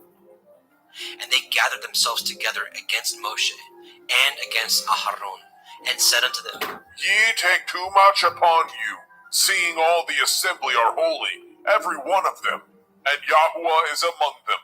Wherefore then lift ye up yourselves above the assembly of Yahuwah. And when Moshe heard it, he fell upon his face. And he spoke unto Korach and unto all his company, saying, Even tomorrow Yahuwah will show who are his, and who is holy, and will cause him to come near unto him. Even him whom he has chosen will he cause to come near unto him. This do. Take you censers, Korach, and all his company, and put fire therein, and put incense in them before Yahuwah tomorrow. And it shall be that the man whom Yahuwah chooses, he shall be holy. Ye take too much upon you, ye sons of Levi. And Moshe said unto Korach, Hear, I pray you, ye sons of Levi. Does it seem but a small thing unto you, that the Elohai of Yashrael has separated you from the assembly of Yashrael, to bring you near to himself, to do the service of the tabernacle of Yahuwah, and to stand before the assembly to minister unto them? And he has brought you near to him, and all your brethren, the sons of Levi, with you. And seek ye the priesthood also? For which cause both you and all your company are gathered together against Yahuwah. And what is Aharon, that ye murmur against him? And Moshe sent to call Dathan and Abiram, the sons of Eliav, which said, We will not come up. Is it a small thing that you have brought us up out of a land that flows with milk and honey to kill us in the wilderness? Except you make yourselves altogether a prince over us. Moreover, you have not brought us into a land that flows with milk and honey, or given us inheritance of fields and vineyards. Will you put out the eyes of these men? We will not come up. And Moshe was very wroth, and said unto Yahuwah, Respect not you their offering. I have not taken one ass from them, neither have I hurt one of them. And Moshe said unto Korach, Be you and all your company before Yahuwah, you and they, and Aharon tomorrow, and take every man his censer, and put incense in them, and bring ye before Yahuwah every man his censer, 250 censers, you also, and Aharon, each of you his censer. And they took every man his censer, and put fire in them, and laid incense thereon, and stood in the door of the tabernacle of the assembly with Moshe and Aharon. And Korach gathered all the assembly against them unto the door of the tabernacle of the assembly. And the glory of Yahuwah appeared unto all the assembly. And Yahuwah spoke unto Moshe and unto Aharon, saying, Separate yourselves from among this assembly, that I may consume them in a moment. And they fell upon their faces and said, O El, The Elohai of the Ruachoth of all flesh. Shall one man sin, and will you be wroth with all the assembly? And Yahweh spoke unto Moshe, saying, Speak unto the assembly, saying, Get you up from about the tabernacle of Korach, Dathan, and Abiram. And Moshe rose up and went unto Dathan and Abiram, and the elders of Yashrael followed him. And he spoke unto the assembly, saying, Depart, I pray you, from the tents of these wicked men, and touch nothing of theirs, lest ye be consumed in all their sins. So they got up from the tabernacle of Korach, Dathan, and Abiram, on every side. And Dathan and Abiram came out, and stood in the door of their tents, and their women, and their sons, and their little children. And Moshe said, Hereby ye shall know that Yahweh has sent me to do all these works, for I have not done them of my own mind. If these men die the common death of all men, or if they be visited after the visitation of all men, then Yahweh has not sent me. But if Yahweh make a new thing, and the earth open her mouth, and swallow them up, with all that appertain unto them, and they go down quick into the pit, then ye shall understand that these men have provoked Yahweh. And it came to pass, as he had made an end of speaking all these words, that the ground clave asunder that was under them, and the earth opened her mouth, and swallowed them up, their houses, and all the men appertaining to Korach, and all their goods. They, and all that appertained to them, went down alive into the pit, and the earth closed upon them, and they perished from among the assembly. And all Yashrael that were round about them fled at the cry of them, for they said, Lest the earth swallow us up also. And there came out a fire from Yahweh, and consumed the 250 men that offered incense. And Yahweh spoke unto Moshe, saying, Speak unto Eleazar, the son of Aharon the priest, that he take up the censers out of the burning, and scatter you the fire yonder, for they are hallowed. The censers of these sinners against their own souls, let them make them broad plates for a covering of the altar. For they offered them before Yahweh, therefore they are hallowed, and they shall be a sign unto the children of Yasharel. And Eleazar the priest took the brazen censers, wherewith they that were burnt had offered. And they were made broad plates for a covering of the altar, to be a memorial unto the children of Yasharel, that no stranger, which is not of the seed of Aharon, come near to offer incense before Yahweh, that he be not as Korach and his company, as Yahweh said to him by the hand of Moshe. But on the morrow, all the assembly of the children of Yashrael murmured against Moshe and against Aharon, saying, Ye have killed the people of Yahweh. And it came to pass, when the assembly was gathered against Moshe and against Aharon, that they looked toward the tabernacle of the assembly, and, behold, the cloud covered it, and the glory of Yahweh appeared. And Moshe and Aharon came before the tabernacle of the assembly. And Yahweh spoke unto Moshe, saying, Get you up from among this assembly, that I may consume them as in a moment. And they fell upon their faces. And Moshe said unto Aharon, Take a censer, and put fire therein from off the altar, and put on incense, and go quickly unto the assembly, and make an atonement for them, for there is wrath gone out from Yahweh. The plague is begun. And Aharon took as Moshe commanded, and ran into the midst of the assembly. And, behold, the plague was begun among the people. And he put on incense, and made an atonement for the people. And he stood between the dead and the living, and the plague was stayed. Now they that died in the plague were 14,700, beside them that died about the matter of Korach. And Aharon returned unto Moshe, unto the door of the tabernacle of the assembly, and the plague was stayed. Bamidbar, Numbers chapter 17. And Yahweh spoke unto Moshe, saying, Speak unto the children of Yasharel, and take of every one of them a rod according to the house of their fathers, Of all their princes, according to the house of their fathers, 12 rods. Write you every man's name upon his rod. And you shall write Aaron's name upon the rod of Levi. For 1 rod shall be for the head of the house of their fathers.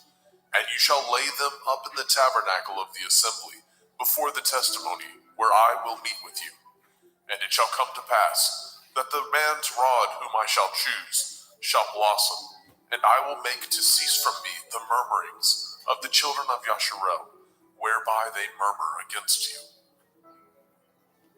And Moshe spoke unto the children of Yasharel, and every one of their princes gave him a rod apiece, for each prince 1, according to their fathers' houses, even 12 rods. And the rod of Aharon was among their rods. And Moshe laid up the rods before Yahweh in the tabernacle of witness. And it came to pass that on the morrow Moshe went into the tabernacle of witness, and, behold, the rod of Aharon for the house of Levi was budded, and brought forth buds, and blossomed blossoms, and yielded almonds. And Moshe brought out all the rods from before Yahweh unto the children of Yasharel. And they looked, and took every man his rod. And Yahweh said unto Moshe, Bring Aaron's rod again before the testimony, to be kept for a sign against the sons of rebellion. And you shall quite take away their murmurings from me, that they die not. And Moshe did so, as Yahweh commanded him. So did he. And the children of Yasharel spoke unto Moshe, saying, Behold, we die, we perish, we all perish. Whosoever comes anything near unto the tabernacle of Yahweh shall die. Shall we be consumed with dying? Bamidbar, Numbers chapter 18. And Yahweh said unto Aharon, You and your sons and your father's house with you shall bear the iniquity of the sanctuary, and you and your sons with you shall bear the iniquity of your priesthood, and your brethren also of the tribe of Levi, the tribe of your father, bring with you, that they may be joined unto you, and minister unto you. But you and your sons with you shall minister before the tabernacle of witness. And they shall guard your watch, and the watch of all the tabernacle. Only they shall not come nigh the vessels of the sanctuary, and the altar, that neither they nor ye also die. And they shall be joined unto you, and guard the watch of the tabernacle of the assembly, for all the service of the tabernacle, and a stranger shall not come nigh unto you. And ye shall guard the watch of the sanctuary, and the watch of the altar, that there be no wrath any more upon the children of Yasharel. And I, behold, I have taken your brethren the Levi from among the children of Yasharel. To you they are given as a gift for Yahweh, to do the service of the tabernacle of the assembly. Therefore you and your sons with you shall guard your priest's office for everything of the altar, and within the veil, and ye shall serve. I have given your priest's office unto you as a service of gift, and the stranger that comes nigh shall be put to death. And Yahweh spoke unto Aharon, Behold, I also have given you the charge of my heave offerings. Of all the hallowed things of the children of Yasharel, unto you have I given them by reason of the anointing, and to your sons by an ordinance forever. This shall be yours of the most holy things, reserved from the fire, every oblation of theirs, every meat offering of theirs, and every sin offering of theirs, and every trespass offering of theirs, which they shall render unto me, shall be most holy for you and for your sons. In the most holy place shall you eat it. Every male shall eat it. It shall be holy unto you. And this is yours, the heave offering of their gift, with all the wave offerings of the children of Yasharel. I have given them unto you, and to your sons, and to your daughters with you, by a statute forever. Every one that is clean in your house shall eat of it. All the best of the oil, and all the best of the wine, and of the wheat, the first fruits of them which they shall offer unto Yahweh, them have I given you.